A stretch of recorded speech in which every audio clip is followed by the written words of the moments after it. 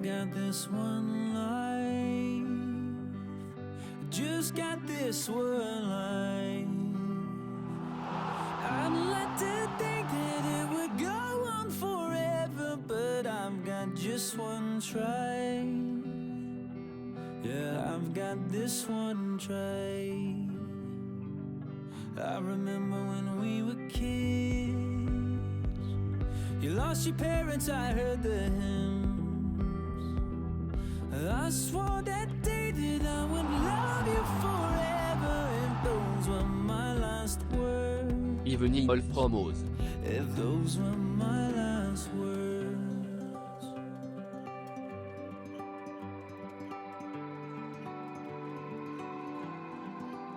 I might never be a captain on a yellow submarine. I might never be an actress on a giant silver screen, but my heart will make a house standing anywhere you'll be. and my love will hold the diamonds shining far as you can see.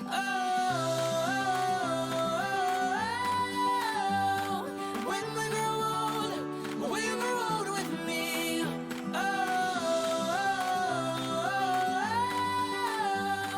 When we grow old, will grow old with me.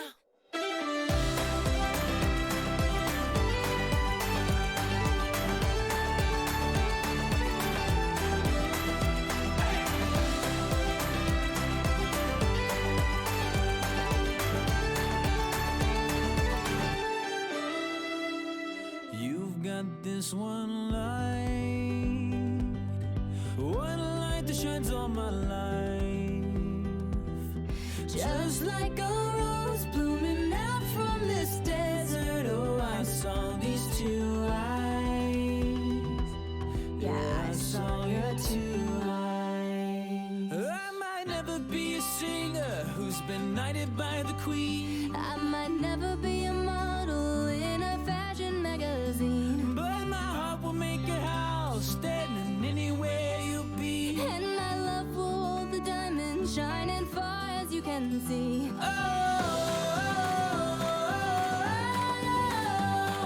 When we grow old, will grow old with me.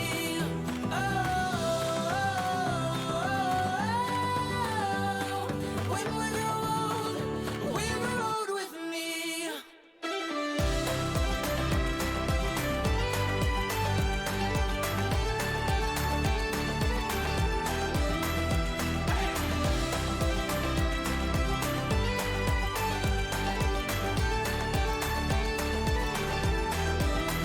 Hear the sound as people dance from your window. If you see an Irish band, and there I stand, guitar in hand, asking for my love if I could be a man. It's all when we grow old with me.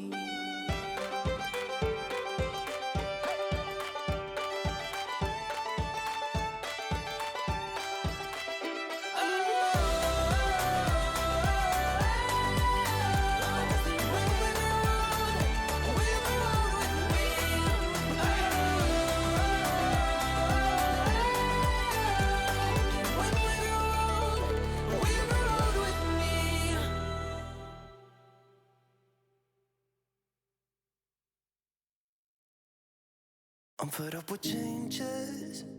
Come pick me up cause I just wanna see the light. I wanna be weightless. Teach me to fly, I won't be coming down. Could somebody wake me up? I don't wanna be here and let the world pass me by. Yeah. I just see her face wherever I look. She's standing in the crowd. So let go, I don't want to, but I'm gonna try. When she left me, yeah, let a little bit inside. You know, maybe things are gonna be alright. Cause I just wanna see the light.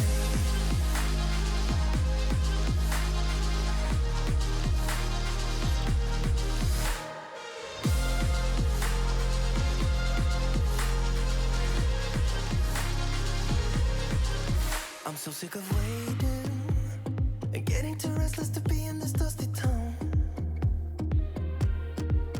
I've heard of this place where people forget and you get another try. So come open up my door. I don't wanna be here and let the world pass me by. I won't see your face wherever I look. I'm blinded by the light. So let go. I don't want to, but I'm gonna try. When she left me, yeah, died a little bit inside. You know, maybe things are gonna be alright. 'Cause I just wanna see the light. Yeah, I just wanna see the light.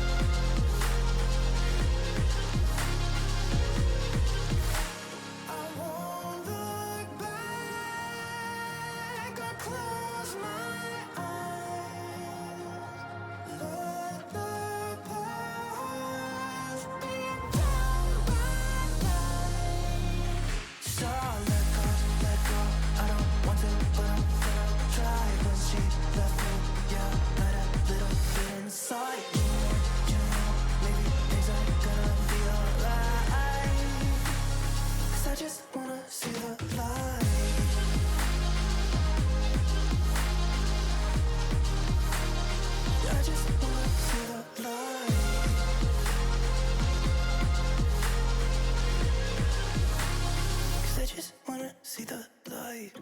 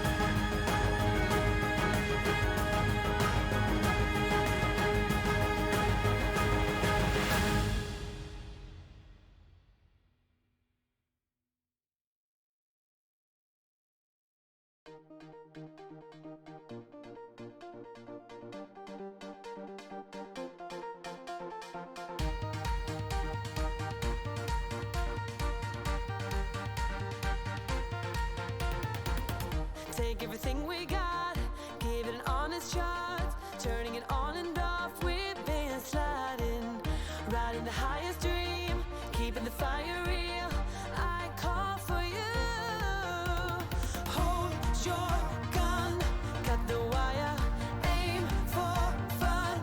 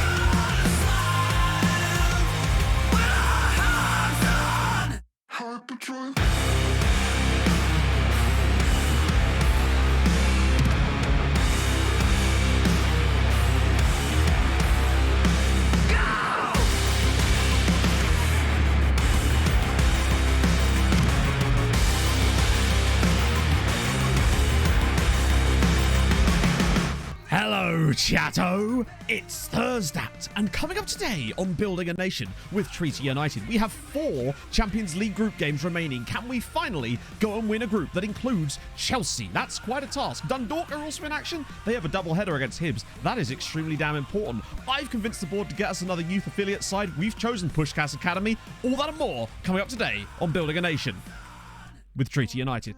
And we're bouncing. We're bouncing. I don't know what this is, but I'm doing it. Just going with it. Join me, if you will. Okay. I'm knackered now. I'm absolutely fucking knackered. Smashed it. Even got the timing right. Dan would be very proud of me. Oh, my lordy lord. That one might be one of wacky waving inflatable arm flailing streamer. You bloody love to see it. How's it going, friendos? Oh. Nice bit of Thursday morning. Does it come with a story? Do you know it does, Kermrad? But I'll wait for Fred to come along and ask how much it costs before I tell it.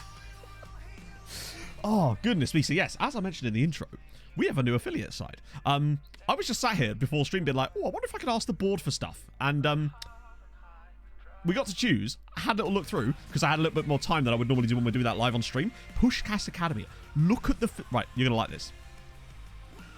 Excellent youth recruitment, adequate youth coaching, but good youth facilities as well. Easily the best one on the list by a comfortable margin. So we've got Pushcast Academy, Angelina now as our affiliate sites. But the best part is while I was there, I was, you know what, fuck it.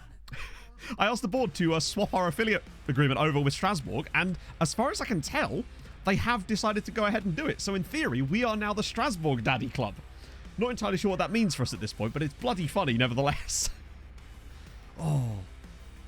Yeah, but luckily it's always sunny in this specific part of Limerick.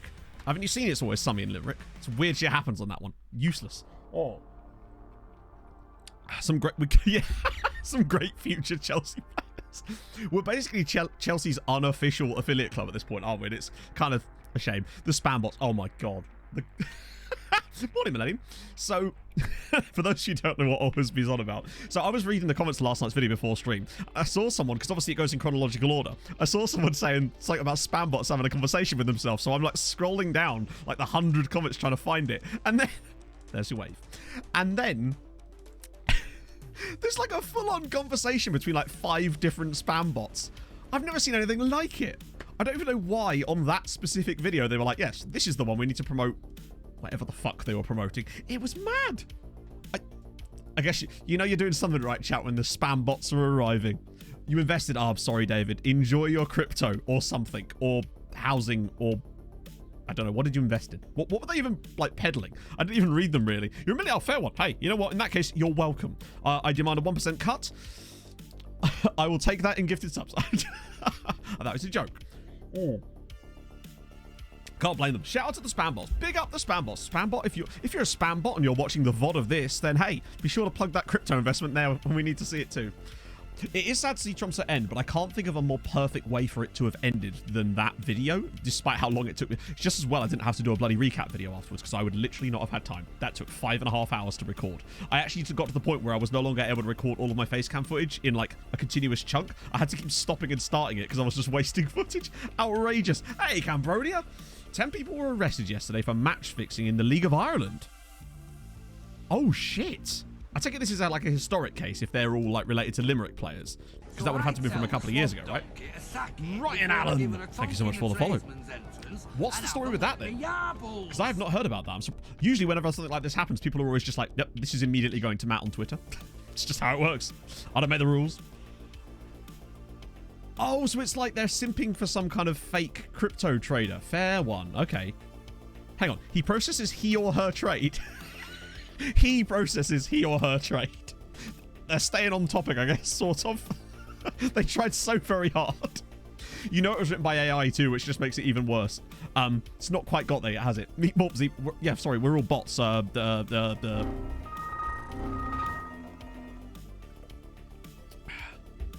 don't just hate it when that happens. Love to see your mother's... Do you know what? Mother's maiden name? Card. Incredible scenes, isn't it? Oh, nice. I'll get the article up. Let's have a look at this then, before we get cracking anyway, because we've got a Champions League game straight off the bat. I'll give people a chance to file in an ordinary fashion before we do this. Deliberate fouls, player sent off, bets on losing game. Wow. Holy shit. Jack McLeish. the legend that is, with the 5 gifted... Jack, thank you so much. That is so very kind of you, my friend. Gifted stuff to Rising Stag, Dressage Guy, great name. Solako, who's the brand new follower as well. Captain Gravy Boat, wonderful name. And Fenton as well. You'd bloody love to see it. Thank you so much, Jack. That's super nice of you. Jack being... Is Jack the new Darcher? This is the question we ask ourselves. Oh, dear. Chatistan. It's a new one, Captain Ginger, but I'm here for it, you know? Oh, dearie me. So, what exactly... So, yeah, the Guards Anti-Bribery and Corruption Unit, fair one. So was it like... I assume it was over multiple clubs. It wasn't just Limerick. Although that would explain a little bit why they're no longer a club. I'm going to have to give that properly a read later, but that is fascinating. So this has just happened. Wow. Okay, fair one. So the height of the bodies, the height of the bodies. Now, you got to say up the bodies, up the body. Up. That doesn't sound right. That does not sound right. Unless you're getting a colonoscopy, that does not sound correct.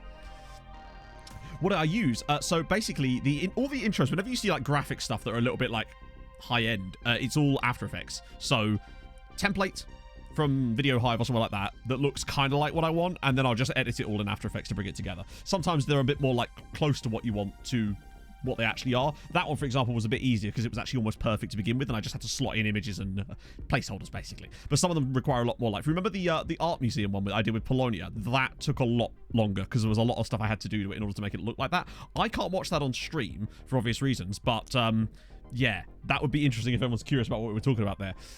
Second fraud, I know. It's why we win the league every year, chat. They're frauding it to us every single bastard time. Okay, so it's Leon. Dundalk host Hibs today. That is huge, by the way. So we've actually got quite a light fixture schedule today. There will be some extra games in there with the old, what's it called? The Irish, we don't give a shit about this, but it's technically a European Competition Cup. I think that's the correct name, right? It's been rebranded more recently, which means we can have a nice easy pace today to get through these games. Although there is some quite large gaps, which means we can do a little bit of preemptive scouting for Saturday too. These are not the boxes you're looking for. There honestly wasn't any temptation to do that, Hibbos, because I knew that would be a bit not in the spirit of the save. Whereas I felt like I could get away with one fun episode because people seem to enjoy it, but that would require a full another season. There's no way we were going to win the Champions League with that team. Not at that point anyway. So I felt that was the right time to move on. Plus, you know, Denmark's going to be fun. Nothing to say we can't come back to Tromsø later. Admittedly, we'll have sold every single good player by the time we reach the summer point. I'd love to bring some of them to my next club, but it depends on who that club is and the money and stuff like that. Try and Canva. So I know for a fact, if you want Canva, the person to talk to about Canva is Mike. Mike, I know, does a lot of his stuff in Canva, but I don't know how Canva is for like animated stuff. Like, I do all my stuff in Photoshop, but if I want to do animated stuff, it's obviously all Premiere and After Effects. After Effects mostly. That's where the real cool shit can happen. So I'm thinking about this lineup for today's game. I'm going to go with Emmett Doran back through the middle. He's not fully match fresh again yet, and Palanek Mate is still very, very sad. He's still very annoyed at me, and I'm a little bit worried, honestly, with him, that we might not be able to keep him because he's only got a year left on his contract after the start of next year, and I'm worried that he might not ever forgive me and sign a new deal. So that's more of a bridge we'll have to cross on next stream, but it is a bit worrying, and it might be forced to cash in, and I don't really want to do that because it's Palanek Mate. But yeah, Koki, oh god, imagine. Problem is, Koki wouldn't leave Tromsø for more than... Koki would cost us about 10 million. Rakic, maybe 6-7 million. And I don't think any club I move to is going to have that kind of transfer budget. That's the problem. Not immediately, anyway. But maybe later. But I suspect that they'll immediately move to PSG in the summer. Half that squad is going to get absolutely decimated the moment they get a chance. Any Estonians in chat? It'd be cool if there was. But I don't think we've ever had an Estonian in chat. We do have a friendo from Brunei, I believe it was. So that's pretty sick. I don't know where the most... I used to look through the old YouTube. YouTube used to give you better analytic data than it does now. And some of the country analytics was really cool. So, for example, I had views from an IP address that was in Antarctica, which was pretty fucking sick. Just someone there, like in an Arctic research station, being like, yeah, do you know what I want to watch right now? A Football Manager playthrough with Wimbledon. And I kind of rate that, to be honest. It's the closest I'm ever going to get to Antarctica. There's just so much more. Ironically, Comrade, that's the very reason we're in this problem. Because of those promises with the stupid match time thing from before. That's the reason I was unable to promise that he was just going to be fine.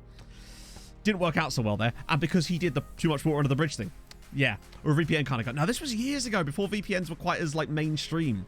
Also, who's VPNing themselves to Antarctica?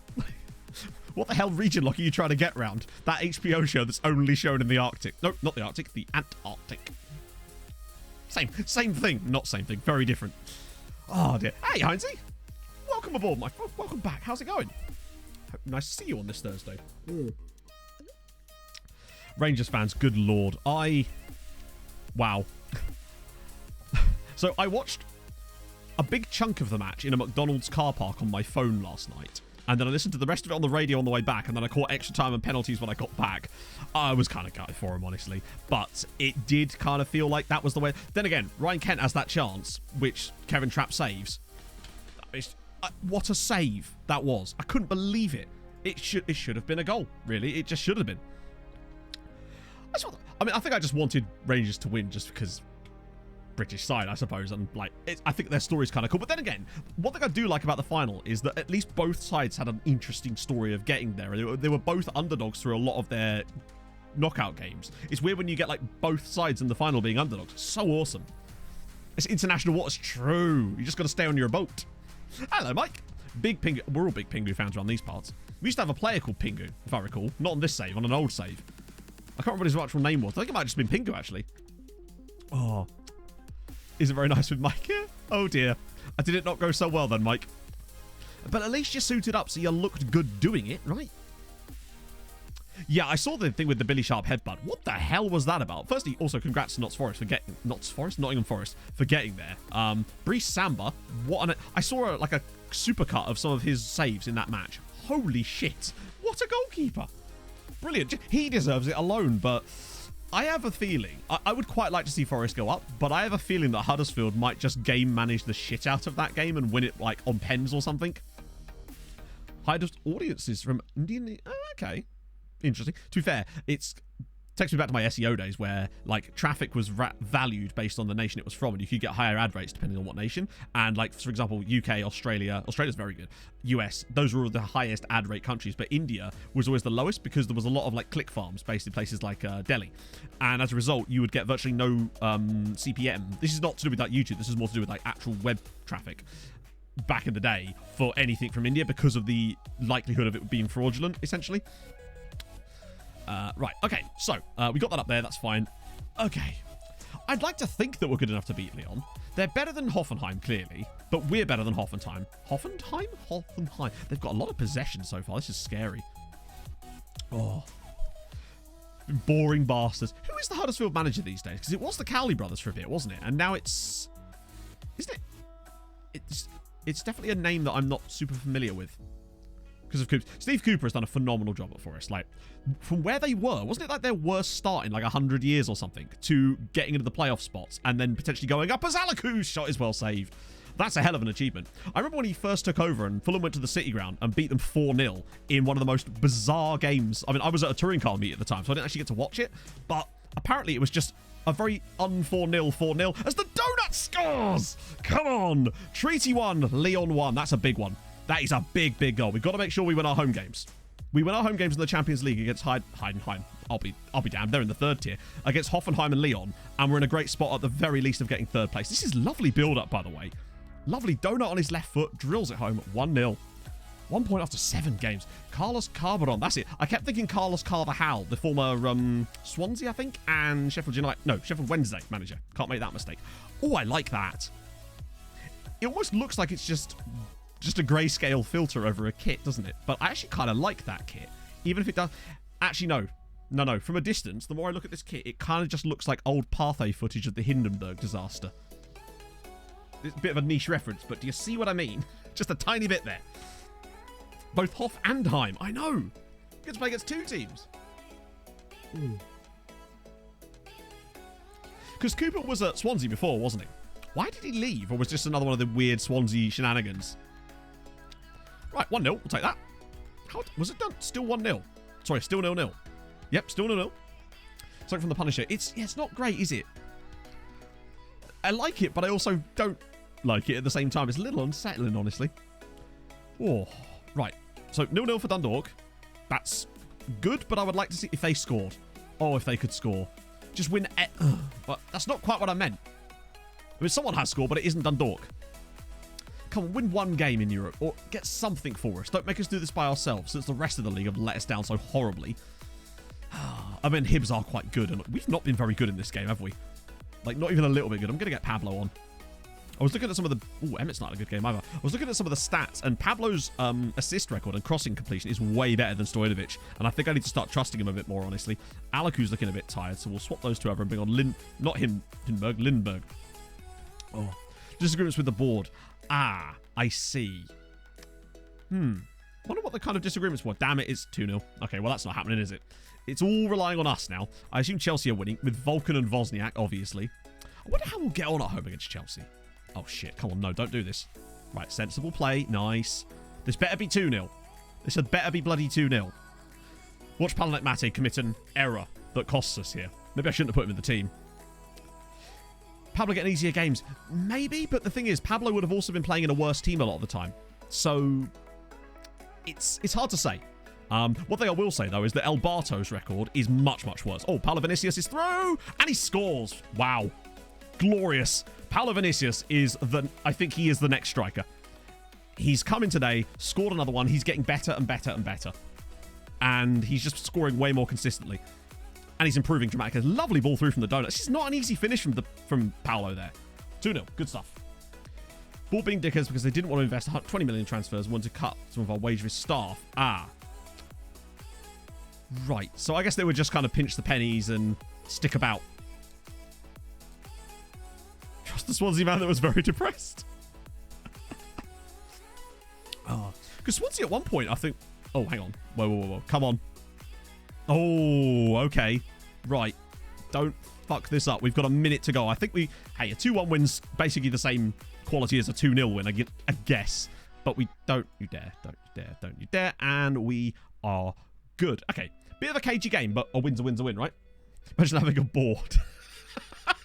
Sometimes that's not always a good thing. Really, is it?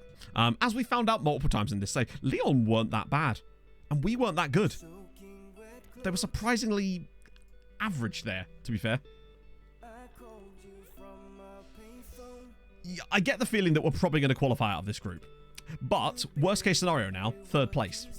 It's not the end of the world, because I don't see any way that Hoffenheim overtake us from where we are now. So I feel like at the very least we're going to get 3rd, but I think Lyon would have to beat Hoffenheim, and they'd have to beat us in the away game as well, and probably try and take something off Chelsea. I think 2nd is... I want to go and win this group, though. I feel like it's doable. We got a draw away at Chelsea. If we could beat Chelsea at the Dara Galvin, what's to stop us at that point?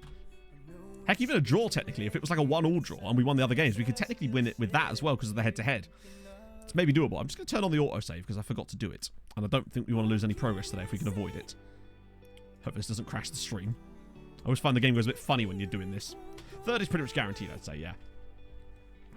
Solly want to lose. Yeah, exactly. Obviously, it won't be this stream. It'll probably be Saturday with the big transfer stream because we'll at least have... Think about the amount of money we'll have on Saturday, though, if that was to come off. I'll obviously try to make him happy. And if he does say that he's happy to stay and changes his mind, new contract straight on the board. But I think it's a shame. One thing I would say, though, is luckily, centre-backs are extremely easy to source. The amount of times over the last couple of years, we were just like... Oh, it's another centre-back. We probably don't even need one right now. Because we do have Danko. We've still got Orlando Martins. He'll be back next year. He's only on loan. So, that's one area of our team that we're not exactly pushed for quality in, thank Christ. But I'd still rather not lose him, given that he is probably one of our best players. At the very least, I think if we did lose him, it'd be for like 40 million quid. Which would be nice, but I don't really want to lose him if I can avoid him. Missed so far, Skills. Well, Skills are still here. Don't worry. It's all good. That was the reason, by the way, that it was Skills that I chose as that word, because it was the first thing I saw when I looked over my left shoulder. Yeah, a lot of our loans are smashing it this year. There's one guy in particular. Who is it? That stood out to me when I was looking through this earlier. Yes, here he is. So I tell The Chinese lad, Heijun Wan. 16 16 goals in 21. Not bad. Ninja Jake, thank you so much for the follow. Hi, Dr. Report. Do you know what? That's not even our best season. Bucket list goals. I don't know, honestly. I feel like... I almost dislike the idea of a bucket list, almost because I feel like that... I suppose it reminds you of your own mortality sometimes, but also I feel like you should just kind of be trying to achieve those things slowly as you go along anyway without the bucket list, but I guess it's nice to have a sort of plan. I don't know. I'm not sure where I'd want to... I'd like to go back to the Arctic. That would be fun. I'd like to go back to Tromsø, honestly. Who's leaving? Maybe Palanek Mate, if I can't get him to, like, buck his ideas up. He pretty much has, yes. I mean, not even a joke. He literally has. To be fair, Shelbourne were always going to get relegated. That goal difference was weighing them down so much throughout the season. They just managed to pick up a couple of lucky victories, really. Yeah, I'm hoping we get some China money. The problem is, because he's not a goalkeeper, it's probably not going to be as easy. Demiri as well has been unbelievable. They need a rest, but that's fine. We've got Shelbourne soon. Yeah, we don't have the top... Well, in a way, we do have the top goal scorer. Just not in the more traditional sense. In the sense that he's our player. So, in a way, we do have the top goal scorer. God, look how good he is. Unai Alonso he is the perfect example of what we want from this save. These types of loan signings. Because he is very, very good indeed. And for Dundalk, he must be a 5-star player in their team, honestly. He's fantastic. Look at his mentals at the age of 21. He is quite literally mental. He reminds me a lot of someone like Freddie From, that just stayed out on loan. And I want to keep doing it. He's got an extension on his contract as well, so I can trigger that and keep it going. Future Island you joke, but yeah. Honestly, I could see that happening. How's he... I mean, to be fair, he's still got a long way to go. That's what, like... Actually, not that. I say a long way. It's like 2.5 years. Not even that. 2 and a bit years. But... Oh, he's Basque as well. Cool. Born in Pamplona. Plus, it could be Unai Alonso? It'd have to be Unai Alonso, wouldn't it? It would have to just be Alonso. So easy to do that one. He is the perfect loan farm. Exactly. Hey, Badatori. Hey, Game Slayer. Hey, we appreciate the VODs. I massively appreciate the VODs. It's actually kind of mental how many people watch the VODs. It's like staggeringly loads. I've been much better this year at trying to get them up on a regular basis. Particularly now that Twitch have fixed their situation. Oh, okay. We got a new physio, apparently. I've also hired a couple of new scouts. You'll see them in a minute. They haven't actually joined us yet. But Twitch have now fixed the export thing, so I no longer have to download the VOD and then re-upload it. I can just export it straight away. It makes my life much easier. Okay. Kaya was keeper. All right. Some more... Oh, Notts County guy there. Austrian at Notts County. You love to see it. John Yakubu. John Yakubu just sounds like a made-up name. I'm a fan. Just start working our way through these. Narrowing this list down. Hopefully we'll be down to like 500. A new butler. Maybe. He's the guy that brings out the bag for the physios. So there we go. We've got our link sorted with Pushkas. Good stuff. And the best part, chat, it's the same type of deal as we've got with Shalina, i.e. the one where they'll let us bring players through our academy from their club. And we get full scouting knowledge of Hungary as a result of it. This might be a way that we can actually build our scouting knowledge, because the board have suddenly started letting me have this specific type of affiliate.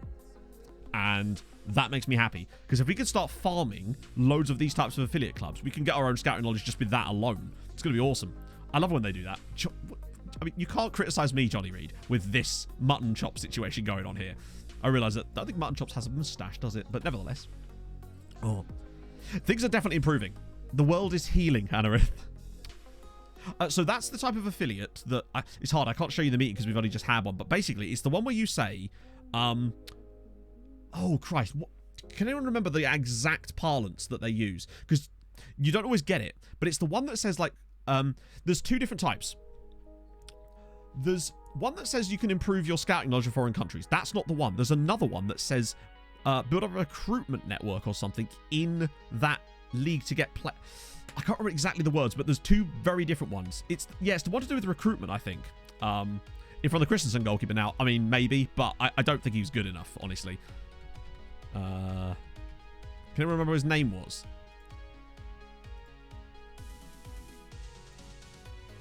The fact that he's not even showing up here suggests that we've already discarded him as being useful. Is it this guy?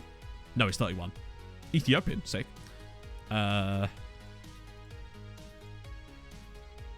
none of these guys, so it must be in their B team. Or under 19 squad. Oh, it's this guy, wasn't it? Sagastad. Oh no, he's still being scout. Why doesn't it show up with the stars when he's clearly got a scout report on him there? Oh, but regardless, this is he. He's still going through the motions at the moment. Not getting a lot of information on him. I might just get a report on Christensen, actually. They're under 19 squad. See if that would just give us any more information right up front, because we're missing a few physicals that we usually can get, I'd say. It's worth a go. Oh.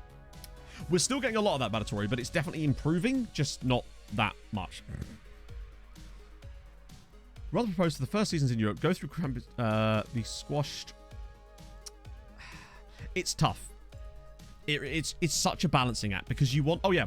We're getting Arnat Danjuma as a scout because, well, I mean, you can see why. he has all of this knowledge, and he's not even fantastic as a scout, really. I mean, he's fine. But what I'm looking for in my scouts now is just improving our scouting knowledge from our base point, because it's going to give us so much more understanding of. We're going to have more information about players when we first find them, and that's going to be so useful for like narrowing down scouting. Way much easier. Oh my god, it's a VIP. Let's do it. The letter spotted VIP. It's Big Madandy. I just realized it's Big Mad Andy, but I feel like Big Madandy is even better. No? You may use it. Big Madandy. I don't know why. God, I've ruined it now, chat. I've ruined it completely. There we go. Hopefully that's worked, Andy. If you let me know in chat. Oh, dear. What was the league battle? Oops, daisy. What have I missed? You might have to send it again. My apologies. Big up the dandies, indeed. Yes, a Danjuma. Ah, here we go. Oh. What's this? Oh. Okay, I have questions. What is? Is it like a concert venue? Art gallery? Cafe? Ah. You'll have to see it. Big Madandy haystacks. See, this is what happens when I speak. I've just tried to type in team report. As if that was going to help me there. It's a restaurant in Helsinki. Oh, sick. I think we've... Oh, no. Wow, that squad is tiny. We'll get another team report, but I suspect that it's not going to yield much this time around. Particularly because we just signed a guy from them who I'm not entirely sure is actually going to be all that good, but he was worth a punt, right? So we'll get Arnott Downjuma in. There's another guy coming in too, because he has kind of cool knowledge. There was something about him, though, that I really liked, and I can't remember what it was. You'll find out when he inevitably joins us. A yoga? That's just a bit of an early yoga today. Let me just get this off of this first. I keep doing Hulk yogas instead of yogas, but do you know what? Sometimes that's fine. So, yeah, it's Keenan Dogan that's going to be the other scout. I think he's got really good knowledge of, like, Turkey, Poland, and places like that. And I noticed that our scouting was really lacking any kind of knowledge of Poland. And Poland is really, really good in this save. Look at people like Wozniak and that other ridiculous striker whose name I forgot. They've got some quality players, and I would like to know a bit more about them first before they join Chelsea inevitably. But I want to, if they're going to join Chelsea, at least do it through us, right? Oh, Big Miss sounds like a budget link. Maybe. What is his knowledge again? I've forgotten. So yeah, Germany, Austria, Switzerland, Turkey, Poland. That general kind of area. And again, he's average, but at this point, we've got so many good scouts that we can afford to have a couple of ones who aren't as good, but bring the knowledge. I think like the knowledge is, if anything, more important at this point. So he's in as well. I'll send him on the language course, get the recommended signing as well, because why the hell not at this point? Right, there we go. Cool. I think this is all kind of wrapped up now. We've only got a couple of games left. Technically, St. Pat's could still get relegated, but not if we've got anything to do with it today. Might try Vosterek for a bit. Let's see. Well, Paolo in midfield. Are we really that light? I think I'd rather play Jovetic there. Surely we're not that light on players. But I will put Pab in. I can definitely see where there's a few spots we're going to need to look at. That isn't really one of them, but that's fine. Richie Power. They've got some very old school sounding names in this team. It sounds like an old, like, basically it could be like the front bench of Parliament. It's coming along all right. Won the Europa League last year, which was the biggest. I'm just chalking up Europa Leagues in the last calendar week. Calendar week, is that a thing people say? Regardless, I'm taking it. We just love winning Europa Leagues. It'd be nice to go a bit further, but I don't see us being in the Europa League after Christmas without a catastrophic collapse in the rest of today's stream. And even we're not that bad, are we? Sometimes we're that bad. Oh, the 9th in the form standings. Okay, there's something there then. Right, let's crack on with that. It is actually finally nice to be playing in our proper stadium. I mean, the board will find a way to extend it. Don't jinx it. Yeah. Yeah, I've almost done exactly that right now. We're not that bad, asterisk. Apart from that time when we was. Yeah. Hopefully that's the only time that happens in this save. The guy can dream, right? That season is going to haunt me. Everything that possibly could have gone wrong that year did. In, like, the most embarrassing way. We should expand it. We should. No, we need as much money as we can for transfers. Particularly if we're going to stay rich. Because at the moment, we've got about 70... Well, technically it's like 71 million in the bank now, which is pretty solid. But we're not going to... The only way we've got of getting any more money at the moment until... Well, don't know when really, is by winning some more Champions League group games. And I think we've got enough in the tank to win a couple more and get another like maybe 5 or 6 million quid from that. But I just want to remain as far above the rich threshold as possible. But I still want to be able to spend about 20 million in January. And I think if we can stay above 70 mil till January, then we can probably drop a big 20 bomb on players in Jan, which would be nice because it means we can actually go into that stream properly and do some proper smash or pass, basically. Because we've not managed to do it really ever since we got the emotes. But this one on Saturday stream I think will be perfect for that because we'll have the money, the scouting will hopefully be in place for it, and we'll be able to hopefully find some absolute gems. Plus we've already got some crazy players joining us as well.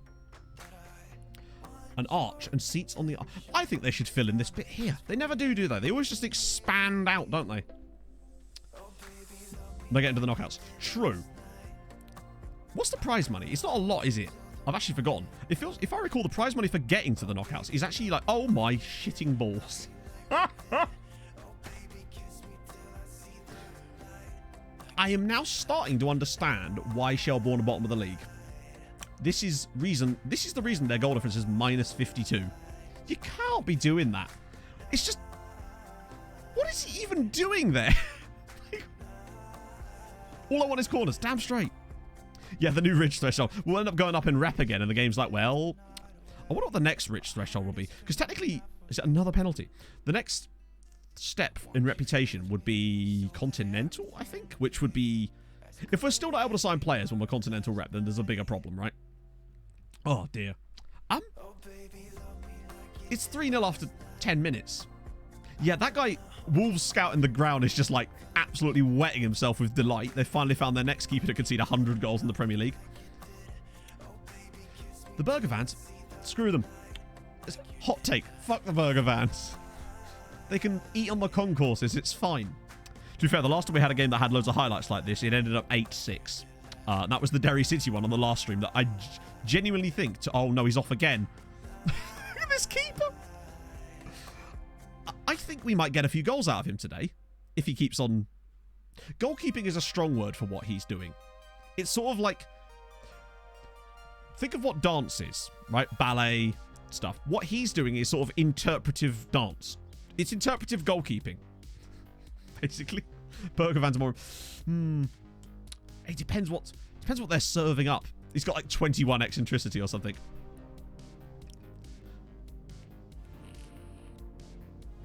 It's like someone described a sweeper keeper down the phone to him, and he's just trying to emulate what the guy said.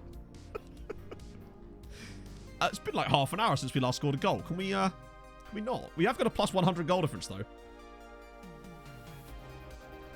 Now, trust me, even an outfielder would have done better in goal. Remember the clean sheet for Fernando Ovalar? It can be done. Eat corners. Well, Muller corners, maybe. Pog does. Pog loves a Muller corner. Pog is very excited about her interview on Monday. And so she should be. I'm super proud of her. It's bloody awesome. When she first told me she had... Oh, go on, Alexander. Oh, a save from the goalkeeper. Scamrock are going to Europe this year. Probably, yes. But at the very least, Bows are back in Europe. Or they certainly will be. And... one of these days, we're going to find somewhere to screw over Scamrock, but I can't think what it is yet. I don't really loan them players if I can avoid it, unless no one else is interested. Cork would be nice. Cork have done okay. They're having a better year. We just haven't got that established 4th and 5th sides yet. Like, Dundalk and Bows are the established big three with us. But no one's really, like, consistently... You can see from the gaps between Dundalk and everybody else, and then really Bows and everybody else, who those guys are, because they take players on loan and Bows are just kind of good. But we just need someone to step into that fold. Maybe when we start getting... I think what it's going to take is one of them to qualify for the group stages of something. I think once that happens, the money they'll get will allow them to compete a bit more and wipe the floor with the rest of the league. But so far, it's only ever been Bows, Dundalk and us that have ever got in group stages of anything. Go on, Espen, for the hat-trick. Oh! Oh. That's a shame. I'll get on the Harold Bishop Ultras after the game to avoid my graphics card from, well, exploding, I guess. Everyone's Orin in disguise. I feel like Orin in disguise sometimes.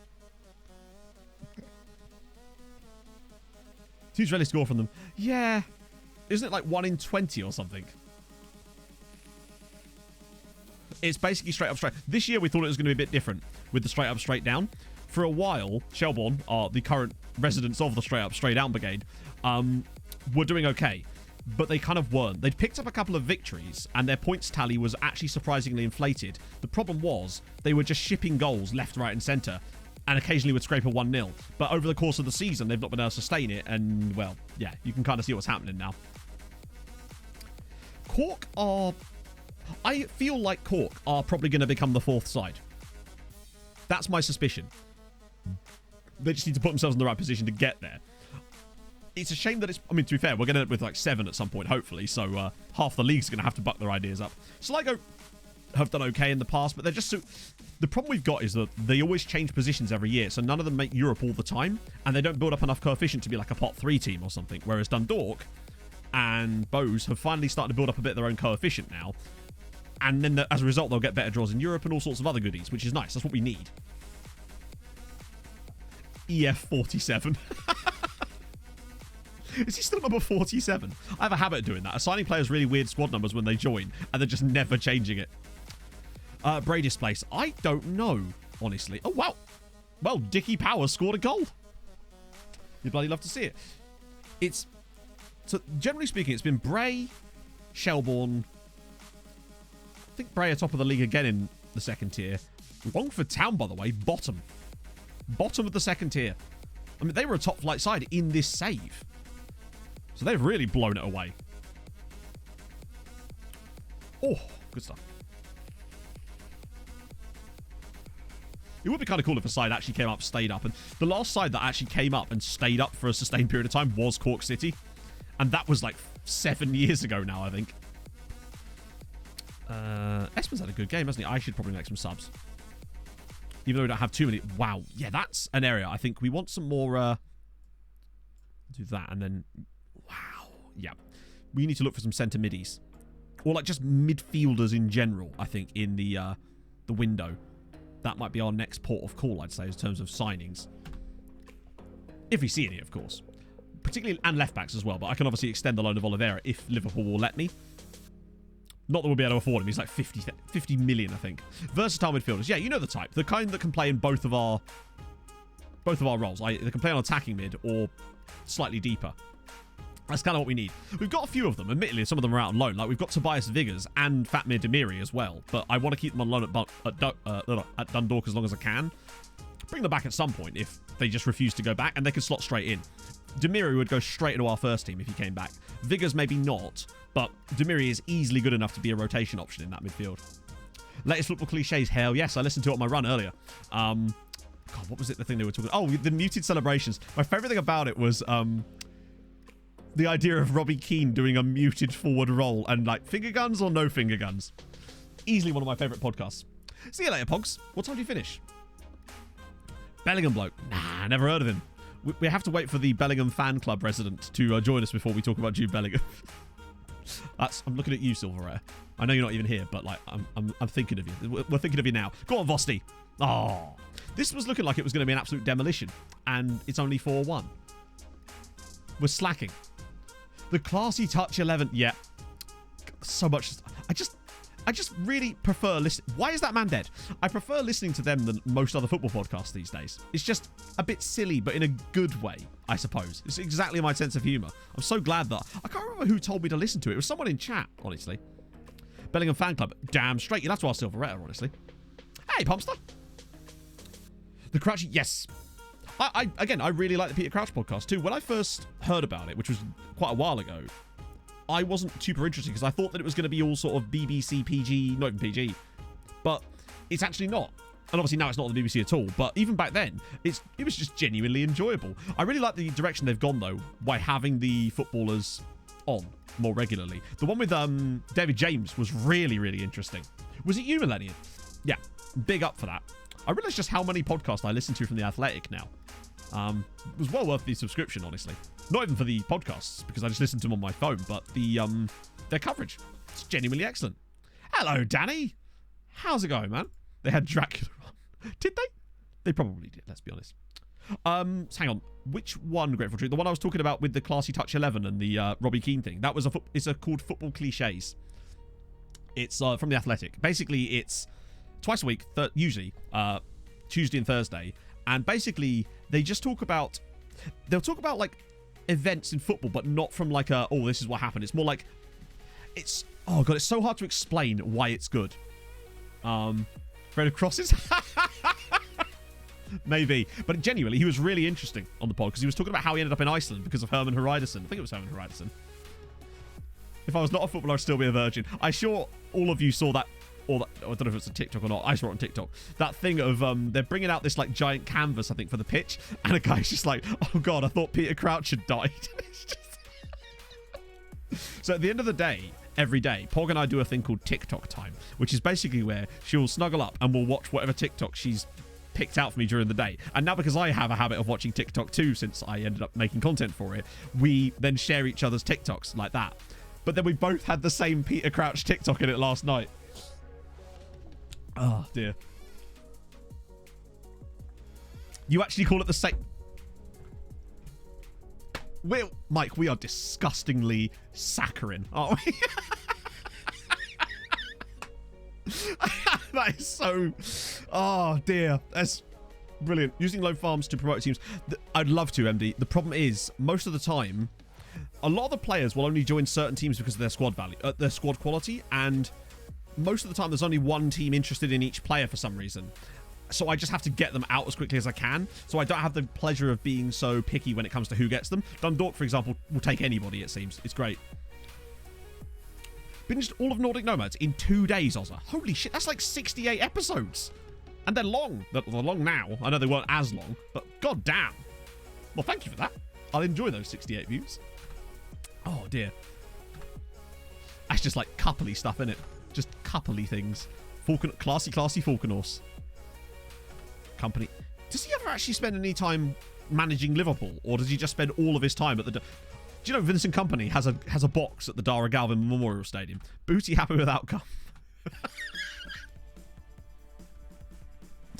I'm a child. And we move. Hello? Who are you? Someone who can't tackle to save his life, but hot diggity dog, he's good. He's the next Ackman, isn't he?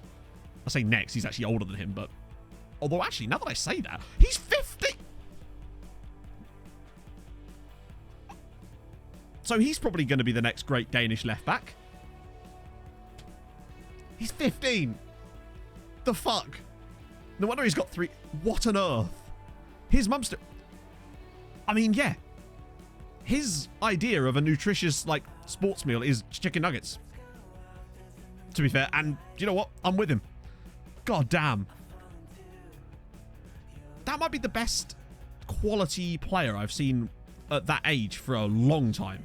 Whew. He is in year 11. That's a good point. What skin? It's FM Rentsy Dark. If you do !skin CDB, you'll get a link to it. Holy God. And he's ginger too. This man has prevailed against all the odds. I assume that he's the definition of won't talk to us because of this stage of my career, right? Under any Okay. Well, we keep an eye on him. I'm just messing, Captain Ginger. Ooh. Good point as well. Yeah, he's literally more... Hang on. He could still have a middle name. Oh, imagine if his middle name was Gamst. That would be dreamy. He'd get... Yeah, I mean, he'd get in... Insane. He's already on a squad player contract at FC Copenhagen. Jesus Christ. Now, we can't do much with this at the moment. Lighthearted personality isn't spectacular, but wow. Yeah, he needs better free kicks. Do you know, right, here's a fun one for you, chap. You know Thighs Freeze, our free kick extraordinaire? Oh, earlier, when I went on here, it said, must improve his free kick taking. I'm just like, are you sure about that? Expensive AF. He would cost probably about 8 million quid, honestly. Now, obviously we can't sign him yet, but... See, I'm getting that a lot, confusing person. I'm seeing a lot of players saying the thing about loan moves. It's what we've started getting instead of the stage of my career thing a lot now, weirdly. I'm not sure why, but it's the case. He is never going to sign for us. But there's some quality in here. Pavel Pitak, right-sided winger. Quick. 6 foot... Oh. You know, I bloody love a 6'4", 6'3" fast winger. It's one of my favourite positions in the game is to have a really tall winger. The best example of that is Pierangelo Lanza. That guy at Sassuolo scored so many goals because he was getting to the back post and winning headers over a really short fullback. Sensational stuff. Heidi! Thank you for the 5 months. Starry Nugget 15-year-old boys on a Thursday morning.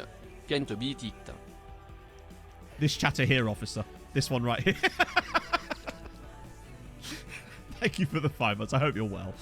Not a good place to say. I don't really know what it is. I suspect it could be down to the fact that I think our league is still considered lower than Denmark.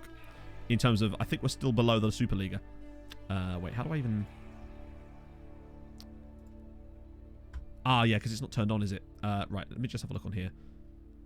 Oh, no, I think we are above it. Interesting, actually. Considering the league he's playing in is down here. I just don't... I think it's because he's at FC Copenhagen. They are a good side. So... And it could just be that his age is, like, preventing stuff from happening in terms of, Brodman.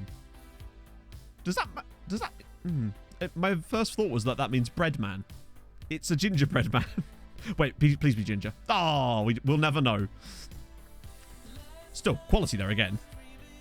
Dietmar Winkler. Hang on, didn't used to be at Dortmund?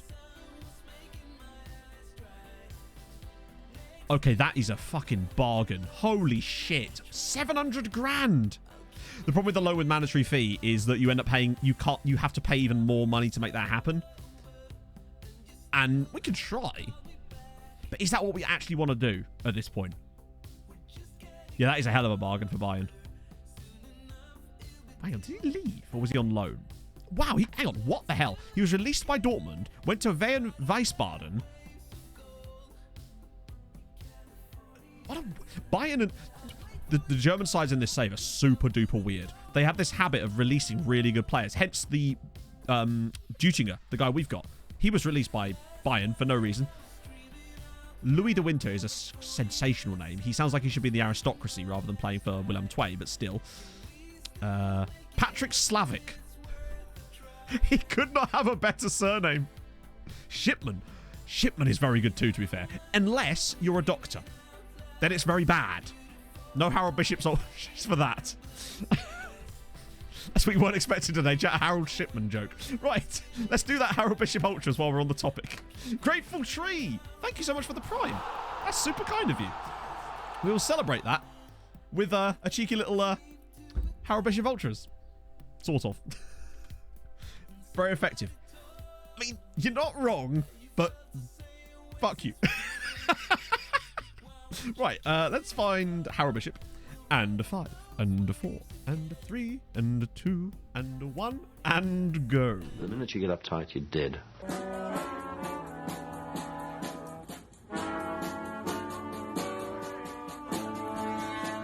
I got through Harold and I'm in the house where the coffee's green and the food is grouse. With sandwiches and lasagna too. Ice cream sundaes for me and you. I got through Harold and I'm in the house where the coffee's green and the food is grouse. With sandwiches and lasagna too. Ice cream sundaes for me and you.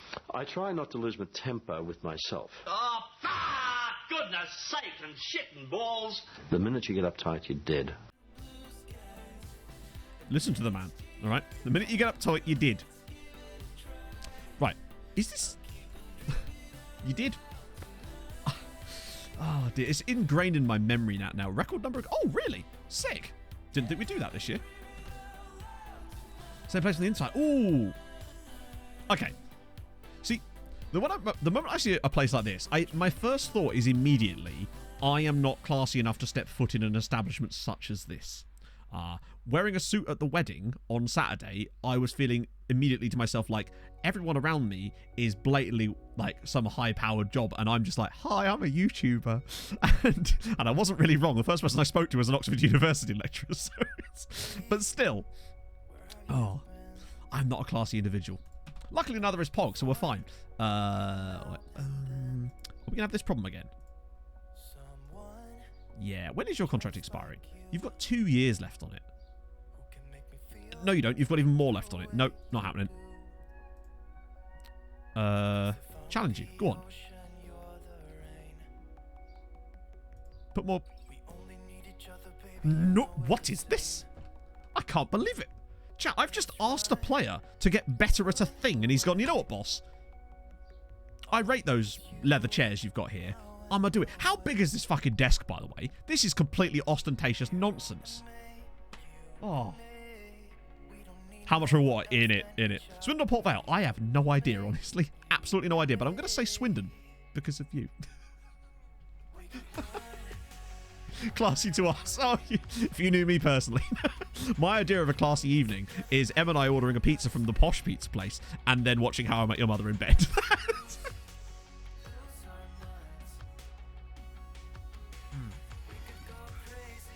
Is there, in fairness, right? Well, as I said on Tuesday, not one person I spoke to didn't understand what my job was. And 2 years ago, that would have been the complete opposite. So, to be fair, and also what I would say is, right, every single time I mentioned that I was a YouTuber, like when they asked me what I did and I said I was a YouTuber or a streamer, they immediately went, oh, like it was a cool job. It's suddenly gone from really to, that's kind of cool. The posh beat. Yes, there's a new one. It's really sick. A brand new one. A new posh pizza place. The old one became rather crap. Yeah, exactly like that job. Yeah, exactly like that. But that's fine, you know? Pog is just not... Whatever you think a high maintenance person is, Pog is the opposite of that. It's great. If I pet her and bring her food, it's all good. That's why she's the best. Right, we've just successfully navigated a meeting there, so as pizza places often do. Yeah, no, seriously. So Pov big Pov champ. There's a very, very local pizza place to us. And people in this town seem to really like it, right? Obviously, I can't tell you where, so this is going to be a bit weird. But, like, when we looked at the reviews, the owner of the place responds to every single negative review. Even if it's just like, oh, well, the food came a bit cold, but it was still really good. He will respond to the review on Just Eat, publicly, saying, we have blocked your address and we will never be delivering to you again. Even if the review is, like, not 5 stars, he does that. This megalomaniac is running a pizza place, and it's hilarious, but I'm just like, how are you in business? Like, mental. There's a load of pizza places around here. Why the fuck would I ever want to order from you? Incredible scenes, and it's shit. I heard Camgar. To be fair, my cleave was very on show, so I can understand why they might say that. Customer is always wrong. Apparently, yeah. What a twat. I always want to order from them and complain just so I get blocked by them, you know? But then they're also very expensive and shit. Like, basically, you will know exactly what type of pizza place I'm talking about. Your standard provincial town pizza place. It would be called something like Jeff's Kebabs. That kind of shop, right? Not that there's anything wrong with them. Some of them are amazing. This is not that. Where the pizza in them is exactly the... Like, you could order a pizza from one in, like, Manchester, and it would taste exactly the same as the one you get from one in Norwich, right? That exact same type of pizza. But they charge, like, way more than they should do for those types of pizza. Particularly when there is a pizza place in the next town over, which we order from all the time, the Dutty place, that does that sort of stuff, but way better and way cheaper. They just don't understand economics, chat. I want to order from... Yeah, maybe when I move, chat, we can order from him live. An expensive Domino's. No. Honestly, no. I would prefer Domino's, but I'm not on good speaking terms with our local Domino's after they... didn't turn up for 4 hours and then still haven't refunded us despite us asking multiple times. So I'm never ordering from Domino's locally again. They're not very good either. It's always cold. The Domino's near Vikings, brilliant. Just not the one around me. Cheapest in... Yeah, exactly. Décolletage. I'm so sorry. So I was wearing this flower in my lapel. Apparently it's called like a boutallion or something. I just started calling it a boot because I couldn't say it. So that describes me in terms of my classiness levels in a nutshell right there for you. Also, we had the reports through for Dino, didn't we? I don't think I've got one set up for second squads. Let's just try... Wait, what? Oh, that's the... Hang on. I've definitely got a custom one for... Damn it. Is it transfer? That one? No, that's not the one. There's another one I've got set up for these. Is that one? Yes. Ooh, hello. Striker, okay. Montenegrin striker, cool. Albert Banovic. Hi friends, would you like to be scouted by me? You have no choice in the matter.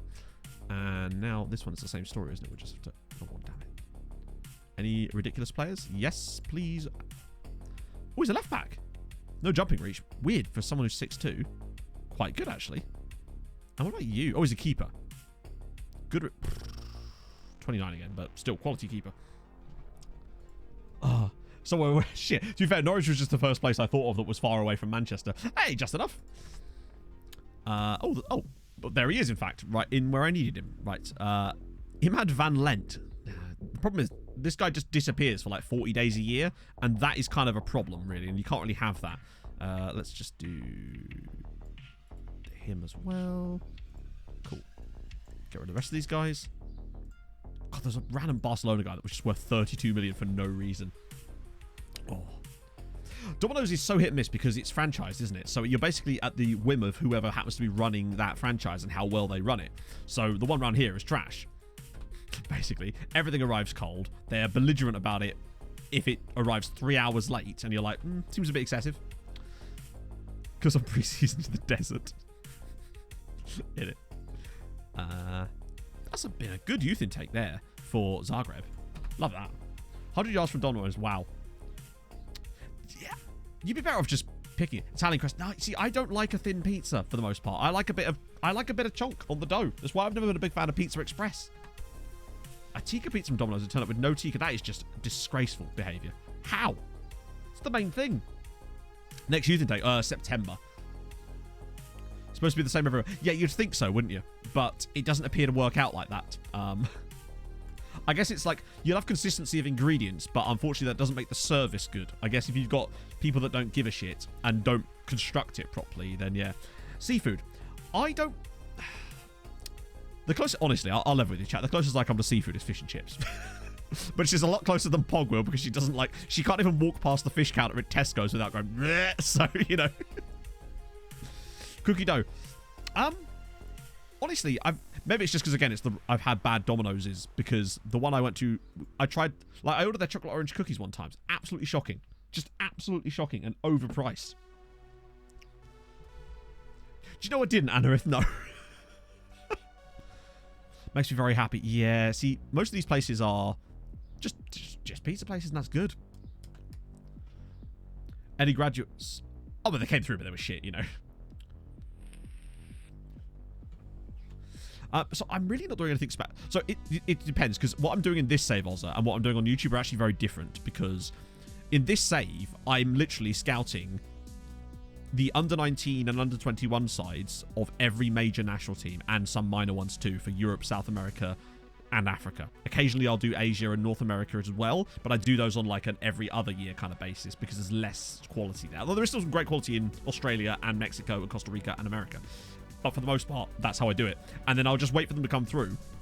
And when I get a scout report in, I don't know if there's anyone in here at the moment, I'll just go, right, these guys are 5-star potential, maybe not quite. So I'll just go bang on you, 1 week scout report. The rest of them I'll either discard if I can or acknowledge. And it slowly works through the list much quicker than you would normally do it. And eventually, over time, you end up constructing a conveyor belt of like 100 to 200 players that might be suitable for your club. As for Tromsø, I'm kind of doing that, but without the initial scouting part. So I'm just letting my scouts find players and then just doing the same thing when they come through. Most of the time, not even looking at them until they're fully scouted. And just that way, eventually, you just find players. That's all I'm doing.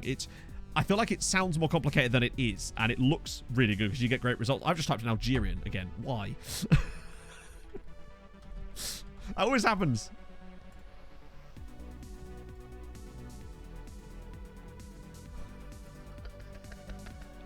Every year it's a different excuse, innit, Tuvik? Innit? You prick. In a non-sweating breath.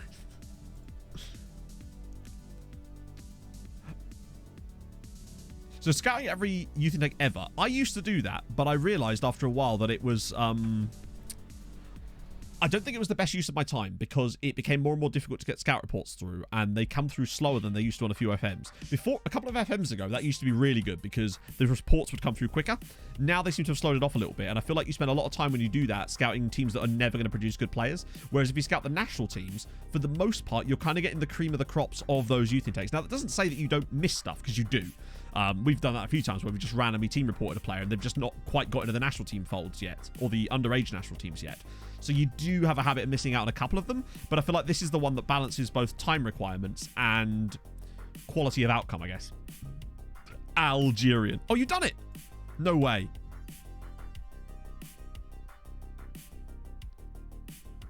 Wait, so you got top 4? Okay. I mean, just getting top 4 is an insane achievement, to be fair. Still, but look at how much you've got to go.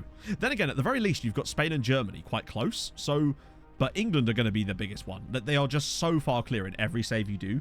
In fact, where are England? How far clear are England in this save? Because they're always usually like 15 points above everybody else minimum.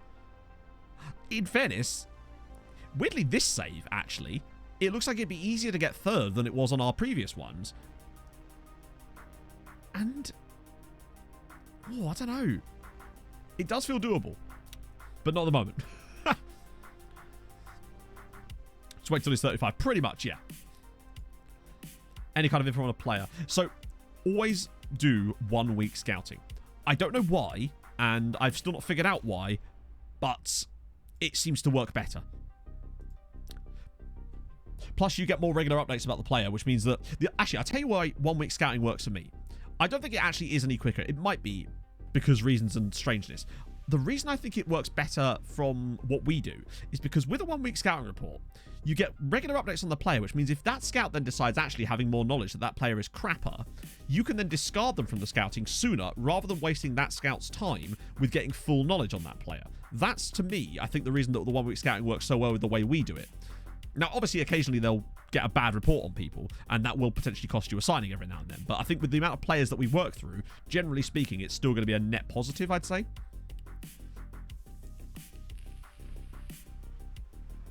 Yeah, exactly, Mankey. Because that, for me, is the key thing about it. Now, I know that I think Zealand was talking about the 1 week scouting thing. I don't know if he's actually come to any conclusions on it yet. I'm sure there will be a video when there is. But I wonder if, even if it's not any more effective at actually getting the players to getting the knowledge initially, it allows you to make almost like triage decisions on the fly rather than waiting for the full scout report to come through. You just get a more steady flow of players. And I think that's why we've been so successful since we started accidentally doing that. Paulo Vinicius is probably Chelsea. Like, he's a striker. So, in fact, let's have a look. He's on the bench, I assume.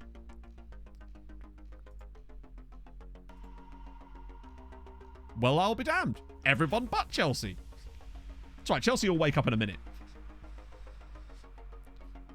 It definitely seems better. I don't know how you'd really... The way you would test this would be you have scouts and you only have one player that is a player that you have no knowledge of, and basically what you do is you save the game before you scout the player. You only have one player on the scouting knowledge. You assign the same scout both times. You assign one of those scouts for scouts of full knowledge and see at what point you have the full knowledge, date-wise, and then you do the same thing with 1 week scouting and then just keep renewing it every week and see if there's a date line difference. That's the only way you could actually measure that quantifiably, I suppose. Look at manage. Yeah, so I usually manage it because we get so many reports through because of the way we do it that it requires me to manage it every week. But that's fine. That's what we do. Occasionally we find a guy in there that's so good that we just act on it immediately. Chelsea not in for him. Yeah, it's weird. Maybe it's because he can play in centre mid. They're just like, not having it, bruv. Not interested. All over 90. Hot damn. I don't think I've ever had a save where England have lost top spot since I've been playing FM in a while. I wonder if having no England switched on in this save, not that we had it on the last save either, will make any difference in that, but apparently not. But we will see. The worst case scenario really is where they just run away with it and it becomes almost impossible to overtake them. But I don't know, if they could have a fall from grace around about the same time that we start to improve, we'll see.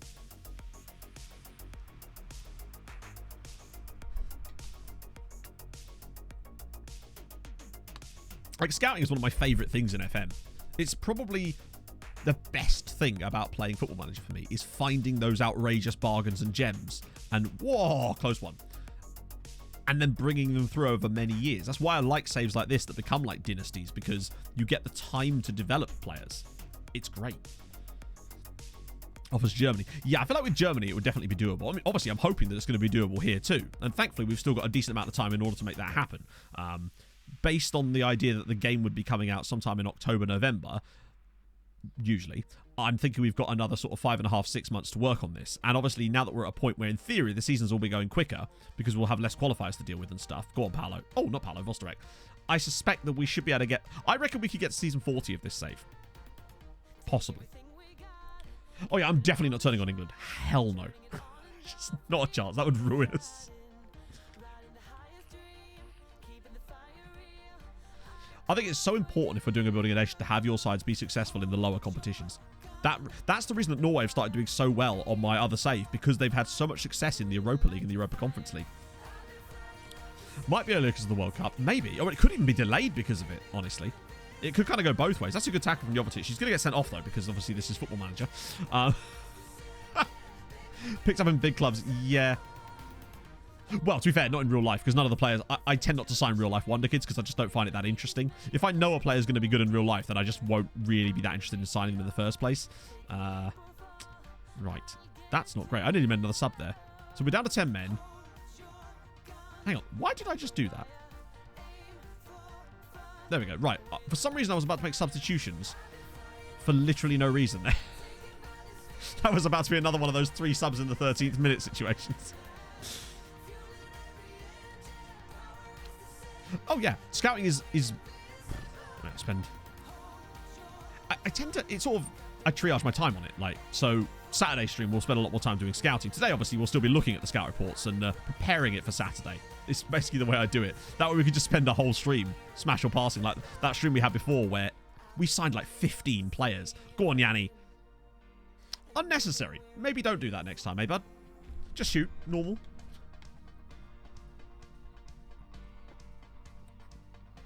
Particularly sometimes you'll get a player who looks decent, but nothing spectacular. And they'll have something about them that just lets them grow and grow and grow.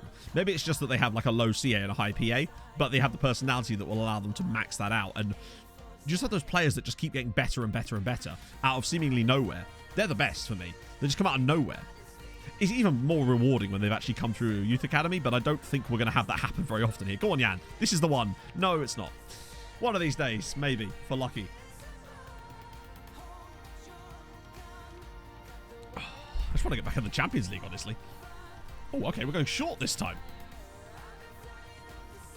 See you later, Game Slayer. Oh, dear. You're having fun. Yes, I did. I watched bits of it. I got to McDonald's just before half-time, so I was watching it in the McDonald's car park on my phone. And then while we were eating, we were watching it. Up until, like, the 70th. Basically, when Eintracht equalised, I was like, right, I'll put it on the radio and we can go home. And then we managed to get home just before extra time started, basically. So I managed to watch it from there. Wait, I'm going to thrash my arms because angry boy. Pent Sylvester. Good name. Thank you very much for the follow. No right to be as good as they perform. Agreed. Regen Booty being a prime example of that. Like, Regen Booty's always had okay or solid attributes on FM, but it always feels like he just performs better than his attributes.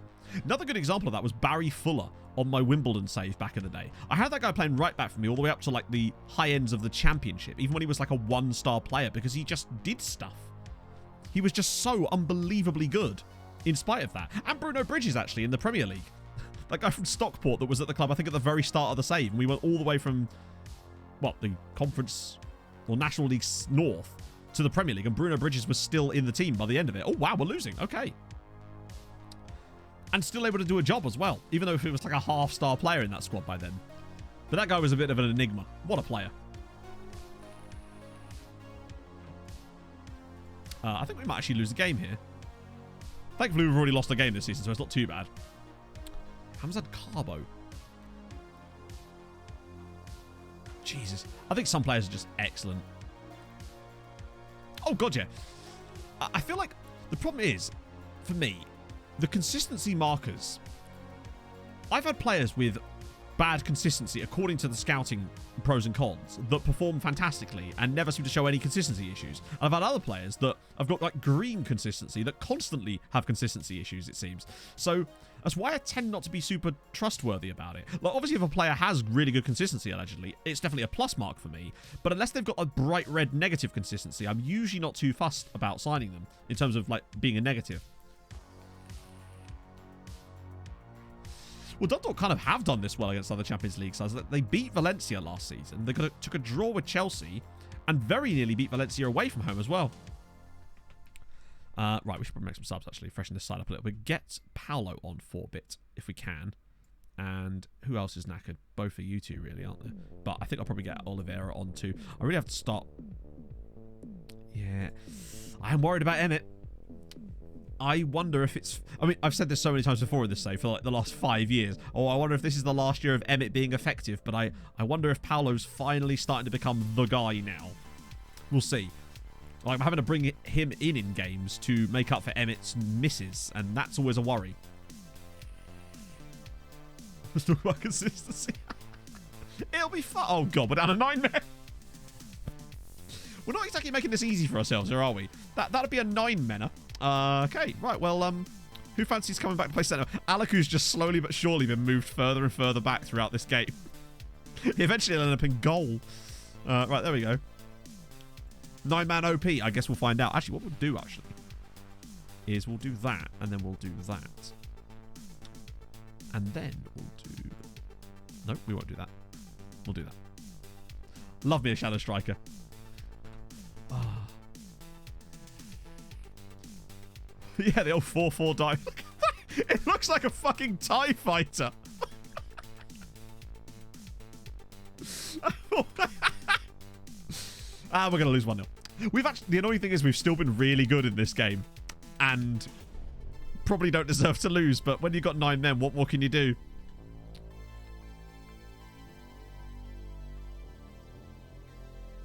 I guess lose another goal. It does, indeed. That's Darth Lindbergh to you. Good sweet Jesus. Well, that's disappointing. I guess what could we expect with 9 men on the pitch, really? Suboptimal would be the word. But I guess it's good in a way that Dundalk are actually capable of beating us. My apologies, my lord. It's fine. You are forgiven. That did not go well. Vosto, I mean, he's still... This is the thing. Vosto, for all the things that you would look at as far as a striker, he should be really good. But he's just not. I don't know what it is. He's just not. Just for a bad tackle. He absolutely wasn't. It was a completely sensible tackle that he's been sent off for. The type you see all the time on FM. Oh no, he's out of the FIA Cup final. Whatever will we do? Wait, hang on. You're suspended as well. Carp's like, but I wanted to be fouled as well. Can I yell at them? I should be able to yell at them after that, right? I can weirdly only yell at the keeper because... Let's see if this works. Oh, wait. Played very poorly. Yeah, you did a bit, Mihoff. Did a bit. But you're still very good. You're still my special little man. Just time for Feyenoord. Nice. What's this? I'm not really sure what I'm looking at here. It is... I mean, it is indeed a picture, but I don't know what I'm supposed to be looking at here. I mean, it's a restaurant, clearly. I'm going to need context. Yeah, keep at 100% tackle completion. Oh, Palanet, can we rectify our relationship? What's happening? Disappointed not to be able to join PSG. You want more quickness training? Why is he trying to... Just talk to someone else. We have so many players here. Can I... maybe I can praise his training? Oh, no, I can't because he's training like shite. Yeah, he and I are not on the best of terms right now, are we? Oh, in Toronto. Sick. There's no right to be that bad. Exactly. Cunningham's now...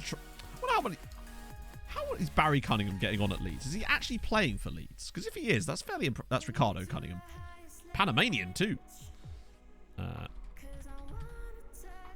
Barry. There he is, Leeds. Yes. To his credit, man is actually playing for Leeds in the Premier League. So that kind of... I mean, he's not playing well for Leeds in the Premier League, but he is, in fact, playing. Mostly from the start. Which kind of shows you that a player that we didn't think was good enough, for us, really, was good enough, debatably, to play for Leeds in the Premier League. So, I think it shows that we're of a decent quality right now. Sort of.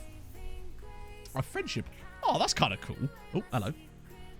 So, yeah, actually, here's a good example of what we do. So, I'll get a scout report through. Most of these you'll see are under 18 players, roughly, because that's where we've been doing the scouting. And all I'll do, basically, I've got it sorted by potential. And, I mean, him... Not really the best example of this, actually. I'll just go down to that. The moment, basically, that it drops below having anything in that 5th star, that's my cut-off point. So, Geraint Jones. Didn't he used to be a Welshman that... Didn't he used to play for England at cricket? Or was that Geraint Williams? Weird. Yeah, once I've done that, the rest of them... Sorry, lads, you didn't quite make the cut. I'll either discard them, which means that they get cancelled immediately. And if I can't do that because reasons, I'll just acknowledge, and it just slowly brings it down. Both. I prioritize under 19s because, generally speaking, that allows you to get younger players and thus homegrown. But I'll also do under 21s. The reason I do under 21s is because sometimes you'll have a ridiculous player that's like 16, 17 years old that's already good enough to play in the under 21s. So you don't want to miss out on those guys because those guys are the fucking best. Those are the ones that really are poggy. Jovetic, this guy here, he was one of those guys.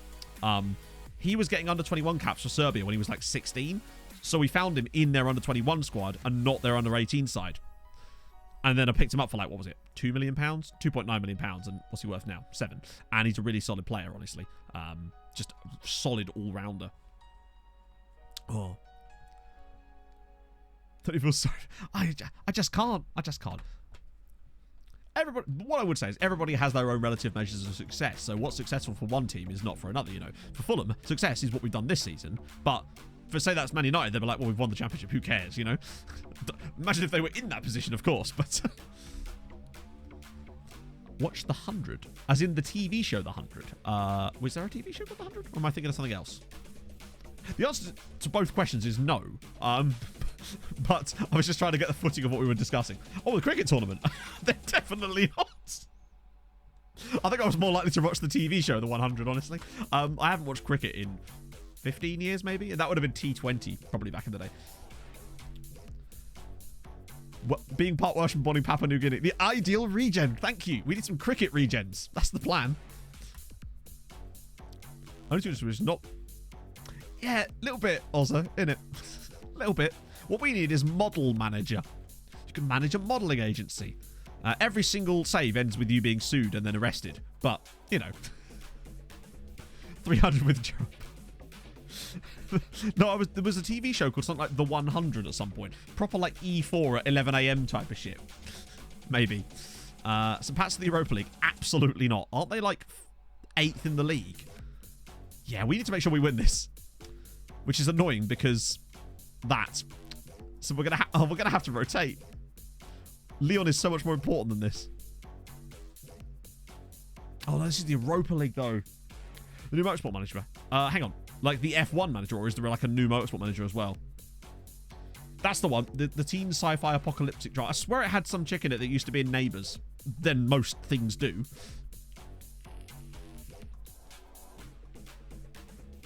Britain's next top model simulator. Deary me. Wow, there's so many suspensions, it's unbelievable. Right, I'm going to rotate because we've got no choice, really. Grids commit war crimes. That's the one. The F1 manager. I haven't seen much about it, but what on earth? Is it really that bad? Yeah, it kind of is, isn't it? I'm going to start Emmett here, actually, because I want to start Paolo for the next game. But I also want... Oh, shit, hang on. I want someone else in the middle. Put Hansen in. And I don't really want the donut in there either. If I can avoid it. Every time I feel like we've got a really strong squad, we kind of just don't. Actually, I know what we'll do. We'll put Pereira in like that. There we go. Is he really? Oh, I might have to actually watch it then. If they're bringing Big Hazza back, that's the dream. Yeah, you're right, actually. What we're talking about, it's got to be Galves. Sprouse on... Yeah. Sprouse on the right, and then Galvin at left back. No, his real name's Connor Sproul. But you know how these things are. Yeah, I mean, I'll probably play the... I'd probably get the F1 manager game. It's just like... I hope that it can build on the things that made Motorsport Manager good and not sort of have to be a new starting point again. And the thing is, as much as I like F1, but the thing I liked about Motorsport Manager was the fact that it wasn't just F1 related stuff. It was a more broad set of disciplines, I guess. Imagine Rally Manager. That'd be cool. Eliza Taylor. That's the one. Yep. I remember. Like a strawberry blonde girl, right? I remember these things. Waiting for reviews from FM creators before I buy F1 Manager. Maybe I would buy it and stream it. Imagine that. Me streaming something that isn't F1. Me streaming something that isn't FM. In winter. Irisi! Thank you very much for the follow. Hope you're having a good day. The 100 also is featuring a Strictly Come Dancing runner. Really? Who? Not that I would know because I don't watch Strictly Come Dancing, but still. There is a tennis manager. Do you know how I know there's a tennis manager? Because their PR manager will email me every year saying, hey, would you like to play tennis manager? We'll send you a free code. And like, as much as that's very nice of them, I don't really feel there's a great deal of crossover there. And I know fuck all about tennis. So I don't really feel like that would be a particularly good use of my time. So I tell Tom and Jack already committed.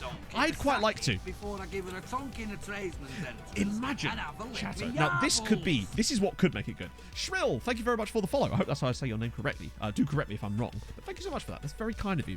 Imagine if F1 Manager... Now, chat, if you were to tell me right now, and I'm sure this is not the case, that there was a kind of network game capability within F1 Manager. Now, that would be poggy. Imagine that. Just a lot of FM YouTubers playing F1 Manager, but with like a network game. Imagine how cool that would be. That's what Motorsport Manager was missing. Along with many other things, especially. But that would be amazing.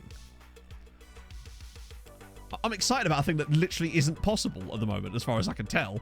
But that would be a game changer, honestly. And I don't really see why you couldn't do it, to be fair. I see no reason why that isn't a possibility. I guess it's a question whether they have the tech to sort that, something like that. Emmett, this is why Paolo is going to take your spot, bud. Finishing like that.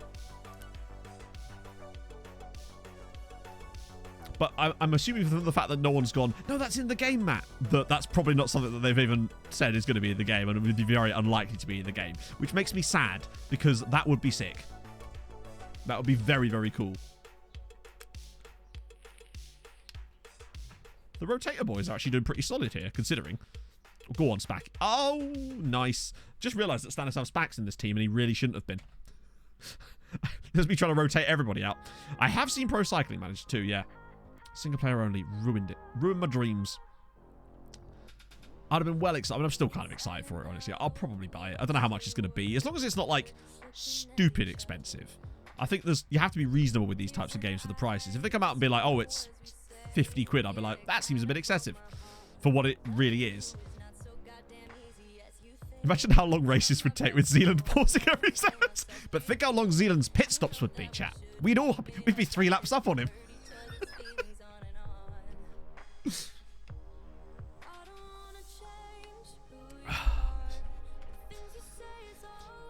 If you ever streamed another game... To be fair, chat, the only other games I really play are... Well, actually, Peglin. I've been playing a lot of Peglin lately. The only other games I really play, like, consistently are Rocket League and Slay the Spire. And lately Peglin as well. But that game's kind of running out of content for me very fast. I know it's early access. They really need to bring in the Crucible mode quickly. Because that's going to be Pogs. That would be... You won't put... Well, you know. Maybe. Rockstar ate my hamster. Not something I'm familiar with. No. If I had to pick 3 others, I don't know. Like, if we're, like, excluding, like, the network game people, if you like, then obviously Mike would be fun. Luke? Diz? That'd be fun. Tom? Let's see. Favorite Power Rangers series? Do you know what, right? I used to genuinely really like the Power Rangers as a kid, but I couldn't name you a Power Rangers series now. Like, I had all the figures and all that sort of shit. I do remember, though, being really, really drunk. No, really, really hungover at my friend's house. This was not even that long ago, like maybe 5 years ago. Alice would be fun too, yeah. And we were watching this animated Power Rangers cartoon the next morning while I'm sat there just desperately trying not to be sick. So that's my most recent memory of Power Rangers. You're welcome, chat. No, I can't take Roy off, although I will take Spack off. Oh, God. Glucevic is in, I guess, then. Enjoy. How are we still winning this? I think it's not even in the game. I kind of rate that, honestly. No. So basically, Crucible mode, it's available, but it's only in like a demo. So you only get one. It's not really completed yet, which is a shame. So unless maybe like certain creators have got like a beta access to the actual full Crucible mode, that'd be sick. But as far as I know, I don't. You only get the demo, and it's only got like one setting for it at the moment. And it's like turned up to the max, so it's almost impossible at the moment. They need to balance it a bit more. And I think they need to change a few little... Good finish. They need to adjust a few things. There needs to be some more relics that aren't just about bombs. I think they need to have maybe some variation in the pegs a little bit. Manager of a rock band. Hang on a minute. There used to be a game like that. It wasn't called whatever the hell you just said it was called, but maybe it was the same game with a different name in the EU, maybe, or like for the European market. But I definitely remember having a game where you managed a band, and I definitely had that. I had all these kind of games. I had another game where you managed a TV station. I had an aquarium manager game. It's almost like I was destined for this, right? That was all I used to play, other than NHL games back in the day.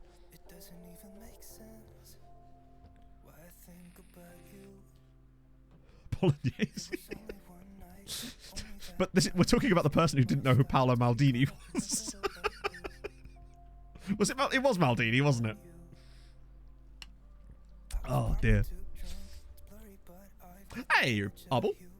Backpack Hero. Ah, I've heard about that. Hasn't Backpack Hero... That's another, like, roguelite, isn't it? Backpack Hero. Is that the one that's got, like, a character in it that's quite literally the defect from Slay the Spire? I swear. Yes, but not really, no. I never really enjoyed FIFA Career Mode that much, honestly. When I wanted to absorb that in some way, I just watched cutscene. Most of the time when I was playing FIFA, I was playing Ultimate Team because I was playing it on my exercise bike. Enjoying it.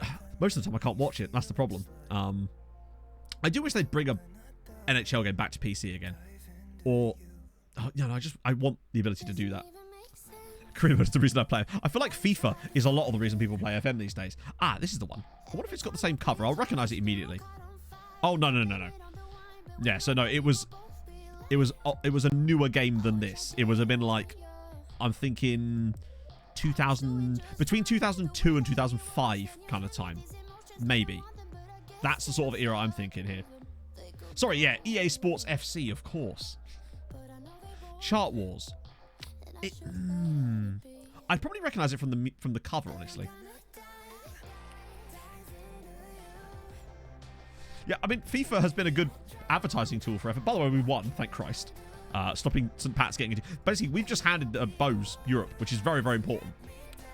We really did need... That was actually quite an important game. It was just us chatting about something about my hamster. For some reason, that's just triggered a memory about... Does anyone else remember? This is, I think, more of a UK thing again. There used to be a show called My Parents Are Aliens. It was, I think, on ITV? I don't know. It was very good. And end of statement, really. 2 defeats. Both to Dundalk. That should show you at the level we're at right now, the level they're at. Our only 2 defeats this year have come to Dundalk. And they've got 83 points. Which, genuinely, I think it's the most points the second place side has got. Like... They would have won the title with that points tally that year. And that one. And that one. Head teacher. Oh, she really? The dad was particularly... Yes, he was just a very good actor. He made that show... He was also in... I don't know if you watched his other show. It was Fresh Meat, the one with Jack Whitehall about the uni students. Because, of course, he was in that as well. Also, weird fun fact. Like, eerie. You know, for those of you that watched that show, Fresh Meat, you know the girl... Was it Oregon, her name was? The one that used to be in that choir band. She looked, I'm not even joking, exactly like my ex-girlfriend. And I mean, like, doppelganger. To the point where I saw it the first time, I went, what the fuck is this? It's, like, weird. Like, almost made me feel like, ooh. The Rockstar game. Oh, it could be. For some reason... Oh, I just accidentally clicked on my own TikTok because that thing popped up. Rising Star. I don't know. Rising Star. Oh, the original might have been it. Yeah. That's a good point. Yeah, Rising Star 1. It might have been. It was such a long time ago. Maybe. The cover doesn't seem familiar, but obviously it's a different game, isn't it? Queen's Nose. I remember that. That was the same sort of time as like things like Demon Headmaster. Called Ghosts. I haven't not heard of that. I've no idea what her name even is. I swear she used to be in some like choir band or something. Was it All Angels? Maybe? Well, we get quite a lot of even winning the cup there. Booty rejects dominant club games. I don't know about that one, Regen. Melissa Shaw. Yeah, I would never have guessed that in a million years. Wow, it's so weird that I just mentioned Demon Headmaster at the same time as you read. Yeah. I never watched it. Never used to really like it. WAN sets. Whoa. WAN averaged a 9.25. Oh, that was her name in Fresh Meat. Right. Okay, that makes more sense. I didn't know that either. He got 9... Bloody hell. Man got 9 goals in the cup for them in 4 matches. GG's, I guess. Oh. No, Pablo, don't be less professional. You're brilliant, bud. We don't need you losing professionality. Charlotte Ritchie. That's it, yes. So Al Murray went for the same train as me at Doncaster. Well, there you go. Do you think that Al Murray's going to be like, gets up on stage, do you know, I saw James and Kathy waiting for a train at Doncaster. You just don't know these things, do you? This guy's... He's one of these players that I feel like FM overvalues a little bit, but he's still quite good, isn't he? Fiona! I think Wham must be like that, maybe. I don't know. We only signed him because we were thinking about bumping his, like, hoping to get a lot of cash out of him because of China, basically. Sal Sixer! Thank you very much for the follow. He'd have done well. Kathy was out. But maybe he just knew, you know? Horrible Histories. I used to read the books of Horrible Histories, but I never actually watched the TV show. I think I was maybe slightly too old for that at that point. I don't know. Can't remember when that actually came out. It's because he's come through loads of times, Paul. If I make the joke every single time. Now, normally I do, don't I? To be fair. Doesn't normally stop me, does it? Ah, he's very good, isn't he? Very, very good indeed. He's not even 16 for another, like, a month and a half. He's going to be an astonishing player. Octavian fella. Oh, yeah. That's Manea. Yeah. He's the next latest guy that's come through the conveyor belt at Farrell. Was he actually willing to talk to us this time? Oh, he was. Okay, that's new. That's new. Right, very intriguing. This guy we keep on the back burner, obviously. There's no way he talks to us yet, but intriguing. Hang on, there's another lad here. Vasily Suditu. R2 Suditu, maybe. Good tackling. No very little else. Oh, Taskmaster, no. I've never actually really watched Taskmaster. He is intriguing. Not playing for their first team. But I will get a report just so we can hopefully expedite this a bit. Do all 3 just in case. Know so little about him, but he could be interesting. But more importantly, that other guy, Manea, he's suddenly gone to A-. And we are looking for more sort of midfielder-y type players. And he could be that. Eddie Bacon. Team Scouts is 1 a day. Yes, it is, yeah. Prioritise report. We've only got 1 report. Hey, Dorian. What a great name that is. And he's a very smiley man, is old Eddie Bacon. Any middle names? You've got to check the middle names. Sometimes it can make or break them for me. Right. Let's get these guys through. Ooh, North Macedonian. Fair one. Okay, get rid of you guys. Okay, Octavian Manea. A-, cheap, fast. Finishing's trash, but Trekkie. He's a very good Trekkie. Like, regardless if we don't sign him, he is going to live long and prosper. Low bravery, but high determination, determined personality, very strong right foot, reasonable left foot, no player traits, which is actually okay, because, and homegrown, because we'd have to, right? We have to. I think it's almost impossible not to at this point, right? 2 caps for Romania. True. Show me some green arrows. Let's just get some green arrows, yeah. We don't get enough use out of those lovely emotes. Oh, we will on Saturday, of course, but I think we have to. We found this guy a couple of years ago, but obviously at the time it was this stage of my career shit. 3 days to come through. That's weird. Maybe it's the first one, and then after that it seems to sort of speed up a little bit. Right. Okay, let's try it. Oh, it's a release. Huh? Huh? Scouted today. Player fully scouted today. Doesn't know that he has a release clause. Oh, help. And Octavian is a very strong name. True. We'd have to give him the number 8, surely. Maybe they'll sell him for less. Maybe, but the fact that they immediately went to that suggests not. We could try it. Well, fuck. Well, fuck. I've never seen... Why would they sell him for less? Huh? made that? Why would they do that? Oh, well, I guess we'll take... I know we could redo it all, but I just want to get this deal. I'm happy to pay. He's worth more than that anyway. That's so weird. Only to foreign clubs? Yeah, but we're a foreign club. No, we've already got the double 88 because we've got the donut. He's been number 88 the whole time. Probably know he's not worth the clause, but I think he is. He's a Romanian international. Watch him now not talk to us because of this stage in his career, right? Let's just check for any potential middle names. Ah, close one. But Octavian is a very strong name. Not enough middle names knocking about for me today. Right, he's already... Well, I'll give him another 1 week scout anyway, just because reasons. Keeps him in there. His value is like... Yeah, I don't know why his value would be lower, honestly. Octavian, good work. Now... I actually can't remember the last time a team actually did this. Brendan... Hang on, did you say Brendan Rodgers was favoured personnel? Former... Okay, chat. That means one of two things. Either Brendan Rodgers managed Farrell Costanza, or Brendan Rodgers has been the Romanian national team manager. Has to be, right? not was, is. What the fuck, Brendan? Motivating one. How did I do a training, boss? Okay. Jeez, I've never seen his profile page before.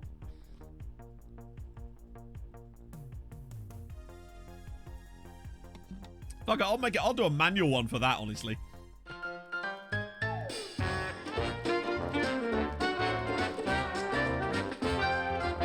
What the f was that?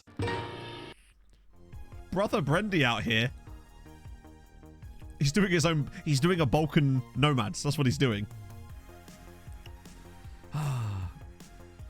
Motivated manner. Yeah, I guess it's just kind of like... Go out there and be fine. It's fine. Well, we're going to trigger that. Let's just get this deal done and I'll do the lookups. Because, I mean, this is impossible not to do, really, for that price. We can afford him. Romania's been an absolute hotbed of talent.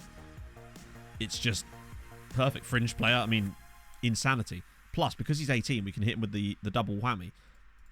Now, I know he has 2 caps already, so we'll have to be on the 5... No, what was it? Let's probably do 18. I'll hit him with the relegation release clause 2. I want that 3-year boat, honestly. I won't be happy unless I get it. Come on. Oh. Probably going to knock his wage down a bit, but I was worried if I touched the wage too much, they'd reset all the other stuff. I think he's quality. And if he gets the caps, then he's good enough.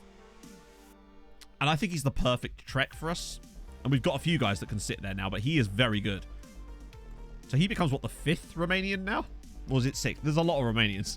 Unless Valencia try to screw us. But so rarely... No, I'm not going to say it. I was going to say, so rarely ever do I see these clauses ever actually get matched by the other club for some reason. Even though if I'm Valencia, I'll be like, yes, please. But it just never happens. Which now, of course, means it's going to happen. Out on loan. A 32 out on loan. I believe. Hang on. I said there, didn't it? Yeah, we've got 32 out on loan at the moment, which is perfect. It's exactly what I want. Hey, Kakasigo! So the best thing... I say best. So what's happened so far? We beat Lyon in the Champions League, and we've just been getting through a load of league games and winning the cup. We did actually lose to Dundalk as well, just to get up to that point, and now it's just Champions League from here, basically. Denmark, I don't know what the rules are like for Denmark. They start quite high up. I mean, my first ever building a nation was in Denmark, technically. It only lasted 3 seasons, of course, but that's that was nothing to do with the game. Favorite regen name ever? Let's have a look. We need to do like a regen roundup or something on stream from time to time. What the hell? Oh, that's a Discord thing. That was weird. It's because I'm not logged in on this browser. You might have to do a screenshot or something if you could, Tom. Right, okay, so now let's go to the lookups. Right, we did the Christensen guy, we did that, we did Zagreb, we did Logups, we did Bishop Ultras. Right, let's see if we can find the Daddy's Boy guy yet.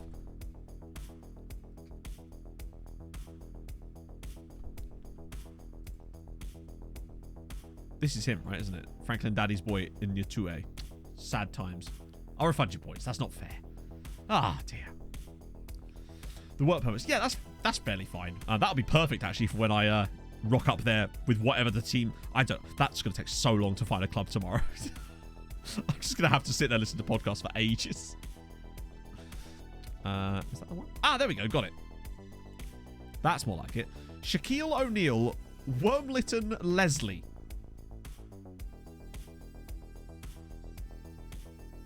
I mean, the man has so many hyphens. He's got, no, I want every single type of punctuation in my name. We've got apostrophes, we've got hyphens, we've got double. It's the double-double. It's the double-barreled name. What an extremely nice name. I don't know what to it's just a great name. One of these days we'll find another guy called Manchester United. Yes, you need that. And maybe something over the N. Was that all of them? No, Voldemort. Right, okay. So, FC, SB. Boom.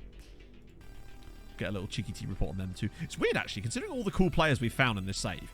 I don't think we've signed a single guy from Voldemort, weirdly. They've all been from the other sides. Oh, I imagine he had a middle name as well.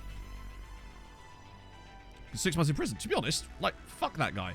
He's assaulted a person. If he did that on the street, you know. Also, what was the point? What has he gained from that other than prison time? I was going to say a criminal. What the hell? They've just taken away 3 scout slots. Thank God I filled the scout slots before they did that. The fuck? They're the ones that just gave me the extra scout slots, and now they're taking them away again. And a coach. Yeah, annoyingly, I didn't fill that slot up. Cutbacks. Yeah, I know. To be fair, we've got to make the cutbacks, because after all, we only have £70 million in the bank at the moment. How are we ever going to cope? We've made a loss of 500k this month until we play the next game. Jesus Christ. Board's going to board, I guess. I wonder if we can ask them for another affiliate side. Or is that cheeky too soon? Yeah, it's too soon. Still can't ask them to improve our facilities again, weirdly. One of these days. Oh. Who? Oh no, from Leicester. Fucking hell. Oh, he's Irish as well. Yeah, he's a bit good, isn't he? Charlie O'Neill. And he's already O'Neill as well. But they've got some other quite interesting players. Mihai Marius Andrich. 24. 4 caps for Romania. What about you? Timish Alexandru Mihai. Is everyone just called Mihai at this club? What about... Oh, no, we didn't... Yep, those haven't come through yet, have they? Cool. 2 weeks later, they took it away. Yeah, it's very... And also, whenever they do that, they always add on an extra one that wasn't there. So our allocation was 21, not 22. But it always seems to give it an extra number just so it could take one away. Really odd. Trying to keep that rich status on. We're doing our best. I mean, like, I think we're well into the rich status now. So that's going to enable... Oh, I love this. Sorry.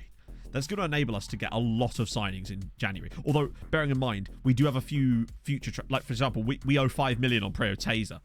Wait. Preston, lol.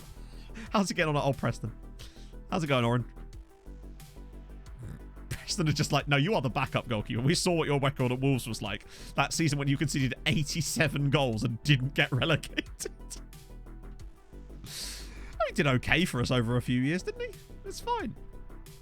Players in the Islands who play in... Good question, actually. I will, of course, sell the clause for £29,000 and we'll take the Ori Johnson clause. Oh, best thing about Ori Johnson as well. Dundalk... We bought him. 6 months later, sold him to Dundalk. And then they've now loaned him back to Iceland again as well. That man can't catch a break. Scholars. Here's the Scholars. Yeah, no. Not great. Okay. So ditch hunger, do Romania next year. Oh, maybe. No, Romanian rules are quite hard, from what I remember.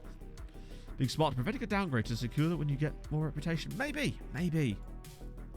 Oh, great. Oh, brilliant. Well, El Barto's starting the next game. Oh, yeah, the Irish team. We have to check that. My bad. Their second team is empty. Well, not quite empty. They've got Lajar Petrashku. Nah, can't jump. Right. Our first draw. Doing quite well in our under-19 Champions League group, to be fair. 10 points on the board so far. That was our first dropped points. Yeah, let's check the Irish national team, actually, just so we can see how many domestic players they've actually got. So, they actually do have some. most of them are at foreign sides. Mostly Scotland and England. Got a guy at Lyon here, Chris McLean, obviously. We did a guy at Osasuna, Kean Coleman. Oh, he's a real guy. Well, I'll be damned. And a guy at Parma as well.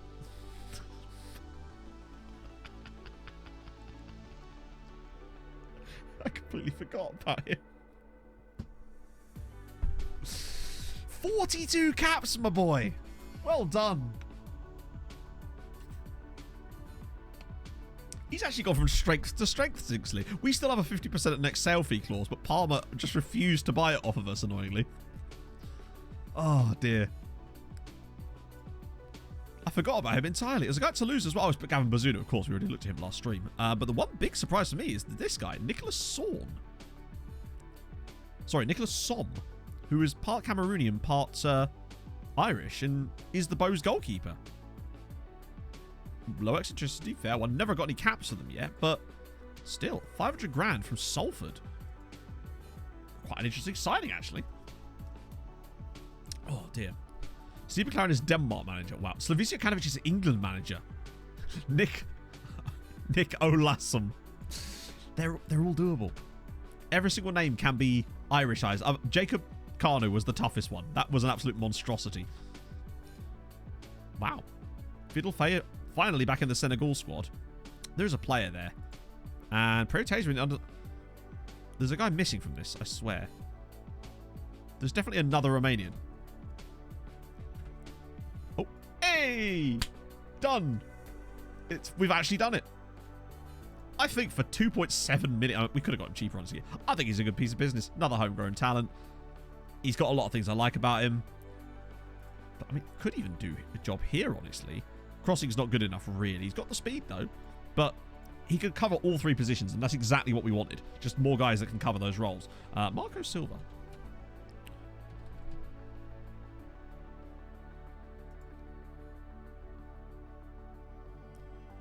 Okay, so why... Okay, for some reason now, all of the former, like, managers in, like, Premier League Championship are now just randomly rocking up as national team managers in the sort of Southern and Eastern Europe at the moment.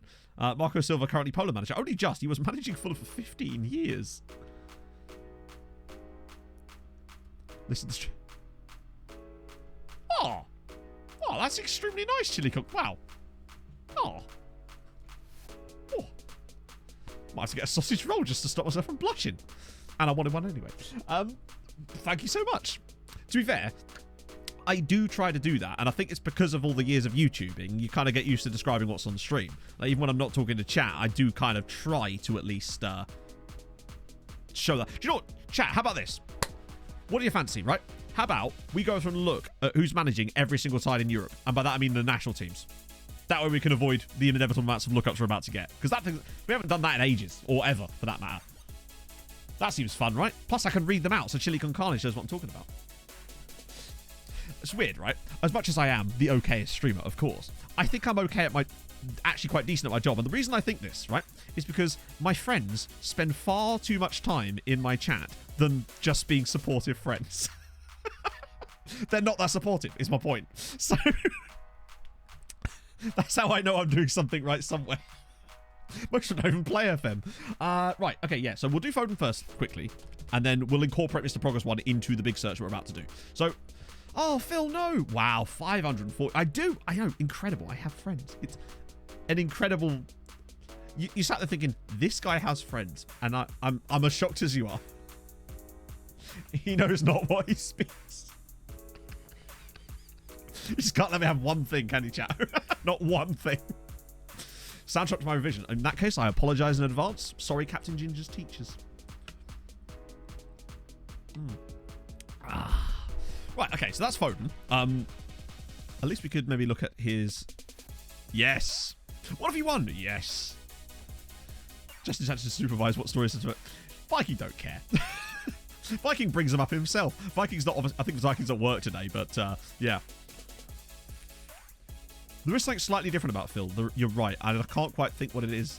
I think what it is, actually. Normally he has a cutout player picture, but there's a white background on it for some reason. So, yeah, to be fair, well spotted. I wouldn't have noticed that otherwise. Oh, 1 in 5. Yeah, 123 goals in the league is Fantastic. Oh, his glorious beard. I mean, wouldn't you want a beard like that? So, for those of you that maybe are new to my content, this is Phil Foden, obviously, but we had him at Tromsø last year when he was 24 years old. We got like a weird role of his like PA or whatever, and he got released by Manchester City, and we were able to sign him for Tromsø after bugging him for like a year. And eventually he signed for Tromsø while he was like 24 years old. Was here for like 5 years, scored the goal that put us in the European final, and then pissed off to Watford in the end of it. But we ended up changing his name to Phil Foden as a result of that. And yeah, it was very, very strange. We had like a peak Phil Foden in like when he was 24 years old. It was very strange. Might be 26 actually. Fodenoglu. Filth. Filth. That's just a great word, isn't it? A very Phil Jones face. Right, okay, so now we will do the thing I just promised we were going to do. Right, we'll start with... That's the wrong button, Matt. There's bound to be a few absolute mad ones in here, right? For example, Pippo Inzaghi is the Albania manager. Starting off as you mean to continue. I can tell this is going to be fun. I'll just accept Mr. Progger's request in advance because we're going to get to that in a minute as we go through these. Yeah, I mean, just get your emotes ready, I suppose. Andorra is, it's a regen called Jesus Molina. That's not fun. Armenia, Hovhannes Sukaisian. Cool name. Problem with this guy here is that he's always asking to speak to the manager. And that is an absolute nightmare at that point when you're trying to manage a team. Just terrible times. We move. We've got Austria. Bo Svensson. I don't know who that is, but he's got a face pack picture. So he was... Oh, he's the Mainz manager. There you go. You know Bo? Well, there you go. He knows Bo, chat. Hang on, you actually know Bo or you know of Bo? Are you and Bo bros? Or bros? Are you bros with Bo? I feel like I've turned into Dr. Zeus here. I'm just going to step back for a second. Oh, dear. Key player Ali Sad. Oh. Still there. Still there. Bose Venson. Oh, dear. Yusuf Demir, obviously, as well. Right. Azerbaijan. Samir. It feels like some of the less fancy nations tend to always seem to get regen managers as well. Let's look at the key player, actually, while we're here. Plays for Hertha. Okay. Decent. In fairness. Belarus. Juan Carlos Carlos. Hang on, what? So he's the current Ibiza manager, and he was then Kosovo manager, and now Belarus manager. I mean, I'm just disappointed that it's not Yuri Krot, honestly. That's the true disappointment in this one. And he was also the Arsenal assistant manager at one point. Would that have been under Emery? Well, there you go. He's the Belarus manager. Yeah. Belgium? Philip Clement. Wait, that is Philip. Yeah. For some reason, I was about to say his name was Phil. It's Philip Clement, who was the... Oh, he's the Brugge manager. Emery's scary side piece. What a wonderful turn of phrase. Yeah, Philip Clement is the Belgian manager. There's a lot of new managers, it seems. Like, really recently taken over. He was Ukraine manager for a bit. He's a Monaco. Right, okay, yeah. So we've got Bosnia. Veljko Paunovic, who was the... Oh, he's the Reading guy. Was at Reading for 15 years. Don't know if you've got any Reading fans in chat. How'd you feel about that? Was Chicago Fire manager for a bit, and now he's a good manager, in fairness. He's like got really good attributes. Probably do quite well for Bosnia. 60% win percentage is solid. Not anymore. No, I know. But I suppose when the game started, he wasn't he? There's quite interesting appointments here, actually. Bulgaria? Robert... Wait. What is this picture? Do you know what he looks like in this picture? He looks like a member of European Parliament for like a Catalan separatist party or something. It's very, very niche. It's the brown turtleneck is giving me weird gives a TED Talks. Yeah. Mark Cuban. Thank you. Yes, he does. He looks like Mark Cuban. That's a way better description. He absolutely does look like Mark Cuban. Classy no neck.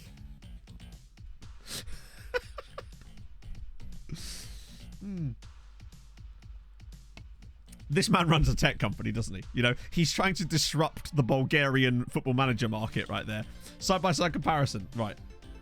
I don't know how to do this because I can't, like, hover things. I have, like, my capture's done weirdly. I don't know what I'll do. All right. I'll just have to keep flicking between the two. Trying to find a good picture of Mark Cuban. There's some terrible pictures of Mark Cuban. Oh, it's like you can sort of see where we're coming from a little bit here. There's definitely Mark Cuban-y vibes about him for me. We need to find a picture of Mark Cuban in a turtleneck, really. That's what we're actually looking for at this point. One in from the right. Hang on. Yes. Yes, good shout. Oh, yeah. Oh, yeah. Definitely. Do you think it's just because the light on his face has made his skin slightly more like, looks a bit more Spanish? That just makes him look more alike there. Oh, dear. Mark Haitian. Hey, I'm a trader. How's it going? We're just casually... Oh, wrong one. Just casually looking at who's managing random teams in Europe at the moment. And we found out that Mark Cuban is managing Bulgaria currently. So that's new. What else we got here? We're only at B here. Damir Kruznar, who is also doing apparently a European tour of... Well, so he was the Zagreb, or he's the Zagreb manager, then Ukraine, then Czech Republic, and now once again a new manager taking over at Croatia this time. There is a lot of managers that, yeah, like, there for 15 years and then go, you know what, I'm going to go and manage Burkina Faso at this point. And I don't blame them. I've heard it's lovely. Cyprus? Hagen Schmidt. Also, he's the Duisburg manager. I mean, again, decent attributes, again. I don't really have anything to comment on that one. We beat Lyon 2-1, and we're about to come up to our next Champions League game in a minute. We just thought we'd take a little detour here because we've got less games to get through today. Czech Republic, Jess Thorup. Was okay, wow. So he's the current FC Copenhagen manager. He was Czech Republic manager, then Wales manager for 4 years, and now is the Czech Republic manager again. Just felt like a 4-year holiday in Wales, don't we all? Hey, Icarus. There's bound to be some other mad ones in here. David Niels, who was the manager of AGF for bastard ages. And then, well, you know what? Fuck it. I'm going to go the whole hog. We're going full Denmark manager then. England is Erik ten Hag. Okay. After winning the Champions League with Porto. No, wait, it was Pep. Was it Peg? It was either Pep or Ten Hag that won the Champions League with Porto, honestly.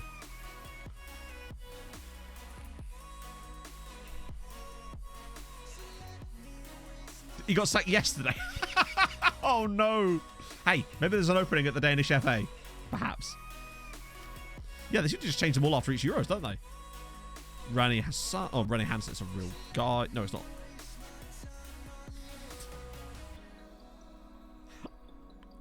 It's not that funny, but it's kind of funny. This is Kurt Hurt. Please have a middle name. Aww. One bald fraud for another. I mean, I don't think we're making that much more money, Anima Trainer, than we were before, really. Not compared to the other revenue streams, I suppose. That's a cool name, though. Brother called Bert Hurt. They've got Hakon Hjørgaard. Great names, admittedly. That's what he says when he falls over. Hang on. He's Noah John Holmes' dad. Really? God damn. Finland. Teemu Kankunen. Spends a lot of time in Mexico. He was the Jeps manager, and then he was obviously at QTP. Oh, he was a coach there, rather. And has been Finland manager for a couple of years. That's a proper good Facebook picture, actually, there. He lives in a yurt. It's Kurt Hurt. He lives in a yurt. France? Frank Heiser is the Lens manager. 16 years as manager of Lens. And he thought, you know what, I need to see things through a different lens. And now he's moved to France. Moved to France. Bort's not a real name. This guy is just a Georgian friendo.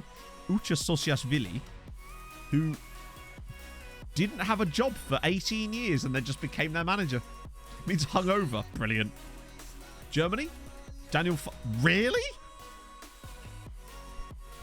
Who had that one? Who had Daniel Farker as German manager? It's about the topics, right? Bloody hell. Was at Norwich for nearly 20 years. But then thought, you know what? To be fair, look at his attributes. Yeah, I would not have had that on there at all. Honestly. Gibraltar? No, fake one. Was he not Irish manager? Apparently not, no. That was, oh god, who was it? I can't remember who it was.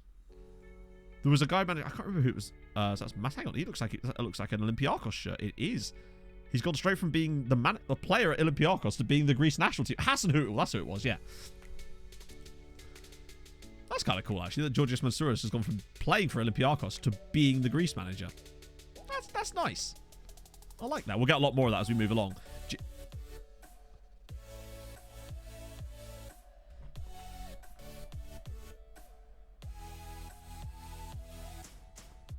What? Jack Ross is the manager of the... Honestly, I'm just going to step out for a second. I need to go grab a sausage roll to just let that sink in for a minute. But back in a second, friendos.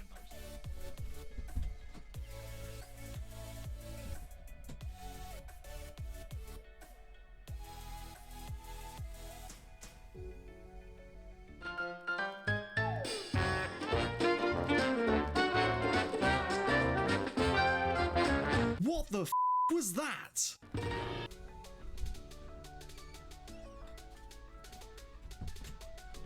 Best thing about that, right? I'm stood in the kitchen, fridge open. All I hear is ah. Yeah, he was Belgium manager and Holland manager. Mad. Well done, chap. Good work. Very good work.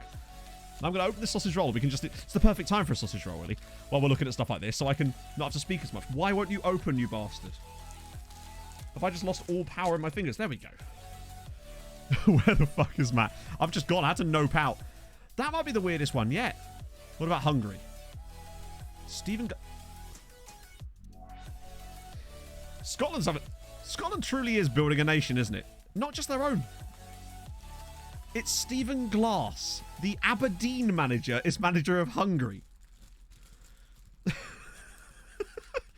He saw Jack Ross and was like, hang on a minute, hold my iron brew.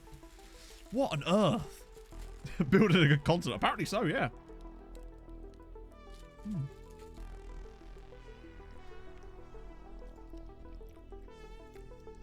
Aw, that's a boring one. Just a bloke from Iceland. Ah, dear. Give me some better ones. Who? Oh. Well, okay. That's surprisingly sensible. Can't have this. That's a surprisingly sensible appointment. Just take a domestic manager who's done averagely.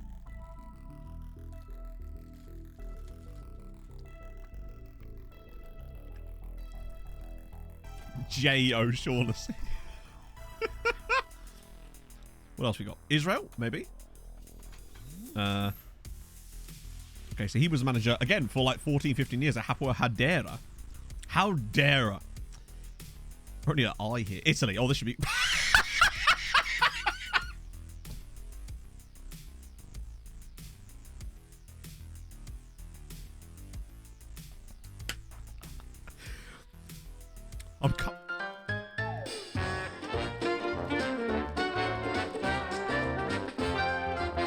What the f was that? That picture. Look at the fucking picture. Come here to play spag ball. I nearly inhaled a sausage when I saw his fucking face.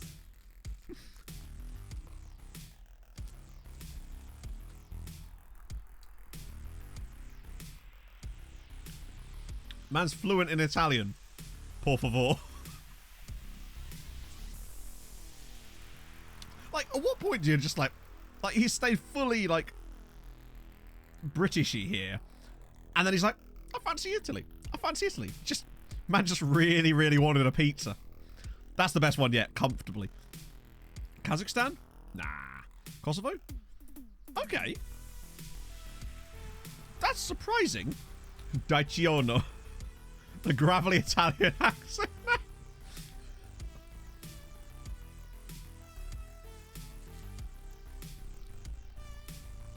It's me, Daccio. Murderous. So, if you just joined us, Sean Dyche is the Italy manager. Jack Ross is the Netherlands manager. No, weirdly, we haven't. We were offered the Irish job. That's the only one we've ever been offered. Latvia? Ah, boring. Boring. Understandable, but also boring. Seems like the bigger nations tend to get the funnier jobs. Although, actually, that's kind of cool. Montella as manager of Luxembourg. Buongiorno. Every single fucking press conference, Dyche just rocking up. Buongiorno. I'm laughing at myself. This is very uncultured.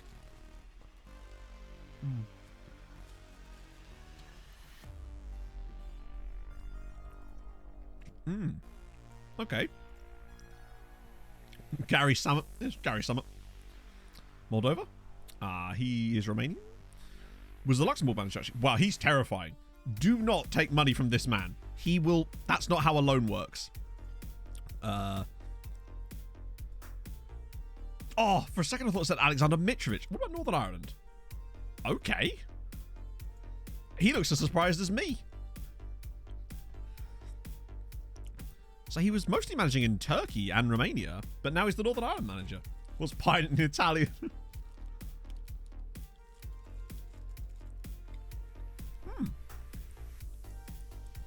We're still only at N here. Oh, God. This could... Oh, it's the big slut. The big slut is the manager of North Macedonia now. Go on. Fine with that. Norway. Oh, here we go, finally. Christian Mikkelsen. Well, if that isn't as that was very anti... That's what started all this, and this is extremely anticlimactic now.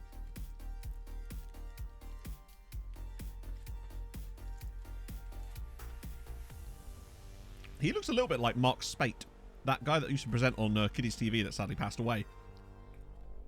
He just looks a tiny bit like him. Dash for your TikTok later. Lovely stuff. Perfect. I need to get some more TikToks out. Poland would be a good one, maybe. Oh, we already know that. That's how we started this. Oh, Portugal. This will be good, right? It has to be. He looks like he's phasing through the back, but that's such a... Portugal letting the side down there. Don't forget, we've still got Spain to come, though.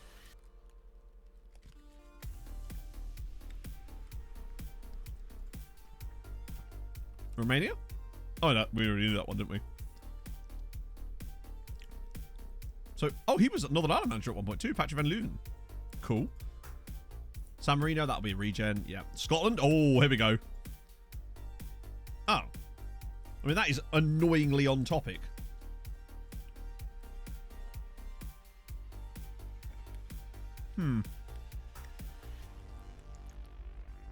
Boring, Scotland. Do better. What about Serbia? Okay. Where have the good ones gone? Slovakia? Guys, Garatano?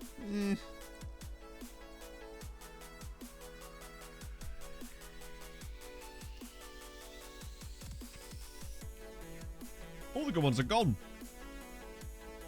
Nothing can top Dash. I don't think it can, unless Spain's got something massive up their sleeve, like, I don't know. Oh, God. Who would be the funniest Spain manager right now?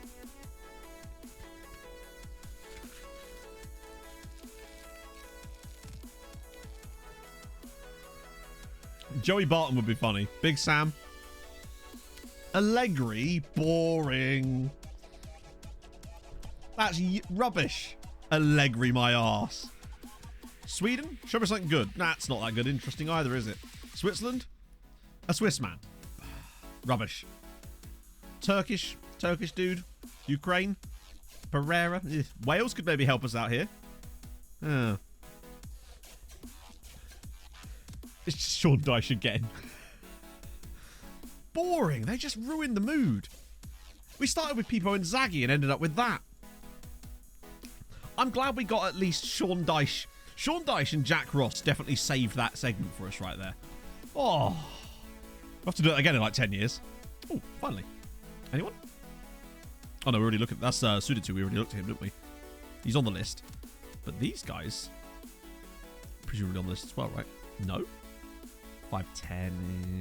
Brazil or Argentina? All right. My guess is it will just be random Brazilians and Argentinian men that won't have... It's... The European leagues always seem to be funnier. Solari is the Argentinian guy. Bolivia is a Venezuelan dude. Rogerio Ceni. Hang on. Wait, isn't he... He was also Chelsea manager for a point. And now for looking forward. Oh, looking forward. What a day. Yeah, they're just not as fun. The European leagues just turn up way more weird stuff. Odd one like Fabric. Yeah. Any new players? Yes, we have. He hasn't actually technically signed for us, but that's funny you mentioned that. Yeah, we have actually. Where's he gone? This guy. Octavian Manea.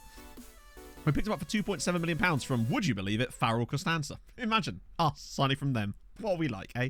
So yes, we got him in, and he's not actually here yet, but he will be. I like him. I think he's a solid covering option. He'll be a homegrown player. He's already a Romanian international. What's not to like? So it's his versus Dundor. Oh, thank Christ. That scared the shit out of me. Right, okay. So we want Paolo through the middle. I trust him now. Diaz, Alaku, the Donut, and Fries. Falconos. I want Pab in here. I trust him. I feel like he can do the job. Oliveira, Mate, and Spack. Spack might have to come off at some point, so we want to make sure we've got cover.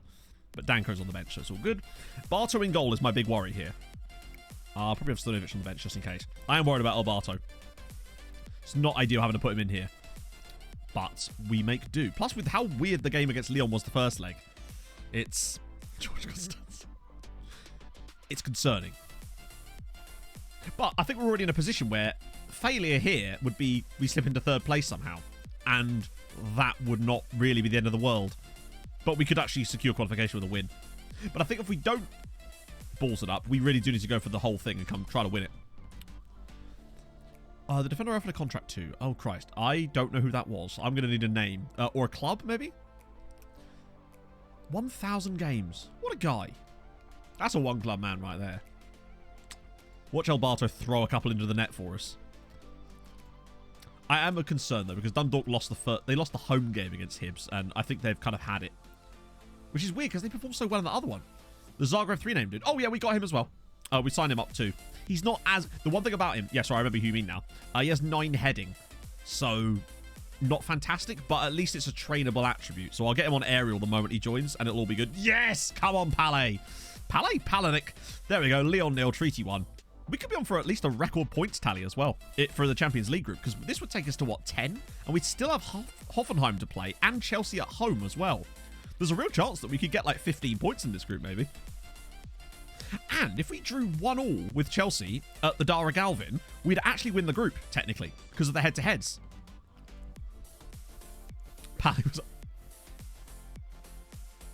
I didn't see what happened there. I'm going to go ahead and assume it was stupid. I immediately glanced around to chat when I saw the ball rolling through to the goal. This is happening a lot lately, isn't it? Like, this is happening far too much. Give me more money. It will give us more money, but I'd still rather be in the Europa League. Oh, it's the defender. He takes it round his own goalkeeper. He's just throwing. We'll get like 2.5 million for a win. It's not ideal. Like I said, I'd rather be third in the Europa League again and going for it. But, you know, with the fact that we were a pot one side, we were never going to get a group that was strong enough that we'd end up coming third again, really. It was unlikely. Paolo's throw. Oh, good save. But already 2-0 up here. Yes, he's got an Onyx Wasp on his arm. South Africa had Steve McLaren. My favourite one was back in the day when we were on, when we were doing our Scotland save, and Gordon Strachan rocked up as the Ukraine manager. That one really got me. Yeah, it's got a defender with likes to round own goalkeeper. Oh, here we go. Clips it? No? Okay. But to be 2-0 up so quickly, considering how complex... Oh, hang on. Right, come on, Barto. Okay, didn't require. I did do Scotland, Rob. Yeah, for those of you that don't know, I did once do Scotland. It was national team, admittedly. And it was... We actually did all right in that save in the end, if it wasn't for fucking Albania. They let us down. Let us down hard. So Chelsea doing their part. Jan Kuto's a real player, isn't he? Oh, breakaway chance. Come on, Paolo. Paolo does have more assists to his name than Emmett Doran. That's one thing I would say. Oh, hang on, the donut's in. I don't think he's got the pace to get the shot. Oh, well done. Goes across the keeper. Ah. Managed Finland. That's why I love it. I love looking at managerial's careers in FM, because they just have the weirdest things. Completely unrealistic most of the time as well, which is what makes it better, honestly. Mark Hughes at Panama. He's just there to hide money. Let's just move this down a bit so we can keep an eye on that game. at least until half time when we have to hide it back up again. I think we could win the group. And I think with that, we'd be able to play against a side that hopefully we could maybe beat. And at least, I think quarterfinals isn't out of the it's not out of the realms of possibility for us this year. But I think next year we need to have other Irish sides step it up a little bit. Or rather, Dundalk not be in the group stages of the Champions League again. I'd rather than be in the Europa League next year, honestly. Because I feel like they have a chance to win some games and they've got the money now. Pep's doing, I think... No, the England manager is Ten Hag. Peg is at Porto.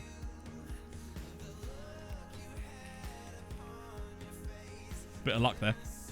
Yeah, Roy Hodgson has the same... His real-life career is basically just like an FM manager career. Did that say 0-0 and yet there was loads of goals next to it there? Did Hibs just score like 3 in a minute or something?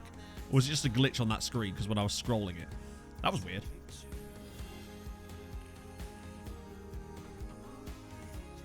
I think we might not having to win this one 1-0 again. Or rather 2-1 again. Oh, good block. I don't think El Barto has actually made a save yet. It's all been either misses or the defenders blocking them every single time so far. Did they just make 3 substitutions? It's usually about... That's my cue. Please don't concede here. Oh, it hit the post. Please save something. Oh, no, it was the Liverpool scoreline. I was getting confused there. Even if they just got a draw. Okay, Alaku off for... Yeah, it might have to be Howcroft, actually. Pab's not had the best day. And... Maybe leave the other sub, actually. Maybe get Emmett on later. I think I'd like them to, but I feel like Huddersfield will win.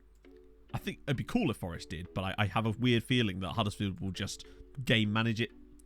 He is trying. Has he made any saves yet? 1, apparently. Dundalk have scored! It's 1-0 Dundalk! Come on! Oh.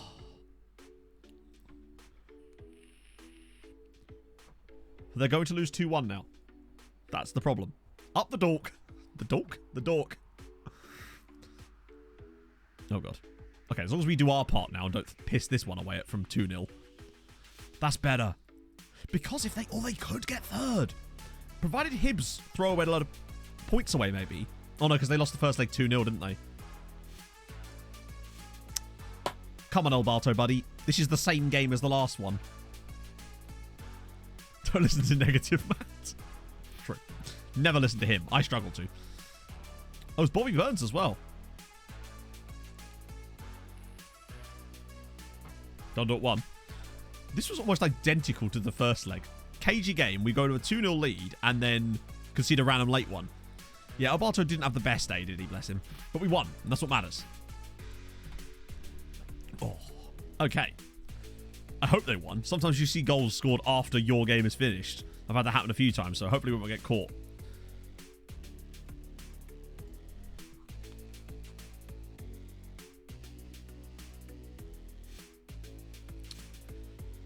Oh, they just can't do it, can they? 95th minute equaliser for Hibs. Fuck's sake. I mean, it's a tiny bit of coefficient, like a crumb of coefficient there for Dundalk, but that's boshed any chances they had of getting third in that group, I'd say, unless they pull off a miracle against Dortmund or Inter. That's disappointing. Right, let's just check the coefficient. Well, we've already qualified for the knockouts with 2 games to spare. This is the most sort of like casual Champions League run we've had all save. What are we up to now? 4.9. Okay, good. How close are we getting to the Czech Republic? Very, very close indeed. The only chance we've really got this year of catching someone is the Czech Republic. Annoyingly, Austria doing well, though. That's concerning. Austria having a really good season. So we might well catch the Czechs, but I have a horrible feeling we'll end up losing a spot to Austria at the same time. But you just never know what we do after Christmas. I imagine a lot of that is Red Bull Salzburg again. So once they get inevitably hammered out of the Champions League at the first knockout stages again, that might... Provided Sturm Grants aren't doing anything not silly in the other one, but... There's always one team, isn't there? But I don't know what our max coefficient is going to be like this year, because if we're in the knockouts, we've got to try to find a way to win. And I just don't know how possible that's going to be. I'll give you a little cheeky... Ooh, hang on. Great first touch. Oh, I think I've already scouted you. Yeah, I must have done. It does feel like there's quite a limit on what we could really achieve in terms of coefficient this year because of where we're going to be. Brazilian will talk to us. Nice. Standard name as well. Augustin Brau. Like that.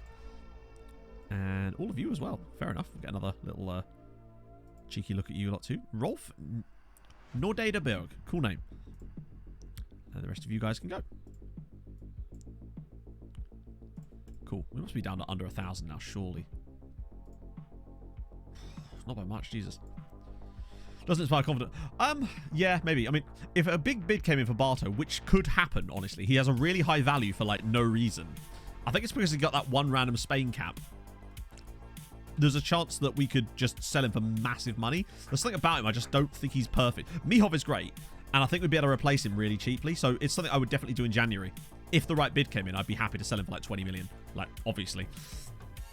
We'd make so much money. Yeah, we are now at that stage. I think now we're at that stage where we just need to keep pushing on and trying to win the Champions League ourselves and hoping that the others just do good stuff. Okay, so we can go whatever we want here, really. Palavinicius on the wing? You can really see where some of the holes in this team are when we have to rotate for games like this.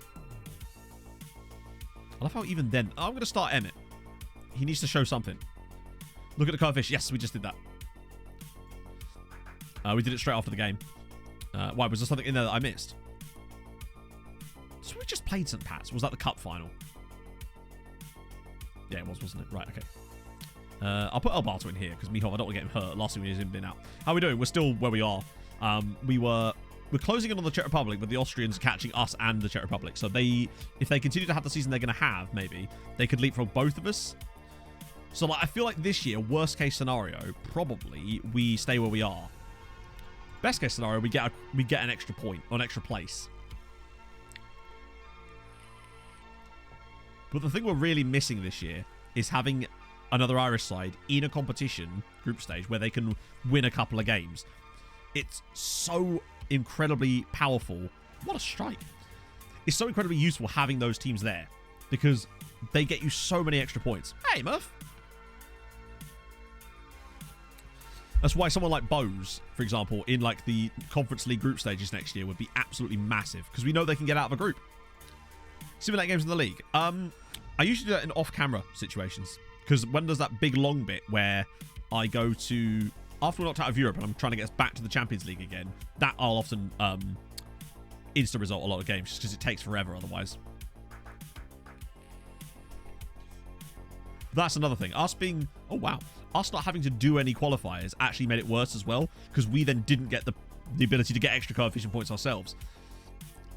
So those 4 extra wins that we probably would have got for the home and away victories in the third and the playoff round, that cost us another point of coefficient possibly too. So almost like a blessing and a curse. But winning the Europa League was still a very important thing for us, right? Olivier Giroud is the Finland manager. At 70 years old as well. He's looking good for 70, to be fair. But then, of course, he is. It's Olivier Giroud. Yeah, that's the thing. That kind of suited Mulder quite nicely. Like, we had Mulder being a really solid Europa League and Europa Conference League team for a few years. And it really helped them when they made that step up to the Champions League groups consistently because they were able to compete a bit more. Whereas it feels like Dundalk are just... It's like they're good enough to qualify, but I wish they were a little bit worse so that they didn't qualify, but were so good that they could actually smash it in the lower ones. Yeah, Thijs Freeze. That's his first free kick for a little while. He's, you know, I think he's still one of the top scorers in this team, and he has the highest XG of any player at the club as well. I think the last 3 years he's banged nearly 30 goals a season from centre midfield. He's been unbelievable. Club legend in the making, essentially. He has, off the crossbar. And he is a club legend too, actually. 10 no regular. Yeah, so we don't really win 10. I don't think we've ever hit double figures in the league. I think the most goals we've scored in a league game was 8. We beat a team 8-0 once in the league, and obviously we had that game against Derry on the last stream where we won 8-6, but that was a little bit bizarre. Hey, face kicker. How's it going? Hang on, Doran scored? I don't even aim the corners at him anymore. Fair one. Yeah, I couldn't believe that. Like, I was kind of worried when the whole Porto thing happened. I was worried that it was going to be a really short video, but thank Christ for the Matthias Johansson penalty shootout heroics there, saving us. And then that game against Atleti. Just ridiculousness. He is a bit Frank Lampard-y, yeah. Honestly, he's just a constant source of goals. Particularly when his partner in the centre of midfield, whoever they may be, usually the donut, is nowhere near as prolific in front of goal, despite them both playing the same role in the team. He's just better when he gets forward. Now, he does take corners sometimes too, and he takes penalties and free kicks as well, so that's probably a factor as well, but still, it doesn't account for the fact that he scored like 4 times the number of goals. It's ridiculous. I'm just looking forward to see where the journey takes us with Calif Forsberg now over on the other save. Oh, that was a bit dangerous. Well, I'm glad people are liking it, because, I mean, the comments were phenomenal on last night's video. It was ridiculous. Most of them said Skittles, obviously. That's my fault. How did that end up going through? Go on, Emmett. Oh, I'm going to have a Skittle to celebrate. A celebratory Skittle. Pog bought me a pack of Skittles, this pack, a few days ago, and then just ate most of it, so standard.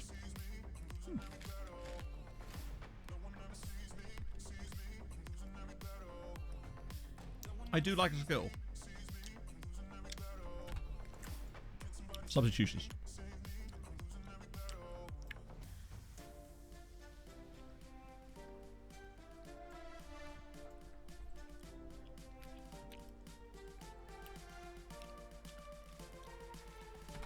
Next no one's will be Friday. It's always Monday, Wednesday, Friday now, really, unless something massive happens. How long that video is going to take to make, I don't know, but we'll see. Oh, some comments. No, my favourite comments, of course, was the bots having a conversation. That was the best comments. So when I last looked, because I don't think I actually showed it in the video, none. So it's going to be a while. Yes, so that's how your coaching badges go up. Your attributes will improve by getting your coaching badges. Norway go above Germany? No. So Germany had quite a good Champions League campaign, and as a result, Norway went 5th, not 4th. By like 4 points in the end. Germany just smashed it towards the end of the season. Go on, Emmett. Dink him. You know you love to. All right, that's fine too. But yeah, there's actually no jobs available in Denmark at the moment, so it's going to be quite a journey. What I might actually do is start the next video when we've actually got something there to even look at. Plus, it will actually tie into something with the story, but I won't tell you about that at the moment. Oh. Originally, I thought that video was going to be like 45, 50 minutes because of how long the recording was, but luckily... Oh, what a finish! He's offside, but what a finish. Luckily, I was able to cut it down a little bit. You'll find that happens quite a lot. You'll get like a random coach. We've actually got one called John Cotter at Treaty, who we're forever seeing an article saying, John Cotter struggling with coaching course, or coaching course delayed. He's been trying to get like a certain badge. What a goal! For like the last 5 years of this save. No badges will get... they will. In fact, that's what happened with ours. So our assistant manager, Regen, when he first retired as a player and became a manager, he had okay attributes. But because he had no badges, we knew that we could turn him into an absolute boss of an assistant, which is what we've done. I think they get 2 guaranteed group stage spots for 5th and a qualifying round spot for 5th. And you get like 6 overall European spots. Coach, oh, in this save, they're just like maxed out. Not maxed out, but like as much as I could physically have with... Hang on, I'll show you the distribution in a sec. Lindbergh's quality, isn't he? He's just going under the radar being a bit good. Hey, Rios. Not Rios, Ryu. Oh, 1.2 million. And next year it's going to be much more as well because we've gained a serious amount of reputation this year as a league. So yeah, that's the attributes we've got for Richard Nangombe. I'd love... What is this? This screen is completely balked, isn't it? Handling team discipline. Yeah. Our rep's only 85, actually. I suppose we haven't won a Champions League or anything like that. But we have won 59 trophies so far. So there is that. Where's that cool screen? No. Job history? That one. Look at the state of it. There's only been 2 years in this save that we've not won something. The first season when we came second. And then when we came second in the top flight. Every other year we've managed to win something. Crazy. That year was a good year. Jesus. 8 times manager of the month. How did I win it more times that year than I have done more recently? I love that. Since we first won the league, we've not finished lower than second. I think we did alright there. Wasn't quite as good as we did with Tromsø, where we actually got promoted and won it the first time, but close enough. Ooh, anyone interesting? Wow, surprisingly, I can see why we're not signing players from FC Voldemort, honestly, if this is the kind of quality we're working with. Oh, this is that guy, isn't it? The Polish guy. Who we've got yet no more knowledge on, sadly. Should have been the... What kind of train chaos? Bordskov Stronda is a very strong name. And Patrick Collar. Oh, he's Finnish. Wow, that was a huge... There's lots of Christensen players. Just looking out for any fun names while I'm here. Mario Van Damme is a good name. Sounds like an action star. Was it a hype train? I don't think it was a hype train. Oh, that's that guy from earlier. Yeah, 80 million is a lot, and he can't tackle. Oh, the Braun guy. Did you see what he was called? I'll have a look in a sec. There's not that many Braun players who I've got scouted, so it's going to be in here, right? It's not him, is it? This guy, Skovli. Look how many players from Braun I have scouted at them. Gunnar Skovli. Actually, yeah, 18. Solid technique. Dribbling's decent. He looks fairly quick. 6'3". Good stuff. Crossing, we don't know, but maybe a team report on Braun. Hang on. Braun's under 19s will get that out of us. He could be interesting, yeah. But I mean, look how many players from Braun's under 19 side we've already got, like, in our scouting rotation. They've clearly had a very good couple of years as far as youth intakes have gone. Torgeir Blomvik as well. Interesting. Oh, Bonnie Christensen. Fair one. We've also got Osmund Erkland, who is a fullback who can tackle as well. Damn. If we don't steal them all, Braun are going to be really good in a couple of years. How am I scouting? Like I said, just the under 18 and under 21 national team squads, really. That's it, really. Most of those players that are coming through are not because of my scouts finding them. That's me finding them and then telling my scouts to go look at them. Every now and then a scout will slip someone in, but most of the time it's because of our scouting ourselves. It looks like they did actually get a golden generation. To be fair, they were bound to get a golden generation eventually, just because of all the orgies on the pitch. There was bound to be a lot of... hang on, there's another one in here. Do we really want to look at Matsars? Is that something we're really that interested in? But, again, certainly worth a scout report. Christ on a bike. There's 2 more in here. There's another 2. Grönhovd and Iverland as well. I mean, he's 20 technically, so... What a... Right, now we got more... Ah, okay, now we got more knowledge. Team report coming in clutch. I mean, he's a bit ridiculous. Well, to be fair, that's what I do, Luke. My Chief Scout does everything now. So the White Stars are kind of like... Think of it kind of like Fog of War. So it's kind of like your Scout doesn't really know for sure, and the more knowledge you get of the player, the more that will be narrowed down. That's the best way to describe it. So it's kind of like... If... It's kind of like this, but for stars, really. 6'3".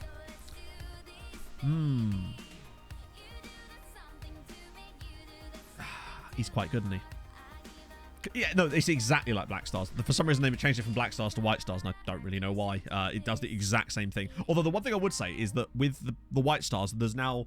With Black Stars, it only ever used to be like a little bit more, whereas the White Stars can fill the entire bar, if I recall.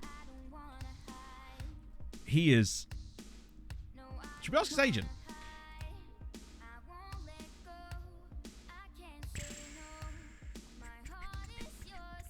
They are easy to see, I suppose, and it probably works better on these, because most of the skins are... Is he got on both feet as well? Oh, he is. Is he worth just punting and taking a risk on now? That's us, right? Yeah. Get a couple in early. Well, we actually really only have like 15 million, but...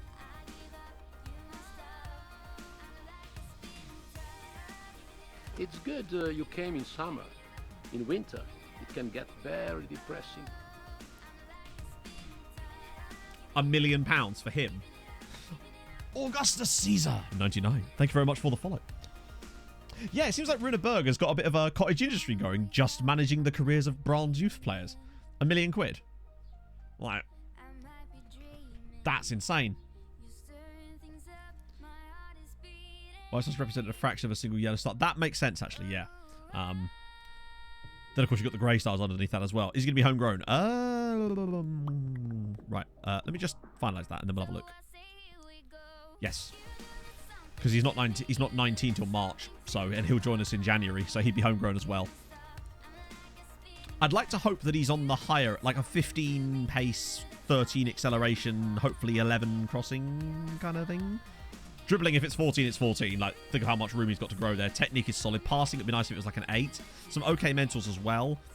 Really good jumping reach as well. Like, I know he's 6'3", but he's actually got jumping reach to match. Often you find with wide players that are quite tall, their jumping reach isn't always as good. He is exciting.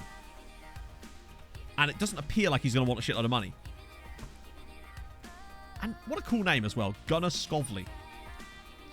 That's cool. Honestly, I'll get rid of fringe player there. We'll keep you on... I want to keep him on the youth, like, Can we do a language course? No, not really. It's Norwegian. I want to keep him on, like, a youth pathway. I don't want anything accidentally implying that he's going to be a first-team player, which he very much will be, probably. But, you know, he doesn't know that. So 5k after 20 league. Wow, okay. So we can really... hit him with that. Hit him with that. 3-year boat. Maybe even cheeky 1.9. Boom. Lovely. Our average pay is 7,500, roughly. Exactly, and he'll grow. Yeah. He's going to get better. He's a very... I'm just going to end up calling him Gunnar Lovely, aren't I? But Gunnar Skovli. Perfect. Done. Our average wage, yeah, it's 7.9k at the moment. Or £7,900 a week is the current average wage. Highest earner is 26k, lowest is 30. £30, that is. Oh, dear. What we missed? So we've won a couple of Champions League games. Just signed up a couple of interesting players that were sort of getting a bit of a head start on Saturday's stream, really, just because they're right there. Who is 5'3"? That would be... Francisco Silveira. He's a central midfielder we signed a few years ago. He's not actually very good, but he was for the loan farm. Oh, Pereira. Sorry, yeah. He's that guy. Yeah, I regret Pereira a little bit. He'll probably get sold. That was when we were a bit desperate for signings and we didn't have a lot of cash. There it is, Rodrigo Pereira. He's fine, but yeah, there's definitely... I think we'll make a profit on him anyway. Hawaiian shirt. Oh, yeah. That was courtesy of Nymane, of course, to match my wonderful Fulham Hawaiian shirt. Some of you would have seen last night's video. Yeah, 2 I think we could make a profit on him at least. I just don't think he's going to get the game time he wants here, honestly. He was... he's got okay attributes, honestly, but he just... Yeah, I don't know. He started really well, but just couldn't seem to hold down a first-team spot for the most part. But I can't believe we're getting this guy for £1 million. Hopefully he's decent. Maybe he'll have really low potential or something, but... Worst case scenario, he's the lone farmer. I will schedule some friendlies in a moment as well. Or is it not going to let me yet? Oh, no, it will. It will. Cool. I want that one there. Right, where are you, Shannon? Oil up. Is it nearby? Is she? There she is. Go on, Shannon. Let's go. One of the guys knows Pereira was always intended to be a right-sided player. There were so many players we tried. Oh, here we go again. Put it back to where it was before. It couldn't have been more than a week and a half ago that they removed 2 of our scouts, and now they've given them back again. And the coaches too. I'll sort that a bit. That's funny. There look some very good Braun players in there, in fairness. Don't know why, but there are. Let's have a look at the schedule. I don't know if you can do any more front. Oh, hang on a minute. Hang on a minute. There's a use for testimonial. Who do you reckon? Who do you reckon? Yeah, we're technically not. So basically, as much as it says we've got that many scouts, we actually don't. It sounds kind of stupid, but they always overestimate the amount of people you have by 1 on that screen for some reason. What group? We got Hoffenheim, Lyon, and Chelsea. Is it Roy? Oh, imagine if it was Roy and Emmett. Imagine if it was Roy and Emmett. We're Treaty United, Connor, of the Irish leagues. Come on. Why is Tom Howcroft... I mean, it's Emmett. It's Emmett Doran. And of course it's Emmett Doran. But why is Tom Howcroft there but grayed out? We already had a fun fact. Tom Howcroft testimonial. Connor, thank you for the follow. Now, in that case, could I... cancel the Shannon one. And then get Emmett's testimonial. So, who does Emmett's testimonial get to be against? Is my question. Yeah, but like, why is he still showing up there? Bear in mind, last year we did one for Barry Cunningham. Oh, because he's left the club. Yeah, Rochdale would be good, actually. But I get the feeling that we wouldn't be able to because mid-season. What about the biggest club possible?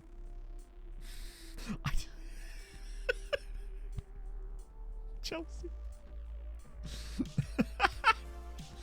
Hearts would be good, yeah. Those are all English sides. They're all English sides. Oh, wait. Hang on. But they're larger. Do they not count as foreign? That's weird.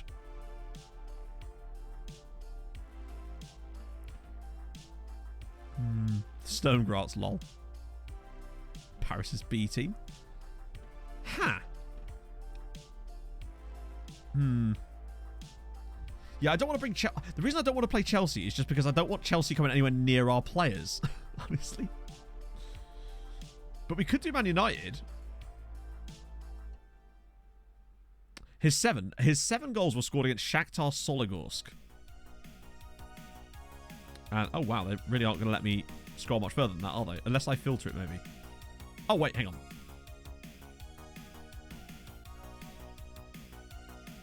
Imagine if we could actually get them.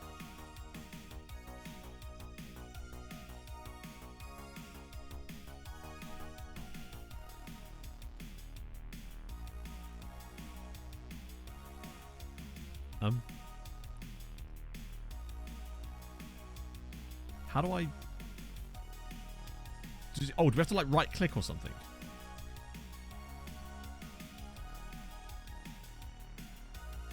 Huh?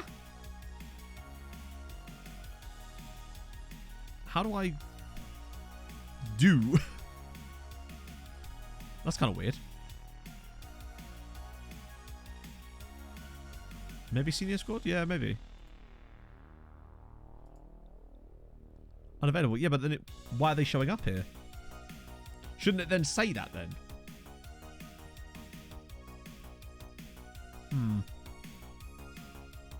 Leverkusen would be good too. Aren't they region locked? Oh yeah, that sucks, doesn't it? For crying out loud. It's a game, FM. Right, okay, let's try Bayer Leverkusen. Ah, there we go, yeah. Fuck it, we'll try Bayer Leverkusen. That'd be fun. Because he also scored 7 goals against Bayer Leverkusen. Failing that, we'll try Rochdale, but I don't think Rochdale will let us. But Bayer Leverkusen have? That seems nice, actually, because he scored 7 goals against Bayer Leverkusen too. Oh, that's good. Hey, Ranks. Thank you very much. Well, there we go. But they actually said yes, weirdly, to a Wednesday night friend. I can't wait to see who rocks up for this. This is going to be... I like that. We need to start picking teams properly when it comes to these testimonials, I think, because that was quite fun, actually, trying to find the right team. Lovely stuff. Imagine if Juliet came back. I wonder if it picks them based on who they played with while they were at the club. Because Emmett's been here enough time. Maybe he... Wow, look at all these guys. Yeah, I wonder if Emmett... Maybe Juliet wasn't here long enough in order to actually count to come back for testimonials.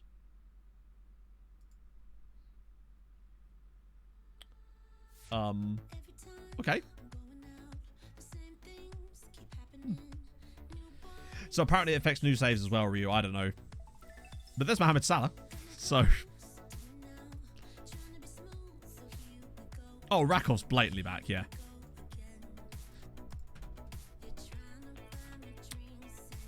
Oh, you hate to see it. Literally, it's just a list of players we scouted but couldn't quite sign. Vulcan, Adeyemi, Juliet, number 3 on best players in the world. 57 in 60. Raf Voss up there too. Andrew O'Kane. Who's this? Mark... Oh my god. He's pretty good too, isn't he? Heller. David Oliver as well, of course, former Fulham player. I love how it's just loads of players from the same clubs. Not really any huge surprises on here, are there? John Smith's still playing, unfortunately. Hopefully he'll break his leg. Pedro and Pedri there for Barca. A West Ham guy. There you go. Finally, someone that isn't from one of these clubs. Niall Jones of West Ham United is in there. Why is he called Juliet? Because we felt like it was a bit of a Romeo and Juliet story, really. He didn't want to leave. We didn't want to sell him, but the board did. And as a result, we lost out on one of the best players in the save for fucking no money. Oh, dear. Yes, that would indeed be John Smith, hence why he's not got my face pack picture. I was kind of hoping he'd retire soon. You're right, I think it was a terrible decision to sell him, honestly. Should never have done that. Right, so there's that. Then we've got Bayer Leverkusen in the Testes game. Yeah, we'll do that. Get Millie back in for a game. Let Cole Sprouse play left back. Wow, there really is a dirge of left backs in this team. We still need more, I think. Yeah, it really is just a big sadness list, isn't it? Yeah, there's definitely some areas of this team that we need to strengthen. Jonathan Tarr. I think we need to choose all of our testimonial opponents now through spite. I think that's the best way to do it. And I think Leverkusen is a good example. Since we couldn't get Shakhtar Soligor would have been the perfect testimonial opponent. But Bayer Leverkusen is also pretty good because he also scored 7 goals against them over an entire... We beat them 7-3 on aggregate, I think, and he scored all 7 goals.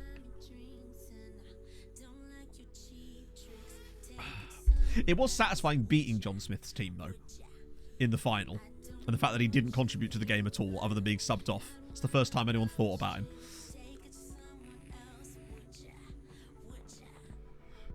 So, 2 more Champions League games. We're already qualified. I love it. This is the earliest we've been qualified for it. Nice goal, Jan. He can do it. He just... Oh, it's just... Yeah. And don't get anyone sent off. This is true, yes.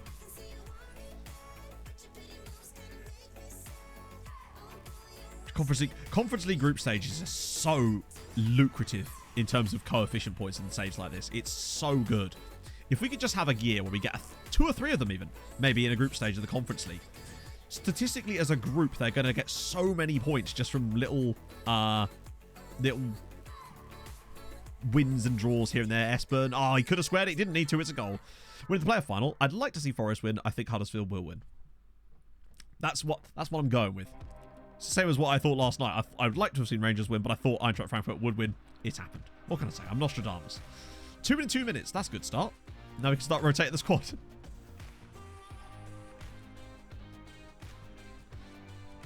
Who do you think will go down? I don't know, honestly. Part of me feels like it's not going to be Burnley. I just feel like Burnley are going to do something and it just won't be them. I think it might actually be Leeds. Which is weird, because at one point it looked like they were kind of done and it was all good and it was just between Burnley and Everton. But they picked up so many points lately that it's just dragged Leeds all the way back in. And I mean, if it wasn't for that late equaliser... By the way, how good was that bit of play from Joe Gelhardt to set up that equaliser for Leeds? Oh, God, the balls on the man. Without that, they would have been in real trouble. Everton do still look awful, but they have actually picked up some wins that people didn't think they did. The fact that they beat Chelsea. I know beating Man United isn't quite as difficult as everyone thought it was, but they've had some good results in there too. Obviously, losing to Brentford was a bit of a different kettle of fish given the weirdness of that game in general, but still. Also, what the fuck was Solomon Rondon doing in that game? Comes on, just 2-foot someone and immediately sent off.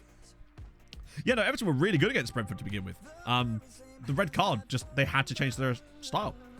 Have Luka Jovic at Fulham. I mean, I'd like him at Fulham because I really rate him as a player. I think he just moved to Madrid too quickly. And he'd have the Mitro connection too. So if there's a reason why, then I certainly wouldn't say no. I still rate him as a fantastic footballer. I just don't think he'd ever come to Fulham, honestly. I think Man United probably will be shit next year, but I feel like they'll be shit with a plan. And that's different. It's the kind of shit that if you're a Man United fan, you can see a trajectory. That's what you'd want, right? I can't imagine that Man United fans were expecting them to win the league next year or anything particularly impressive. But I think if I'm a Man United fan next year, I'm sitting there thinking, right, okay, cool. Are we seeing progress? Does it look like this team has a plan? And does it look like these players that we've now bought potentially actually want to play for this club, right? That's what I'd want anyway. Red Star was such a fun save. Comes on, commits assault, gets sent off. Profit, indeed. Well, profit for the FA.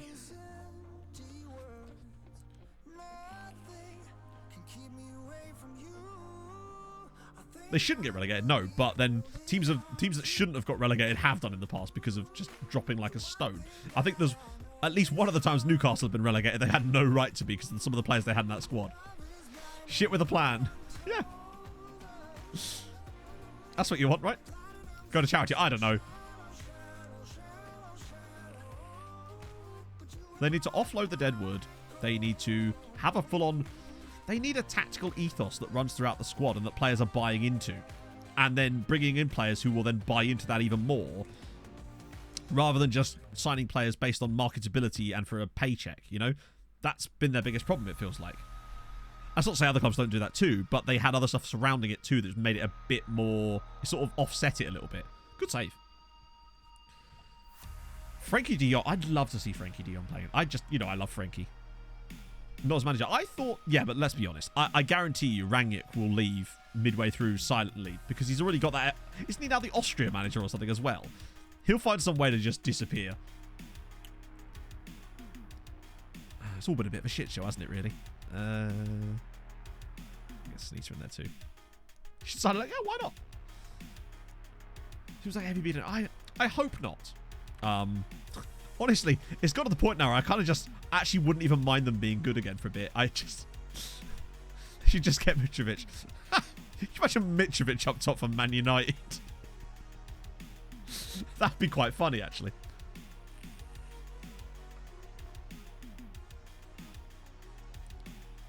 Yeah, so are Genoa basically done? Because I know there's still a game left in Serie A. And I know Genoa are in the final relegation spot. I mean, could they still... Surely they can still overtake Salernitana, or is it just looking very unlikely because of the fixtures? Ooh, good effort, Billy. 3 days to work a month. Yeah, it'd be good to have... I'd like... You know what, Man United? If you're listening, I too fancy doing a role like that, if you're up for it. Right, one more sub. Good lord.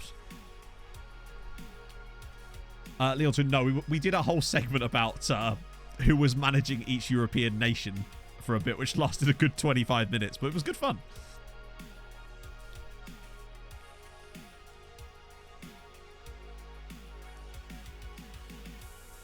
Actually, yeah, I suppose. And the thing is, I mean, to me, Harry Maguire, there's clearly an actual, like, all memes aside, there's a reason why he has been so solid for England over the years and was a decent player for Leicester. Something's happened in order to make him play the way that he is, right? It can't just be complete magic that he's suddenly fallen apart and has become the butt of the joke so quickly. Something has to have changed. Is it the coaching? Is it the tactical setup? Have they just bought a square peg that's been forced into a round hole? Like, something must have happened there, right? Yeah, it's going to be very interesting to see what Chelsea's squad looks like after the transfer window. And healthy Flax. Thank you very much for the 5 months. That is very kind of you, my friend. Why not Mitro? Oh, no, I'm not saying that they couldn't. I'm just saying please don't. Also, I just don't see why Mitro would do that. Because they would... Like, there's no way they would actually guarantee Mitrovic first-team football consistently. It's just... And he would not... And he would want that, because why wouldn't you? If you're Alexander Mitrovic, you just wouldn't... It just seems like a silly move at that point. Plus, clearly Mitro likes being in London. I think there's a reason why he stayed with Fulham for such a long time when he could have moved elsewhere. And he's certainly not going to move now, I don't think. Now, were we to get relegated again, at that point, I honestly wouldn't begrudge him it.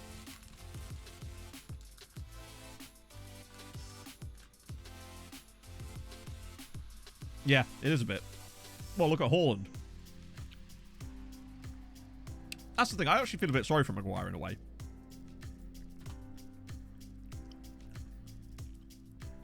Well, exactly, yeah. Not to say that I think Mitro's an average player, I don't. The thing I'll always point to is his international goal scoring record is absolutely spectacular. And yes, okay, occasionally that's against worse opposition, but often it's not.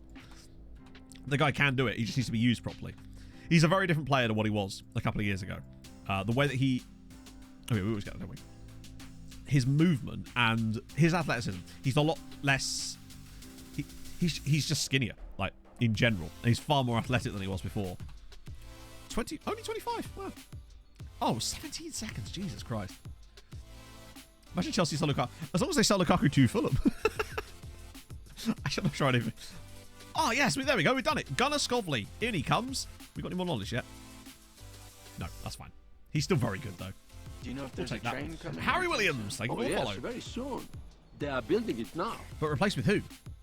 Because I kind of like Rudiger. 43 players. Oh, no.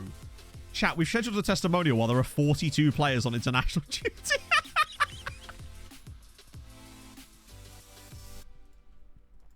No one's going to turn up for Emmett's testimonial, not even him. Gonna stay at this. I'm curious to see who comes back now, honestly. Can't say, I would, but I kind of want to see what happens. Capucha. Ooh. Oh, he's Paraguayan. Nice. And a guy, so is that Barranquilla? No, Bucaramanga. Cool. Just a lad called Milton. Big fan. Oh, wait, no. That's better. Hector Mandana. I'd love it if... I've actually had players not turn up for their own testimonial. Well, for example, do you remember when we had the testimonial for Tim Breach and he didn't turn up to his own testimonial? A team of Galvins, maybe. We'll still have like 15,000 people there for it, though. Whilst we play a whole team of like Sprouses and Galvins.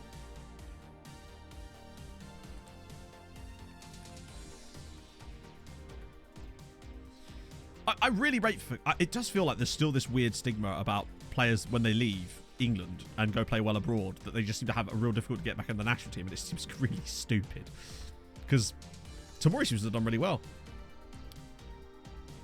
We could still find out who's going to come back and then potentially be able to cancel it after that. Ooh, here's all the... Hang on, who are you? Oh, this is the Montenegrin guy. He's quick. Might have good... He is definitely one keeping an eye on. And what about you, Kovacic? Yeah, he's also quite good, isn't he? Ooh. So, and then Banovic, who was the one we were actually looking at. Yep, he's quite good, isn't he?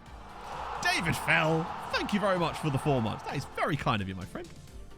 Keep up the great work, Matt. I will try. And I'll try to be better at taking compliments. Oh, a guy at Pompey. Nigerian at Pompey. Awesome. Osos Abukar. Ooh, the passing on the man. There's some good quality in here. And a Peruvian that will talk to us too. Roberto Chanduvi. I'd love a good Peruvian. We haven't had a good Peruvian in ages. And 2 Venezuelans in there too. Holy God. Saturday's going to be fun as fuck. How's Zagreb doing? It's hard to say really because we haven't got the league switched on. So my guess is that they've just been winning it every year. That was the... Actually, I'm going to keep an eye on Vidovic. Because I think we might be able to sell Alberto and then bring Vidovic in as our backup keeper. Or even as our starter and put Mihov back up. Oh. Cabanillas. Maybe? I think you're right. I think he was. Oh, shit.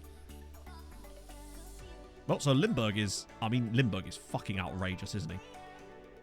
Him and Thijs Friese are going to form an insanely good Danish midfielder. Danish midfielder? They're going to morph together. Right, we're getting very close to this match now. I want to know who's turning up. I.e. nobody. He is an absolute beast. Yeah, he kind of goes under the radar, given that he's second choice. But eventually, I think he's going to supersede the donut. Holy shit.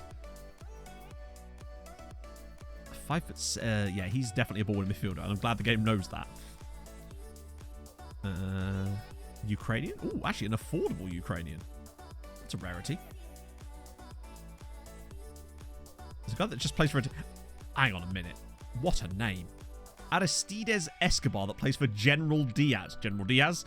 That is a fascinating... Ooh, terrible marking, though. Potentially good jumping reach. Maybe. Well, what a name. I almost want to sign it based on that alone. I don't, but I have been known to. I always check at the bottom, just in case there's an outrageous name that's worth signing. Because sometimes there is. Oh, right, here we go. Pay tribute to Emmett Doran. Ex-Treaty United players Michael Sharif, Patrice Remy, Andrea Mazzia. Bloody loves a testimonial. Oren McGowan. And Fabrizio Petroni. Okay. So Michael Sharif is back. That I really am liking. I love that the 2 former Strasbourg guys who never actually were here permanently always come back for the testimonials. Big Oren's back. And also Fabrizio Petroni. Glad of that. Biggest overachievement in FM. Honestly, probably winning the Europa League with Tromsø last night, to be fair. Where is... I don't know, actually. He is at St. Johnston. Do you actually get an Irish cap, in fairness? Man is guaranteed in your 1 goal a season. That's all you're getting. It's worth quite a lot of money, actually. McGowan, of course, is at Preston. Matzia is at Vicenza. Oh, he's a real guy, isn't he? Yeah. Patrice Remy is still at Strasbourg. He was good for us for a while, in fairness. And Michael Sharif, I think, is still at Bristol City. Yeah. 32-year-old at Bristol City. Like, he's solid. He's getting a lot of games for Bristol City in the Championship and having a nice time. And it'd be nice to see him back, you know? Particularly as we're going to need someone to put in this damn squad. I don't know where the rest of the positions are going to be filled by someone, but goddamn.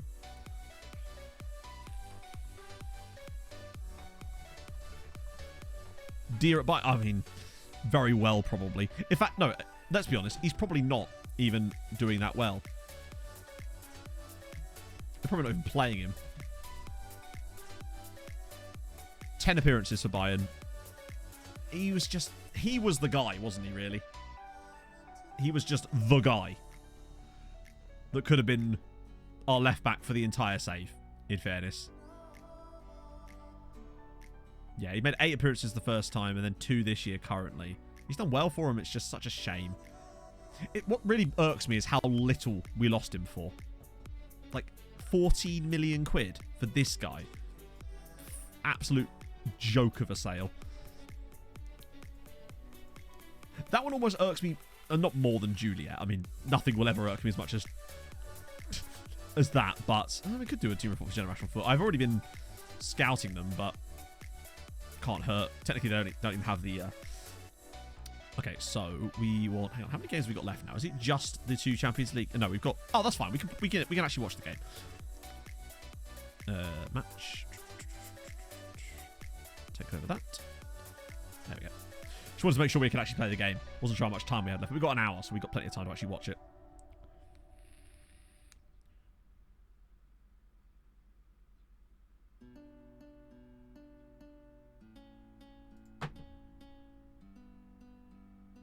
Bring on the Flugelkampfheimler! Did I not press confirm or something there? Because shit. That's annoying. Villy Bestie, thank you very much for the follow there. That's very kind of you. And welcome aboard. Welcome to stream. I've just, as usual, done a stupid. I swear I pressed confirm. In fact, I made a point of it. At least we won, I guess. That's super annoying, though. Remember we had to go off that screen afterwards? So who actually played then? I want to look at the treaty lineups.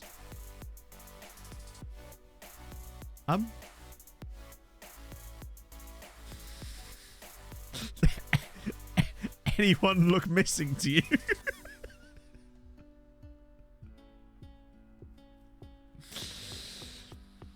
No, he wasn't even in the squad for his own testimonial because he was probably on international duty.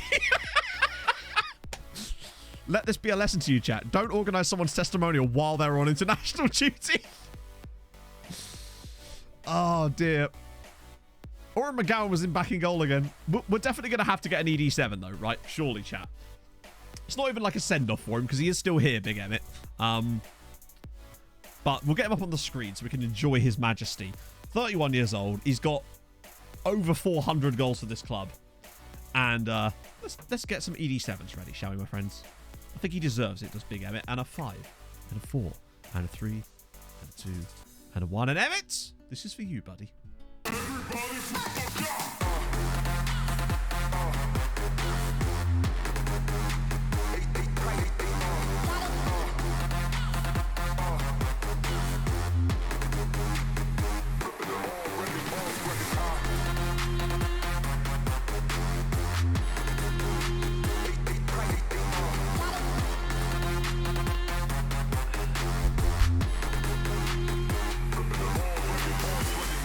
You see, it's fine, though, because he gets to come into work on a Monday after his international break and pick up a big bucket full of fucking money. It's fine. It's worked out good for a big old Emmett here. He won't care. You can actually have multiple testimonials. That much I do know, but he will have to be here for another decade. And I don't know if we're going to be able to hang on to him for that long, considering his natural fitness is only 12. Yeah, he'd have to be his 41. Oh, God. Oh, God. Hang on, sorry. Where did you play? The calf strain capital. Both Carpenu and Preotesa strained their calves while sprinting. What is the pitch made of in Northern Ireland? Good Lord. ED7 will be eternal. I feel like after Emmett is finally not with us, we'll need a new segment for someone. And I feel like Frozen Thighs is probably the guy that probably deserves it. I want to go on the database. It's funny you say that, actually. We were looking at this the other day. In fact, it might even still be set up from it. No, it's not. What even was I looking at here? Oh, no, it is. It is. It's just that I've got a different filter on it for some reason. Oldest player in the database currently is 39-year-old Rowan Ferguson. I don't know if this actually sorts by their like birthday specifically, or whether it's just like a general one. So there's Rowan Ferguson, who plays for Glenarvan, who's 39, and then alongside him is Cameron Devlin of Brisbane Roar, who's also 39. And he's still 8 years younger than me, and thus I feel old. Oh, dear. Or was that Thursday? Okay, that's probably why then. Yeah, he needs a loan. The only reason we haven't been able to loan him so far is because he himself is on loan to us, so he won't be permanently ours until January. And that's a signing I'm starting to regret now, but, you know, it is what it is. 47. Well, in-game I would be. You think... No, in-game I would be 47, technically. I'm 32. Oh, sorry, Espresso Cat. It probably got swept away in the sea of ED7s. Please do put it again, if you can. If only players as places Scandinavia. I assume it's because if you do, a person will pop up and say, well, actually, these nations are not considered Scandinavia, or in fact Nordic. I assume that's what happens, right? I've never tried it personally. That is cool. If I look this clear and de-wrinkled when I am 47, I'll be very happy. Oh, hello. There's a couple here. It's Baguette, not Baguette Kamara, Matt. Maguette Kamara. He's basically Jibril Dia on the right-hand side. Hello. And then Boubacar Dia, who is like him but worse.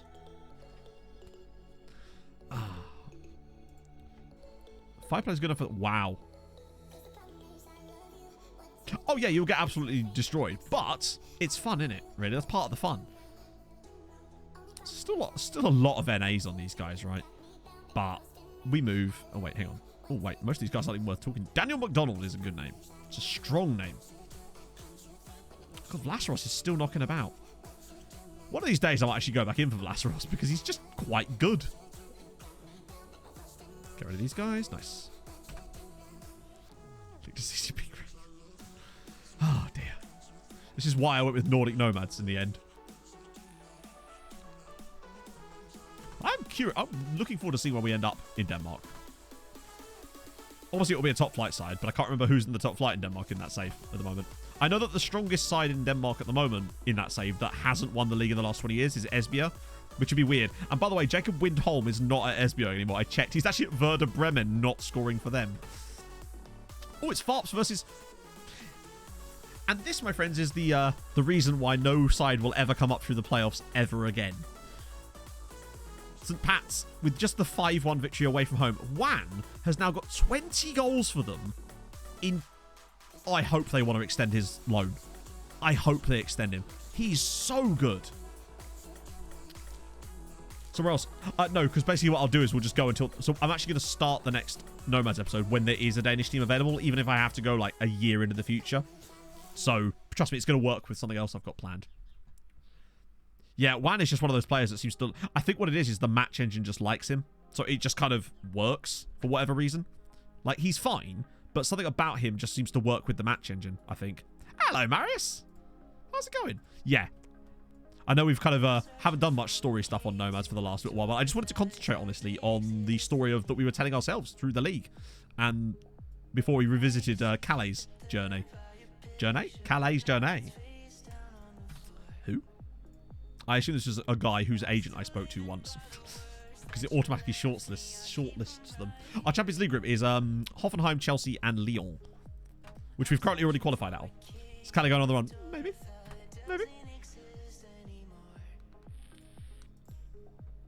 He's got 4 goals. It's kind of mad how good he's done. And I don't really know why. Irish Player of the Year. Really? Alright, you know what? Fuck it. I love that Tom Howcroft is in contention, Mr. No Caps. But we love him around these parts. Yeah, the fact that he's got the 5-star potential, it's... Oh my god, look at these kind of guys. Ivo Kalushek. Oh. So what I'm going to do at some point, Jack, is I'm actually going to upload a video that is just the story bits. Because I know that people have asked me to do that at some point, and that'd be fine to do that anyway. Don't know how long that'd be. Quite long, I suspect. Maybe after the story's succeeded. Because I've planned it out in a way where the story can technically finish before the save does. Hey, Brasio. Transfers we've made. Not a lot, honestly. We've been trying not to, Marius, for the most part. We've been mostly just focusing on building up an extra load of cash, and then we're going to go massively all out on Saturday, and just... hence the reason we've got 72 million in the bank at the moment. We've picked up a few little cheap options, but that's about it. No one that's like, oh my god, this guy's in our first team now kind of players. Yeah, you'd think he would be quite famous, right? Any more information? I don't think so, no.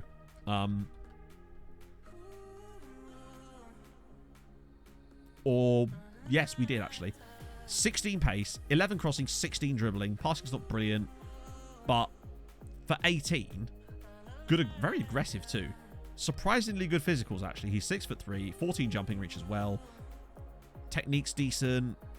I think £1 million is well worth it for him. Even if his potential isn't like 5-star potential. It's good on both. He can actually play as a winger on both sides, which is sensational. And I will probably get him training there. I think we've done well there. A 35-goal season for Scamrock. Oh, that must be kind of painful in a way. Right, so Dundalk are hosting Inter. Hey, Hef! You kill someone in non-it nomads?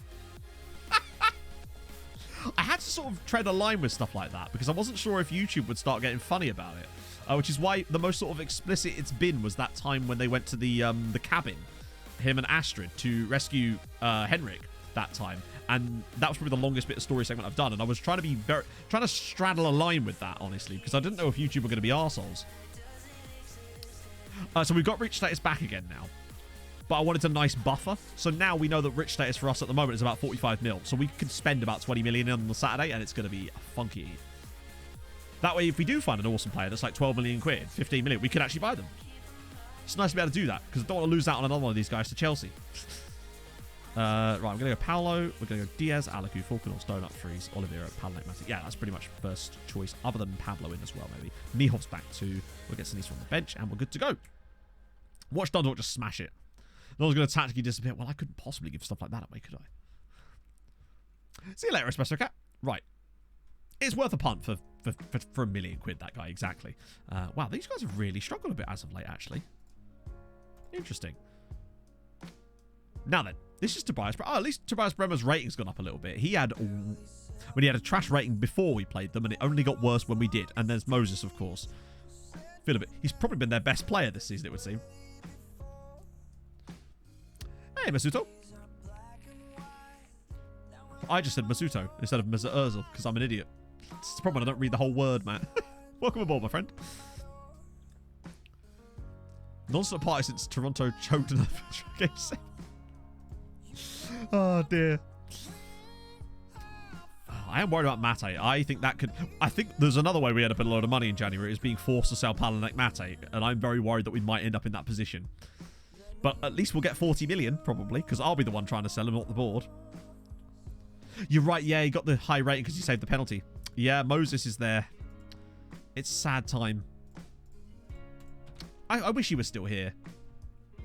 Smuggling drugs from Colombia, maybe. Wow. I suppose their form is only Europe, isn't it? Watch them now beat us. It's the last thing we need right now. We have to beat them. That way we'll have done the double over both of the weaker sides. And, well, there's one goal. Then it's just Chelsea at home for all the marbles. That's about the perfect start for us.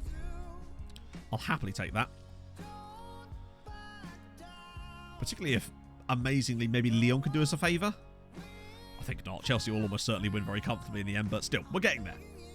It's our best ever Champions League points tally. We're in with a real shot of winning the group. A 1-1 draw at home to Chelsea would be enough to win the group. 2-2 would be a bit more complex because of the goal differences and stuff, unless we smack Hoffenheim here. Yeah, into the knockouts. We actually qualified after 4 games. The problem is, we want to win this group. If we're going to go through, we really need to be going through as group winners to give us a chance of getting someone good in the next round. Oh, nice try. Yeah, a decent amount of coefficient, I suppose. Do you get more coefficient if you win the group, or is it based purely on qualification? At the very least, it might give us a chance at staying in touch with the Czechs. Because the Czechs are not going to get any teams through in the Champions League, are they? The Donut's in. I could save again. See, this is the thing. I feel like Fries 3 scores that. Or Chelsea's like... You should see the Chelsea squad. When we played Chelsea last stream on Tuesday, we did like a... What a header! We did like a run-through of the Chelsea squad just to look at how good they were. And every single player was... Every single one of their first 11 would get in our squad. And be the best player in our team, probably. And we still drew 2-2 with them at Stamford Bridge. Yeah, we'll find a way. Because technically... Oh, hang on a minute. What do you reckon? Win the group and get Paris or something? But look, you could get a team like Lazio. Oh, God. Look at this group here. But look at this group. What the fuck? Okay, Hibs. Chill. There's a lot of groups that we could still get insanely tough ties in. Imagine if we drew Juventus again. I mean, I feel like we could take them. Done it before. I do love that Hibs are actually looking like qualifying. It'll be Man United and then Juliet will beat us. That's what will happen. +4 for making the last 16. Yeah, that would be good. Obviously, that would be split, but still. It'd be good money. But of course, not good money. Good coefficient points. But it would, of course, be... We'd be the only team left in it, of course, because Dundalk... There's no way they're getting out of their group. And they ballsed up they considered a 95th minute equaliser to Hibs to not win their game as well. The revised plan, what with the City Swiss method, where there's extra games and it just makes it more difficult for smaller sides. Yeah, I've seen it. Or is this the new method? I know there's a... Oh, good effort. Oh, hang on. Oh, Mihov denies Moses. Come on. Yeah, that extra cash is probably kind of useful. Oh, what's the new one? What have UEFA decided to break this time? Is this the one where something like FA Cup winners would get a Champions League spot, but only if they're good enough or something? Or like if they're a certain team? Good goal. I watched bits of the final last night in various places, most of which was the McDonald's car park. Yeah, Hoffenheim are a bit gash, aren't they? We are putting them to the sword. Worst parts of it are out. Okay, so hang on. What were the worst parts of it then? Because I thought that was the worst part of it, other than the obvious. Oh, only 8 games instead of 10. I mean, to be fair, I still think that 10 games. I just don't know where they were going to put them for a start. But I suppose, was there going to be less qualifiers or something? Or probably not, let's be honest. They want extra money. UEFA kind of do like 7 bad things and occasionally do a good thing, like make the Conference League a thing, as Paolo Vinicius nearly scores a 4th goal for us. Bloody hell. Espen's had a great first half, by the way. He's got 3 assists. 2 extra places go to the best performing nation the previous year. Ah, yes. That's the type of bullshit I expect from UEFA. Classic.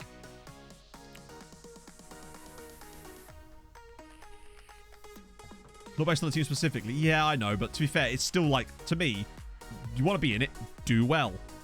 Perform better. Like with all of these things. It's a sport. You shouldn't just be handed things like that. Like, that's the whole point of a sport, is to be competitive. Now, I realise there is an element of that with the way that the seedings are technically structured currently, but at least there is still an element of competition about it, right? Would I make? None. I wouldn't. I actually quite like the current format of the Champions League. I don't think it needs changing, to be fair. I think the biggest thing they've done was the introduction of the Europa Conference League, and I think it was a brilliant step in the right direction. But they'll always find some way to give with one hand and take it away with the other. Good finish.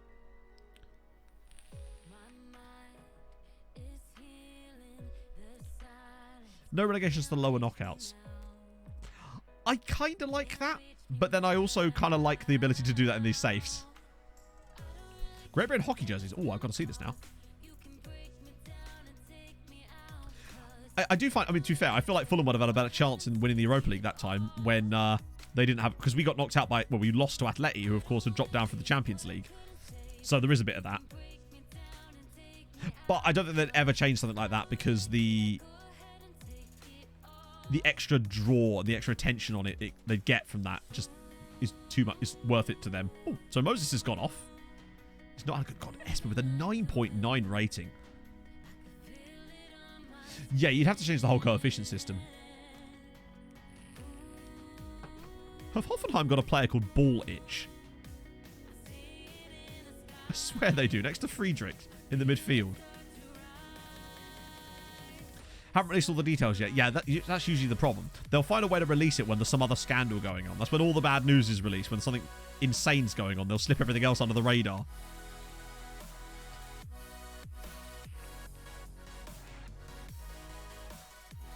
Yeah, I mean, it'll probably end up being Man United, won't it? I really hope it's not. It'd be so cool if it was someone like Lazio we got. And actually had a chance at getting to the next round. Alaku, oh my god, we've hit the post again. We could have about 5 in this game. But 2 is fine. Not 2, 3. I lost count of the number of times they changed it, so I just stopped paying attention. In the end, I just kind of went with, right, well, I'll wait till they see what they actually announce and what's implemented, and then I'll kind of make a decision based on that. Well done. Smack and Mate are such a formidable pairing. I really hope we don't have to lose one of them. Hibs would be very good. Although, what I would say is Hibs would be very good in the sense that they've beaten Inter in their group. Oh, let's have a look. Ooh. Actually, I find that hockey jerseys sometimes aren't that creative, but that's 75 quid. Fucking hell. That's expensive. But I suppose it is a hockey jersey in the UK. Got to give them some leeway somewhere, I suppose. God, our last game in this group is at home against Chelsea, and that kind of decides everything. Remember, we haven't won this group yet. Like, we still have to not lose to Chelsea in order to make that happen. There's still every chance that we could just get absolutely twatted at home. I'll get Limburgen, actually. And maybe... Oh, no, Karp's hurt, isn't he? A 10 out of 10 rating for Espen Falkenhorst. What a guy. He's been an underrated gem in this save. And Dundalk's still holding Inter to a 0-0 here, by the way. But we've seen... Bloody hell. We've seen their propensity to give away late goals. So, I'm reckoning, what, 83rd minute, maybe? The winner for Inter becomes... To be fair, I've barely ever seen any of the GB hockey jerseys. Only hockey jersey I've ever owned is my Joe Sakic one.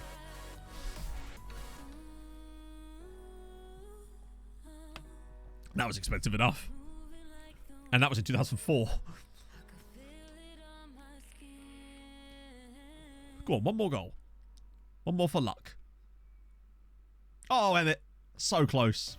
So damn close. Espen Falkenhorst. Boom. I'll just get him up now while we're thinking about it. No, we did Pereira guy, we did that. Saw some fucking goals, exactly. It's weird how he seems like he's on a negative, even though he's been getting better. His performances have been improving, and yet been falling down. Like, he got, what was it last year? 24 assists last season in all comps. And this year he's only got 13, admittedly. But that's maybe with a slight tactical tweak. He's been very solid. 10 league goals as well. He's just been a really strong player. Ever since we got rid of the inside forward on the right, he's really come to life there because he was more of a winger. And now he's been able to play in his natural position a lot more. He's just an assist machine. Doran again. Alaku. Oh, nice pick out. Come on, Diaz. Drop it round for Emmett Doran. Get a Champions League goal. Or something. Or just overplay it. Oh, okay. Wait, what? Has he handled that into the net? Wait. Hang on. Diaz was offside. Was he? Actually, maybe. Nope. When could... Oh, maybe from the return pass? That was a weird one. It is 4-0. And it's also still 0-0 between Dundalk and Inter. They seem to have one of these every time they get in the Champions League. One random game where they do well. Like when they took a 0-0 with Chelsea last season as well. This looks like the Inter one could... Imagine if they beat Inter, though. They could go into that final day with the ability to still do something, maybe. I think, maybe. There'd still be a chance at third, maybe, if they win. I think it's unlikely, though, let's be honest. They're not winning against them. Alaku, oh, go on, give us a 5th goal. Demolish time. It's weird winning games in the Champions League by large margins. It's always been pretty cagey for the most part. Come on, Pablo, put this on someone's head, like Emmett. Or Diaz. Oh, it's a foul. It could well be 5-0, which is actually kind of good. Because if, for example, we drew 2-2 with Chelsea... Sorry, yeah. Drew 2-2 with Chelsea, it would come down to goal difference. And if we can score this, our goal difference would go one better than theirs. And that could be all the difference if we had a 2-2 draw. Come on, frozen thighs for all the marbles. Slots it home, 5-0. Great stuff. Really important goal that could potentially be if things don't go quite right for us in the next match. Gives us a little bit of an extra safety net. Your move, Chelsea. Still 0-0. And I think, fingers crossed, they might have actually got a draw there. 4.7 XG against Hoffenheim away from home. God damn. Were they like a cup winner or something? Jane Payne scored. Oh, I thought that was for Dortmund. Yeah, no, that was for Dortmund. Has to be 2-2. So basically, a 1-1 draw would see us go through because we'd have a better head-to-head across the ties based on the away goals within the draw, because that does still count apparently. But a 2-2 draw, I think we've never managed to figure this out because one time we qualified because of it, because of the away goal within the head-to-head. But yeah, one time we didn't. So I don't know. 9-2. St. Pat's beat Farps 9-2 with 10 men. And Wan has now managed to score 6 times. How many goals has he got now this season? 22 in 24 for them. Holy shit. Another load of points. He's jaded. That's fine. Just the 14 key passes. No big deal. Right, what does that mean for us in terms of coefficient? 5.5 now. Oh my Jesus Christ. It's so tight between us, the Czech Republic, and Austria now. It's so tight. We're catching... I think we'll get above Czech Republic this season. But Austria is going to be the problem. It really, really is. Hef, thank you very much for the 2 months. I took the chance. Too far for bon. And now I have pooped my pants. I poopa my pants. It happens to the best of us, Hef. What can I say? Thank you very much for the 2 months. It's mostly been Malma. An occasional cheeky one in there for Hammarby. Icor got one, but mostly Malma. Göteborg surprisingly not won any. They were really good on my other save. Östersunds, though, with a 2nd place here. Any other surprises? Örebro getting up into the top 3 briefly. Surprised that the Blauvit didn't do better than that, though. 2 draws. They're doing okay. It's some extra cash. It's not spectacular for them, but I'm just curious, actually. If they'd have won that, they'd have gone to 4 points and Inter would have been on 6. Technically, they could have overtaken Inter going into the final day. But, yeah. Blauvit blew it. They did a little bit, yeah. What, been relegation fight? Jesus Christ. God, Body Bollocks Washer's the top scorer, but Mulder also have a guy up as top scorer too. Presumably from all the qualifying games. So yeah, we've already sorted that. So, now it's the Glentoran thing, then Chelsea, and then draw. Another load of money there. New average attendance record. That's going to be going up and up each season now. Grant Slater won Irish Premier League Player of the Year. Wow. A player that wasn't us. Wasn't us, wasn't ours. How I've been promoted? How do you mean, Cock? Yeah, I can't see promoted teams, if that's what you're asking. Because, in fact, I literally can't show you that. Oh, hang on. I just can, technically. Sort of, I think. It might let me. Because we should be able to see the... Yeah, there we go. Vela have been going up and down a lot. Suniusk. Ronda's in there too. Viborg, bit of AC Horsens. Any other big surprises in there? Wow, Esbjerg down here as well. AC Horsens has been 3rd place a lot. HB Kyrgyz. Hobro. AGF in there as well. I think it's most Vela big. Or Bay as well. A promotion for them in 2029 too. So it's been a few of them around. Fulham and Norwich Denmark. It certainly feels like it. Yeah. Caught the eye. Yeah, a little bit. He has caught the eye. It's almost like that's the reason he's out on loan, you silly journalist. Right. Bonus fee. That's fine. You deserve it, bud. Load more absolutely ridiculous players. Yeah, love to see it. Oh, Danny Stewart. He's at Man United, though. But occasionally you can get bargains there. They have a habit of releasing players quite like Bayern. Yeah, Dundalk are out now. What? Technically? Yeah, I think they are technically out. Yeah, they're 4 points off the pace now. If they'd have won, they would have technically still had a chance, but they did. They got 2 points. It's not too bad. Yeah, Mate's still grumpy. I think we're going to lose him, which is a shame, but shit happens, right? 6-1 victory. We've qualified already for that as well. Not lost a game yet there. We're doing right. Oh, domestic transfer window opens us. Oh, that's the domestic one. No one cares about that, do they? Lost Head. Thank you very much for the follow. Hope you're well. I've been very impressed with Hajin Wan. I really hope I can loan him out again. Because there's clearly something that he does well in the match engine that could be perfect for games we're not involved in the sense that if he's playing for a team, for example, that's in Europe, Salvador Capitan, what a name, then it could really do well with qualifiers, for example. If we could get him out to someone like Bose or even Scamrock, I hate to say it, it could work. To when come back. So basically, a lot of the time what happens is when we send players out on loan, they still end up training with us. It's really odd. But, yeah. They still train with their parent club. We had a guy that was literally on loan in Bosnia, and he was still training with his parent club, which was us. Which is very stupid. But think of the air miles he's racked up, right? Think of all the business class lounges he would have seen. So yeah, 22 in 24 for Haijun Wan. Since his loan spell, he's just gone to the moon. Really, really good quality player. Hope they extend that. For internal loans, it would make sense. Yeah, it's just a bit funny when it was a guy that we were loaning out to a team in Bosnia who was training with his parent club. Oh, South African in there too. Thabo Mathe. Okay, cool. Nelson van der Plas. Great name, but not quite good enough for us right now. Cool. Well, that's another good thing. Yeah, they'll continue to develop because we've got better facilities than they do, which is really kind of useful. And might be something that... I don't think that was possible when we were doing Tromsø. So, 36 million. Increasingly keen to make the move happen. I bet you, when they actually put a bid in, he'll say he has no desire to come. Because he always does. The man never complains about wanting to leave. He's like Fernando Ovalar all over again.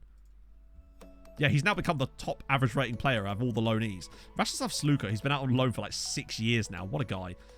And Demiri took 22 goals. Like, Alonso's got a decent amount of goals to his name out there, but he's had more games to do it. What a guy.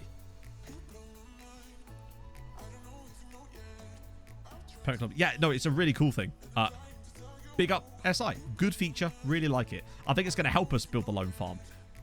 It's going to stop our players that we're loaning out wilting and not developing as much, even if their playing time is good, because of the training facilities. Whereas now they're going to have state-of-the-art training facilities and game time. It's as if they were playing for us in the first place. It could really help. Dundalk upgraded something. I very much doubt it. We can see, though, because we can have a look at the... Is it landmarks? Oh, they have! How did you know that? Great, but how did you know that? Was it a news article or something? But yes, they have. Twice, in fact, over the last 2 years. That means that's where their money's going. That's because they're using the money from the Champions League to upgrade the facilities. Really good. They've done that twice in the last 2 years. No, well spotted, even if you didn't. But that, yeah, well done. Yeah, so they have done it twice, in fact. Both youth and training. But Demiri back? No. Demiri coming back would be kind of pointless at this point because we've got other players in the midfield that I really like and we can bring in more. If I get a guy out on loan like that who does outrageous stuff out on loan, I want to keep him there as long as possible. Like, because it's just beneficial for the league. This is that other left-sided player I really, really want. At some point, I'm thinking we're going to be able to get this guy. But at the moment, he's still being a bell piece, if I recall. I think it's still the stage of my career shit with him, yeah. Hopefully we'll win him over. Almost better youth than us, yeah. It's almost like that's what happens when you can actually upgrade your youth facilities. Fucking bored. But good for them. Like, if I get a player out on loan at another club and they just keep doing well there, even if they're, like, getting world class, I'll probably still keep them there, to be fair. Because I feel like they're having more of an impact there than they would be here. And we could just sign more players. They might not get another chance to have a player like that. So we've got... How long until the Chelsea game? 7 days. Perfect. Okay, cool. So we want... basically full strength. Right, I need a pee. I know, it's really late. We're going to go with doctor and hospital-related puns for today, because it was something we said earlier on. So, back in a second. Friendos, you know what to do. I will join you momentarily.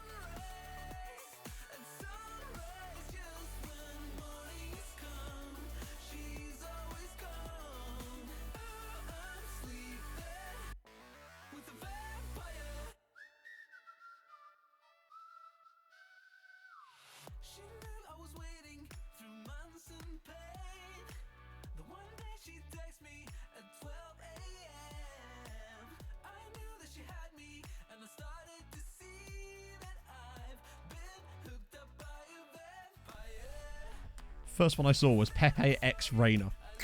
Top quality. Thomas Rositsky. Jeff Nurse.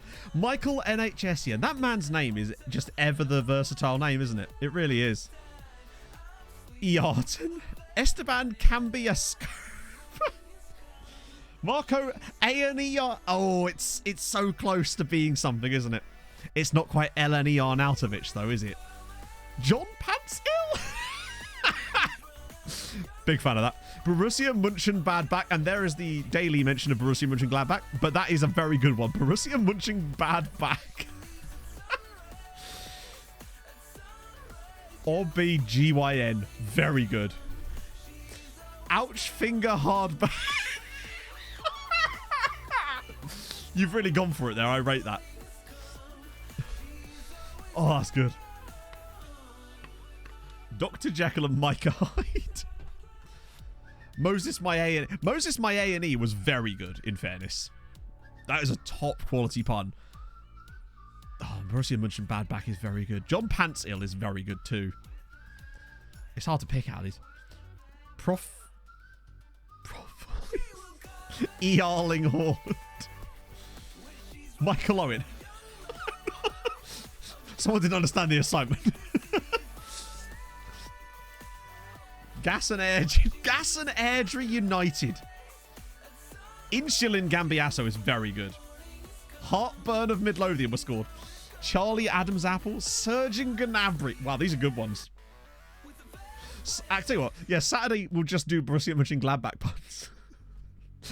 We're bound to get there eventually. Got some really good ones today. FC colonoscopy. Even Treaty United works. Things you'll have to see. Was that an own goal? Dr. Cook. Good shout. George Nurse. Didn't he have a new... No, was it Middlesbrough? I don't know. Who am I thinking of? Colonoscopy. Splint Dempsey. I don't think we got anybody sent off, hopefully. Probably shouldn't have played the full strength tide here, really, would I? But hey, you got to put Glentoran in the ground with their... Oh no, it's Glenarvan that guy plays for, not Glentoran. If someone gets on a yellow card, I might just use that as a reason to sub them, honestly. Go on the donut. Oh, okay, cheeky. Yes, good finish. Humorussia Dortmund. Oh, you can have it. VAR says yes. Plaster of Paris Saint-Germain. Christ. Oh dear. You lot should all be the streamer, not me. Boo Boo Glift. Marco MRI Nautovic. Declan Rest Ice Compression Elevation. Oh dear. Ian Heart Attack, good work. RB Liposuction. A Dinny Drink Water. I love that you had to specify that. A Dinny Drink Water. I'm dehydrated. I didn't drink water. Gashley Cole. Oh, Erling Mad Cow Disease. I'd say that's a bit of a stretch, yes. They can't be stopped, Wasser. Once they're off, they're off. Well, that's shit. God. Matt, you can't help. Oh, God. Watch us get like 3 injuries now. Multiple scolaria. Oh, it's a work in progress. Second yellow cardiac arrest. It's probably what I'm going to have if I don't stop eating these sausage rolls while we're streaming. Oh, dear. Post-mortem Camps Pedersen. He can't. Wow. Oh, Mateus Defib. Sean M.R. Wright Phillips. Marco DNR Nautovic. Good finish. Oh, I don't know. There's been so many good ones. I'm trying to think which one stood out to me the most. Kevin Negan. That's just a bit of the body. Luis Boa Morgay. I guess you'd have to say it like that to make it work. Carotid. That's just so many. It's just been a very solid round, in fairness. Dwayne defibrillate. Oh. Dink it. Go on. Ah. Usmain Dembulance. That actually kind of works.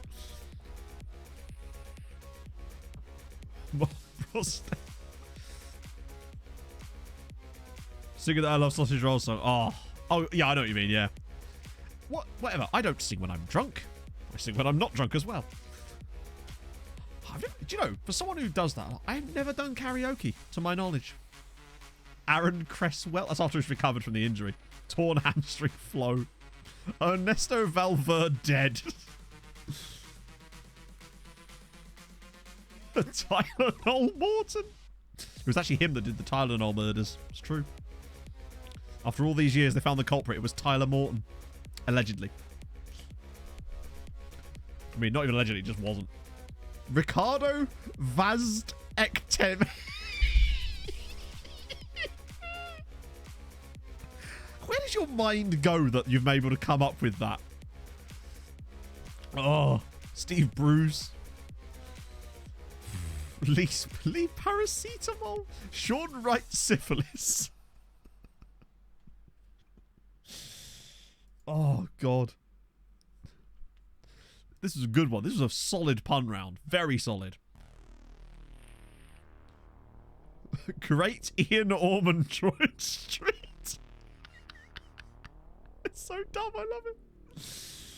Surgery Aurier works. Freddie Adutech. See, some of these things I don't even know. This is the problem when you've got people like probably medical. See, Zombiecraft would have loads. Rory DeClap. Gonorrhean Right. Bradley Rice. Well done, Daz. Well done. You've probably David Nugented that one over the last cirrhosis of the Liverpool.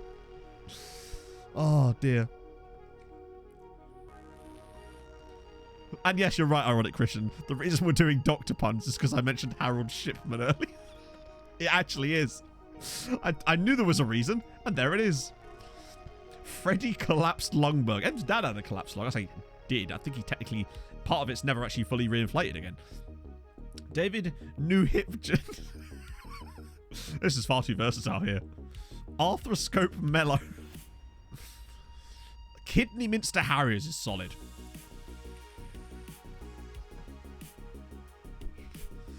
That's definitely the best topic we've had for a while, honestly.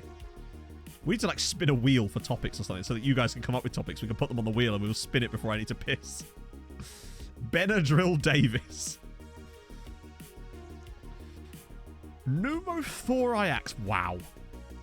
See, I've watched enough House to know these things. St. Jude Bellingham. Good. Rob Paramedici. I thought it was going straight in then.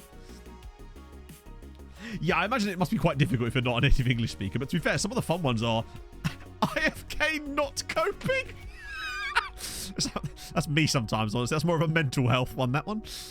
IFK not coping. I can't wait till I'm next in Sweden and I get to use that as a joke in a video. Because I will. Right. That's absolutely done me. IFK not coping. I found that too funny almost. Talk to Benji. Well done. Yes. I'm surprised no one went for that one earlier, honestly.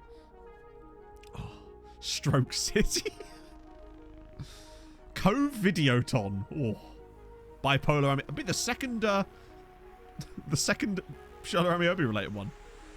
Oh, dear. Rectanol FC.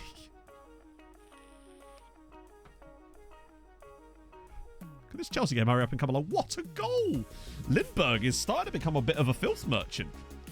As far as some of the goals that he's scoring in this team. He's already knocked up 8 goals this year, when he doesn't even play that often.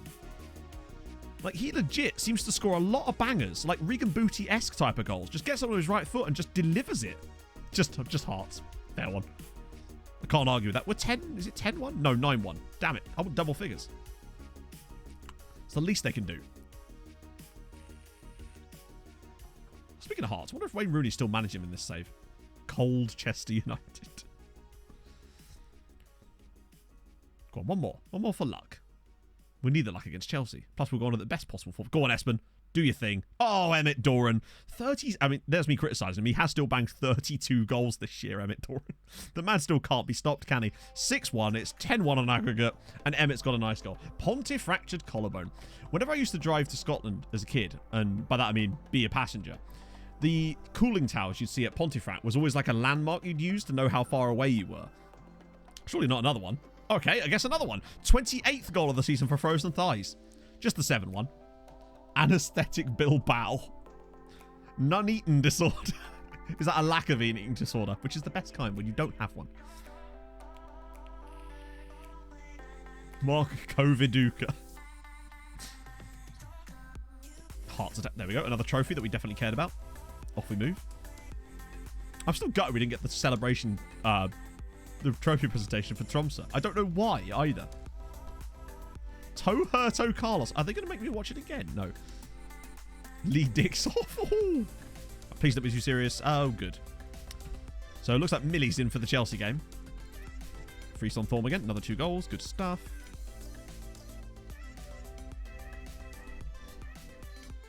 Hang on. How? How is that possible? Wait. But how could he get 3 yellow cards? There's only 2 games.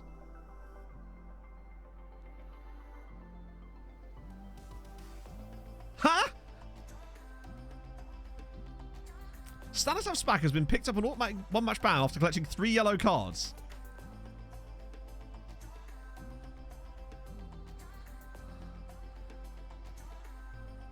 That's insane.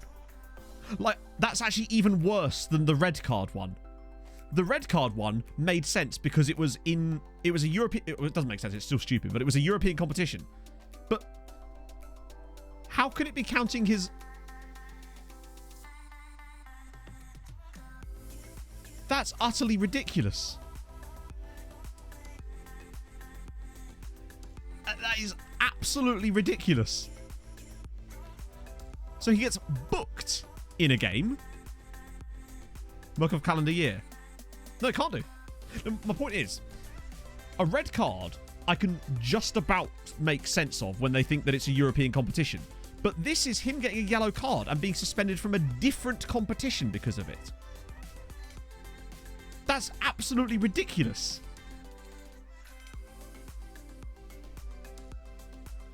That's like getting a yellow card in a FA Cup match and missing a game of the World Cup because of it. That is completely ridiculous. Jesus Christ. I didn't think we could see anything worse than the red card thing. It's also yellow cards for the Champions League. How can it be yellow card? How can a yellow card in a cup that is not that cup get you suspended for something completely different? That's completely mental.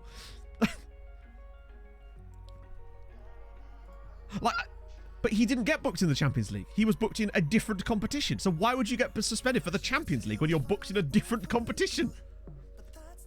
That is completely ridiculous. A yellow card from another season. But why would he have a yellow card from another season? They don't carry over from season to season, do they? That'd be ridiculous.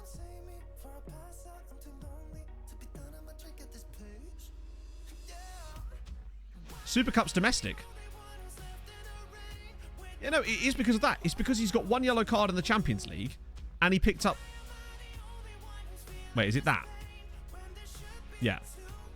Anyway, that's what it is. So he got a booking in a Champions League game, and then he got booked in an All-Ireland Champions Cup game, and that means he's suspended from the Champions League because of it. That is bullshit. In the Nations League. Yeah, but the Nations League is an international tournament. That's not... Those things cannot possibly relate to each other. That's an international game.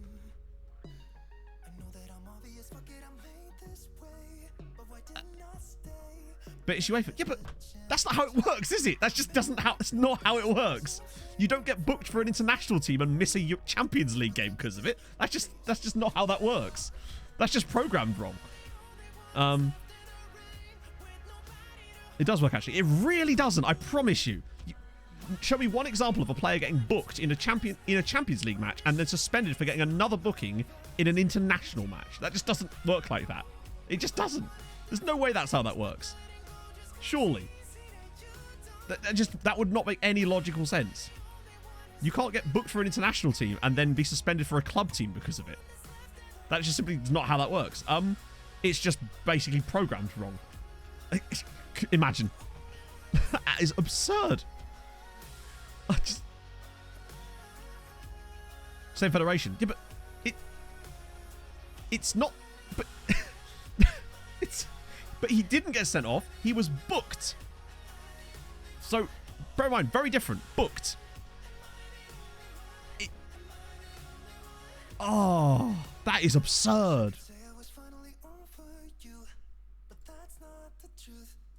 Also, I don't think you are you? As far as I know, they are different competitions, as always. They have their own card count. That is astonishingly stupid. And that feels like it's just badly programmed, honestly. There's no way that would be how it would actually work. Completely separate. Of course they are. They'd have to be separate. Which means that it can't be because of the Nations League games. It has to be because of the fucking All Ireland Champions Cup, which still makes no fucking sense. Like, literally no sense. Like, I could just about stomach the stupid one with the sending off somehow being suspended because of it.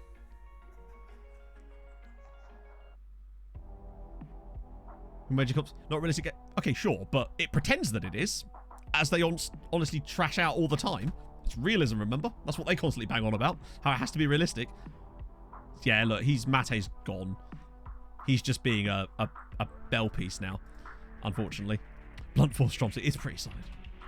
Yep.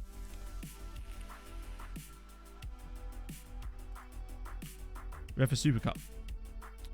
The Super Cup. Hang on. We did have a Super Cup. Yeah, we played Super Cup against PSG and we won 3-1. Where is it?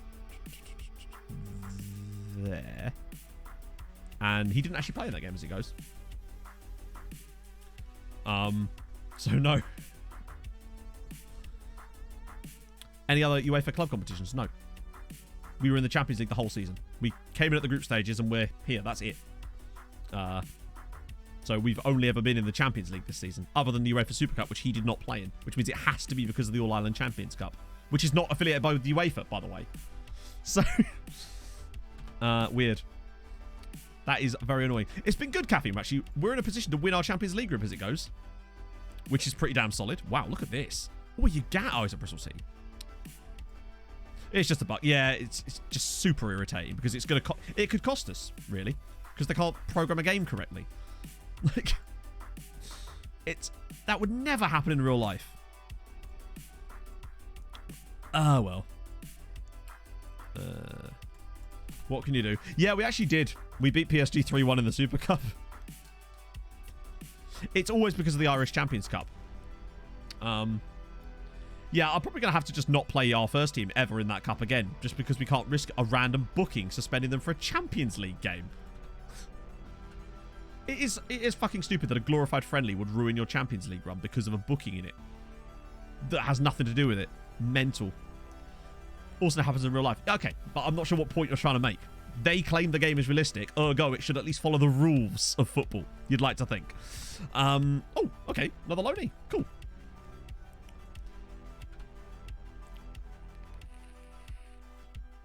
Pancreatitis Bramble. That's good work. I like this. Just Jill Montenegro. Sounds like someone's mum. I like it. Oh, wow. Loads more of these guys. David Panic. Yes. Oh, there's Geraint Jones again. He's still in here.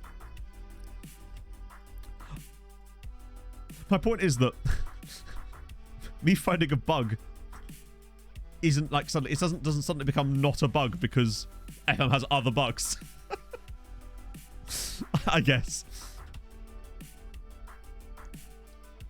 Top 5 leagues in Champions League. Correct. Like, fully correct, honestly. And it feels... Okay, here's a question. Why is it when you do that whole promise to give you a contract at the end of the season, you don't get a reminder about it? When you do for almost every other promise. But that one you never do. Ready now? Ready to get him pissed at me. Because he'll do the... Let me guess. Water under the bridge. Right. Okay, good. Right, we'll do that in a sec then. That's fine. So annoying that it doesn't give you the reminder about it. But I do want to give him a new deal, because let's face it, he deserves it. I'll let him have a regular start. What are you on at the moment? Okay, yep, you're definitely having that. Cheers, mate. How about a bit more? How about a little bit more? Jesus, he's just desperate for 3 years, isn't he? Oh, well. Ollie! Thank you for the 9 months. Si has a programming bug in FM? Well, I never.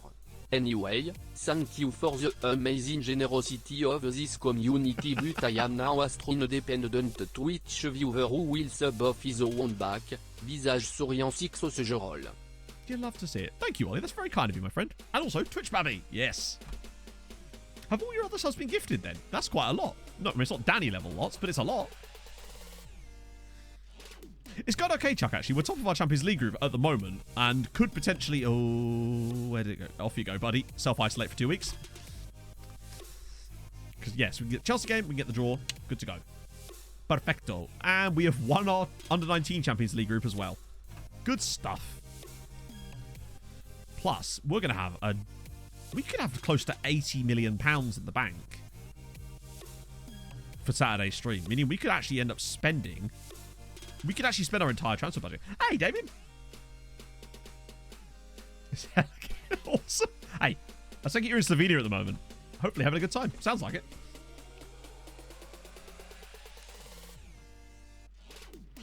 Let's see. I've always like another Bran dude. God, Bran are just... Whatever they're putting in the water there, keep doing it and then send them my way. See you later, Spirit Mano. Right, here we go. Final game. And then draw. And of course, stupidity. But luckily... Hang on, no, wait. Surely Danko. Has to be Danko. Doran at left... No. No. Where's Paolo? Paolo Vinicius there. And it's going to have to be Mill. Could it be Doran? He's left-footed or is he right-footed? I don't trust Emmett to play there, really. It has to be Millie, right? Oh, no, Millie's not registered. Shit. We have had it, friends. We have had it. Hey, Leaf. Test subjects. Oh, driving test. Oh, shit. It'll be fine, Hef, honestly. You've got to be able to drive in the rain anyway. You'll be fine.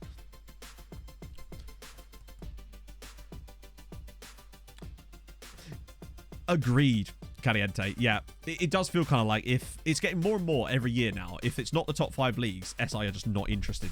And that's a shame because it feels like they're moving away from what made the game cool, which was the ability to use the game to play in any of the leagues that they have put in the game. But now, particularly with things like the transfer deadline day feature and shit like that don't apply to most leagues, stuff like that is a bit annoying when there's a feature that's brought in and isn't applicable to the leagues that you're in. That kind of sucks, particularly when it's just like a feature that could have been, surely. Especially when parts of it actually change the game mechanics, like the ability to get more bids on your players, which you then do not have access to, which kind of sucks. Unless they've changed that, because on the alpha it was very obvious how much more bids you got on the final day like that, and how easy it was to ship off players. Let's see.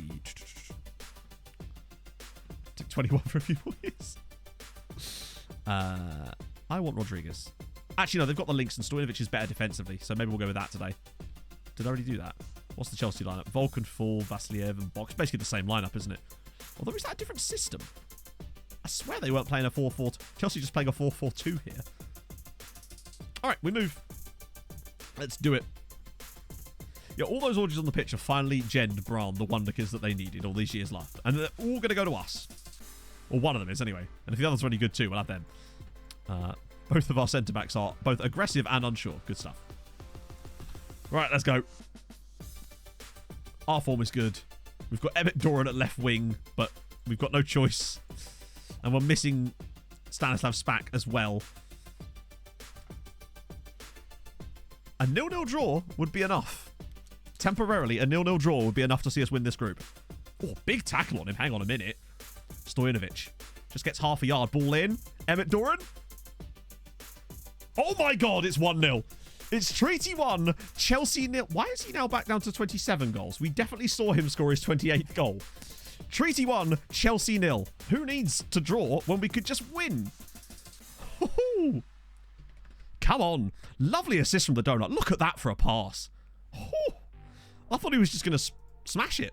But he's gone for it. Imagine if we could finish on 16 points in this Champions League group. That'd be insane. Yellow cards count, but the goals don't. Yeah, indeed. Start getting players ball before the start. Yes, we can.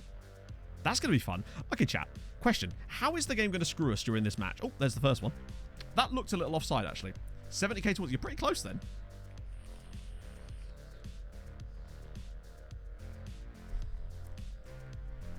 Disallowed. Wow. Rarely ever seem to see goals disallowed these days in FM. How close was this? Oh, bloody hell. That was pretty tight. Weirdly, the lines make it look like it's not. It'll be something. We'll give away a penalty and concede a corner goal. That's my prediction. And lose 2-1. But just hanging on in here is the fact... Oh, my God, Emmett. Right, where's the striker? Okay, lads, you've got to at least pass the ball. There we go. Yeah, VIP is 120k. Also, I know Bay Hudson isn't here right now, but Twitch have added new badges that you can allocate called Artist for people that do lots of like art for channels. Now, obviously, Bay Hudson is the Meme Master General. I've already assigned him this. He doesn't realise this year because he's not been in since I gave it to him. But also Chelsea equalised through Vulcan, standard. Yeah, there's an artist badge. I want to give one to Nymane too, obviously, for the kits, but obviously we don't see Nymane so much these days. So, it's difficult. But, yeah. It's awesome that we can do that and actually recognise members of the community that do cool art stuff. How has that gone through the keeper there?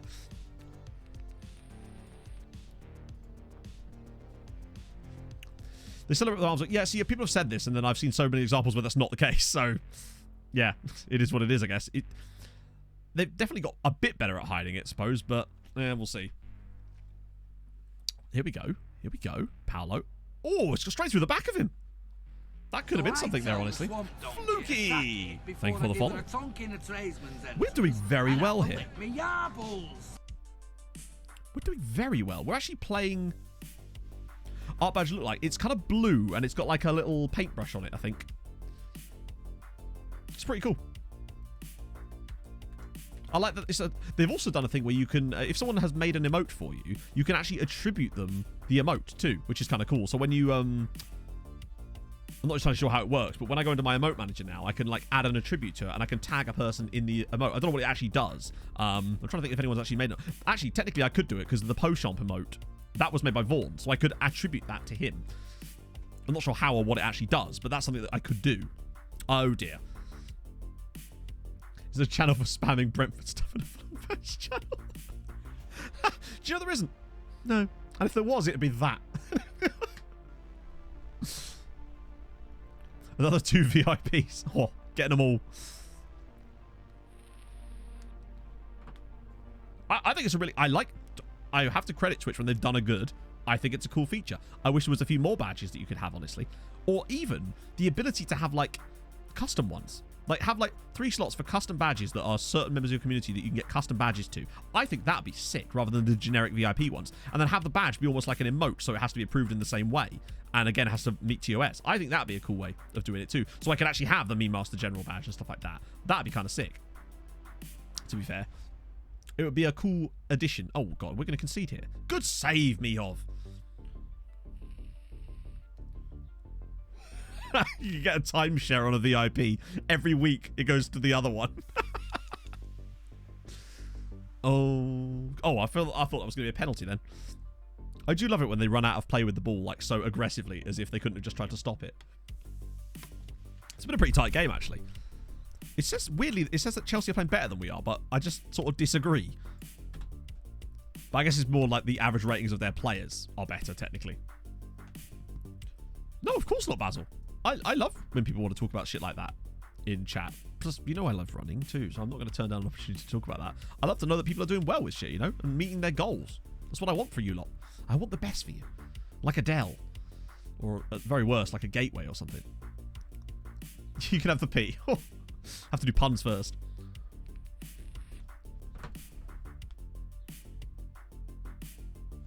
Just give the ball away. Give Chelsea a goal. Vulcan, of course, can score these because he's Vulcan and he'll score everything. 2-1 to Chelsea. That's shit. What is he doing here? Like, why is he passing it to him there, of all things? Well, there you go. I did say 2-1. It was going to find some way to screw us, but, oh, well, that's a shame. Cheetah with the 22 months. How's it going? Thank you so much. Morning Bedo Paul is well. It was going well. We were beating Chelsea in the Champions League, and now we're not, because Alejandro Vulcan is an absolute oh, for crying out loud. He's an absolute monster. This is the last group game. Yeah, a draw would have been enough for us to win the group. But Chelsea have had other ideas. And now it's 3-1. That's a shame.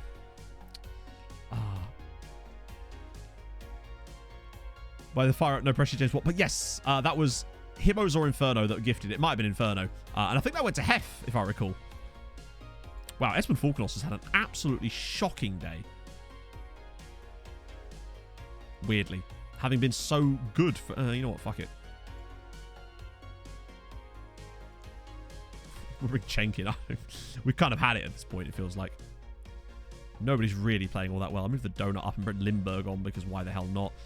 And maybe, even though he's playing well, get Paolo on for some more boost. I know it's early. What did you miss? Well, we were going to potentially win our group, but Chelsea have decided that today we don't get what we need from this match, which is a shame. Unless we can come back. There's still time, but we now have to score twice. And I'm not even sure if that would be enough now because of the 3 goals. We'll see. We were so close to potentially winning our group. Paulo Vinicius. Oh, it's going to be like that, isn't it? Do couch to 5k. Absolutely do couch to 5k. If you want to do anything to do with running, just that's the best way to start. It's brilliant. Ever seen an FM? I don't know. Usually I'm not there long enough for them to... Well, okay. Bringing Lindbergh on was the right choice. I know that they can go bigger than that, I think. Well, they certainly used to be able to. The biggest stadium I've ever had on FM is not even that large because usually I'm managing small clubs, and by the time that they've got the chance to build that stadium, even the ones they build brand new are like 40k max. So if well, there you go. So if 200 is the max in the editor, then that's probably the max that the game will ever actually get to at one point as well. Yeah, Man United is just trying to... So what do you reckon? If we equalise, Man United will find a way to come second in that group. I'm not sure if that's even possible, actually. It seems that PSG have absolutely bottled it.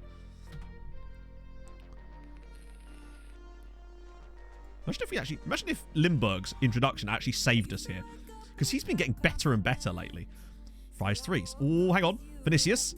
The donut. Oh, hang on. We're looking better here. Bayrak. Oh, no! Emmett, for fuck's sake, buddy. This is why... Oh, I can't believe he's missed that. It's an open goal. Oh. I thought Cenk Bayrak, firstly, was about to score a goal, but secondly, the fact that it then bounces up straight to Emmett Doran and he's headed it wide. He won the header. He did the hard bit for us and then couldn't finish it off. Go on, Pablo. Maybe you can make up for it now. Nope. Nope. Oh. Okay, they're getting a bit more desperate now. Weirdly, considering they're 3-2 up. Come on. Where's that run? There's the run. It's Lindbergh again. Lindbergh. No, for fuck's sake. We should be winning this match. Or at least drawing. We've done well enough to win this, or to draw this match, surely.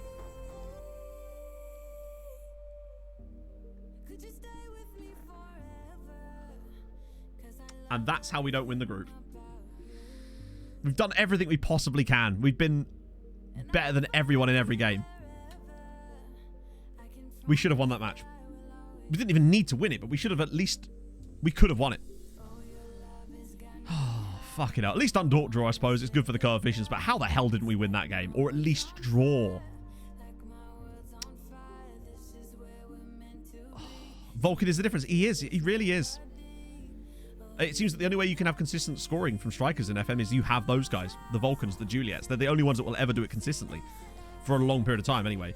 Let's have a look at the other groups so we can see who we could potentially have to play against. Another 700. Wait, we got... Oh, that was just for the position, right? Oh, unallocated. Right, okay. Let's see. So Porto won their group. Dortmund. Bayern. Milan. And Liverpool. And obviously Man United, who we know we were going to be playing. At least Spack will be back. I suppose he can be back just in time for us to get knocked out. Dundalk did all right to get 3 points in that group, in fairness to them. To get 0-0s against Dortmund and Inter. And away from home, too. Porto or Dortmund for me, yeah. Although, hang on. City dropped a decent chunk of points against Leipzig and Ajax, too, honestly. That's disappointing. I want to keep an eye on who... Where are they gone? Who Chelsea draw. It'd be curious to see who we could have got. The usual suspect. No, just usual suspect. And Joe Heels. Thank you for the follows, guys. Right, so let's... Does this automatically allocate it now, or do we have to wait till the next day? Oh, no, I think it's in.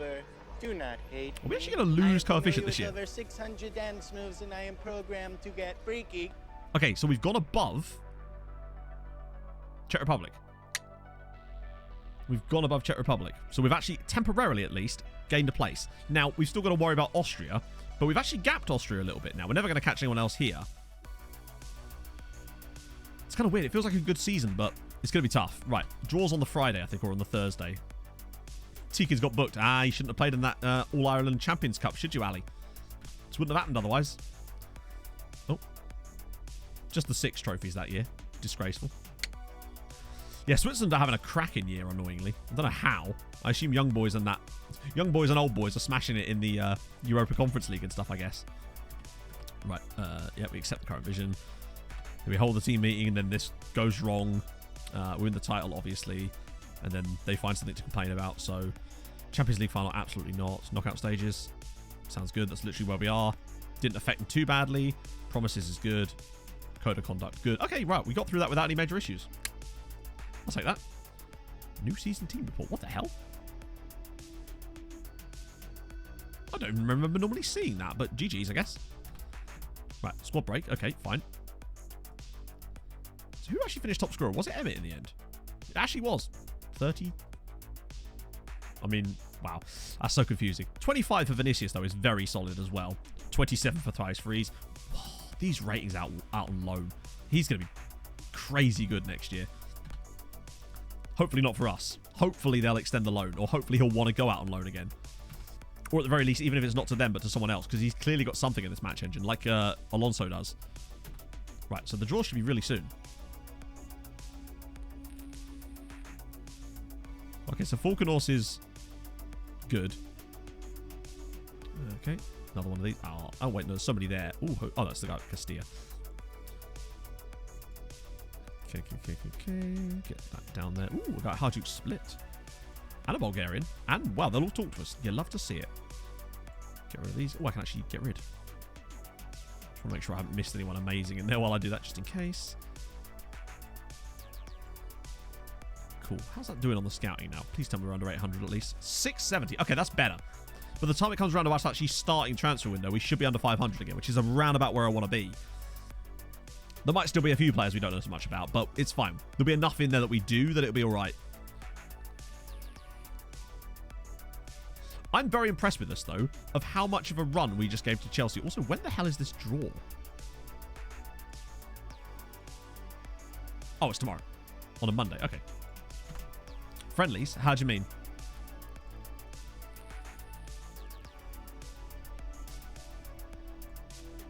Let's see. Ooh, wow, look at all those. There's Victor Hugo again. GG's. Sven de Krook. Good name.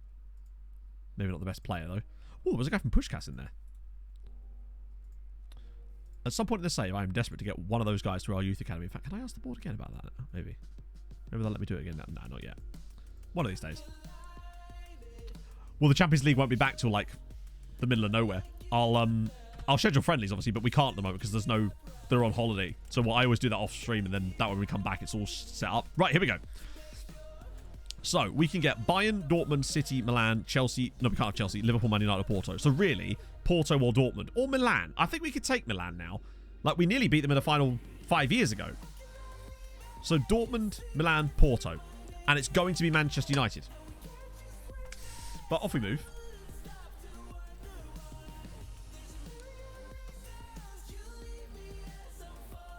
Oh, well, there's Porto already gone. Our odds just got extraordinarily worse. Okay, so we can't have that anyway.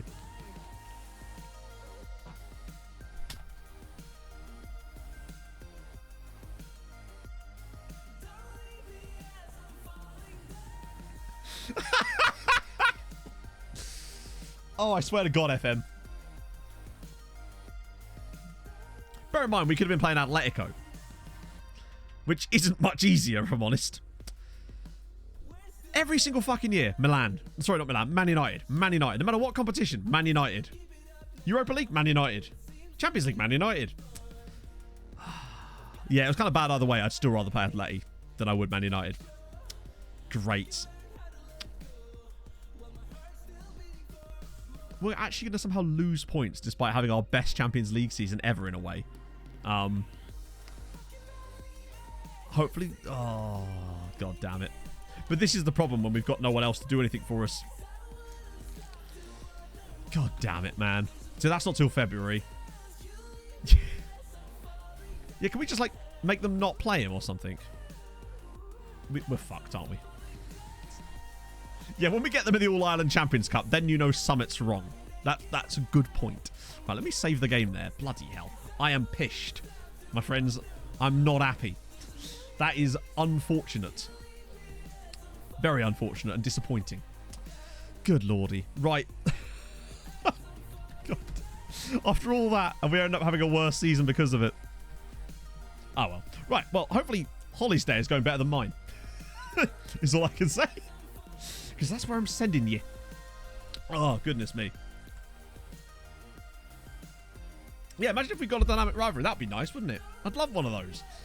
But life comes at you fast. So, Saturday stream. It's going to be great. It's going to be smash or pass, basically. It's going to be perfect. Because with all the money that we're going to get from this, we're going to have, like... We're going to be able to basically spend our entire transfer budget of, like, 28, 30 million pounds on just all the players we want. It's going to be poggy. Anyway, I will see you there. Yes, I will make that save version for the recap video, actually. I'll probably just be able to do that after, actually. It'll be fine. No, we do not do that, obviously. But yes, thank you so much for joining me. I will see you guys on Saturday morning, hopefully, with some more of this loveliness. So I'll see you guys very soon. Hi, Eric. We were just about to get going. I've just been screwed by FM again. I'll see you soon. I will see you tomorrow in a Nomads video. Have to see where we end up. And yeah, thank you so much for coming. Hold your gun. Capybara. Bye-bye.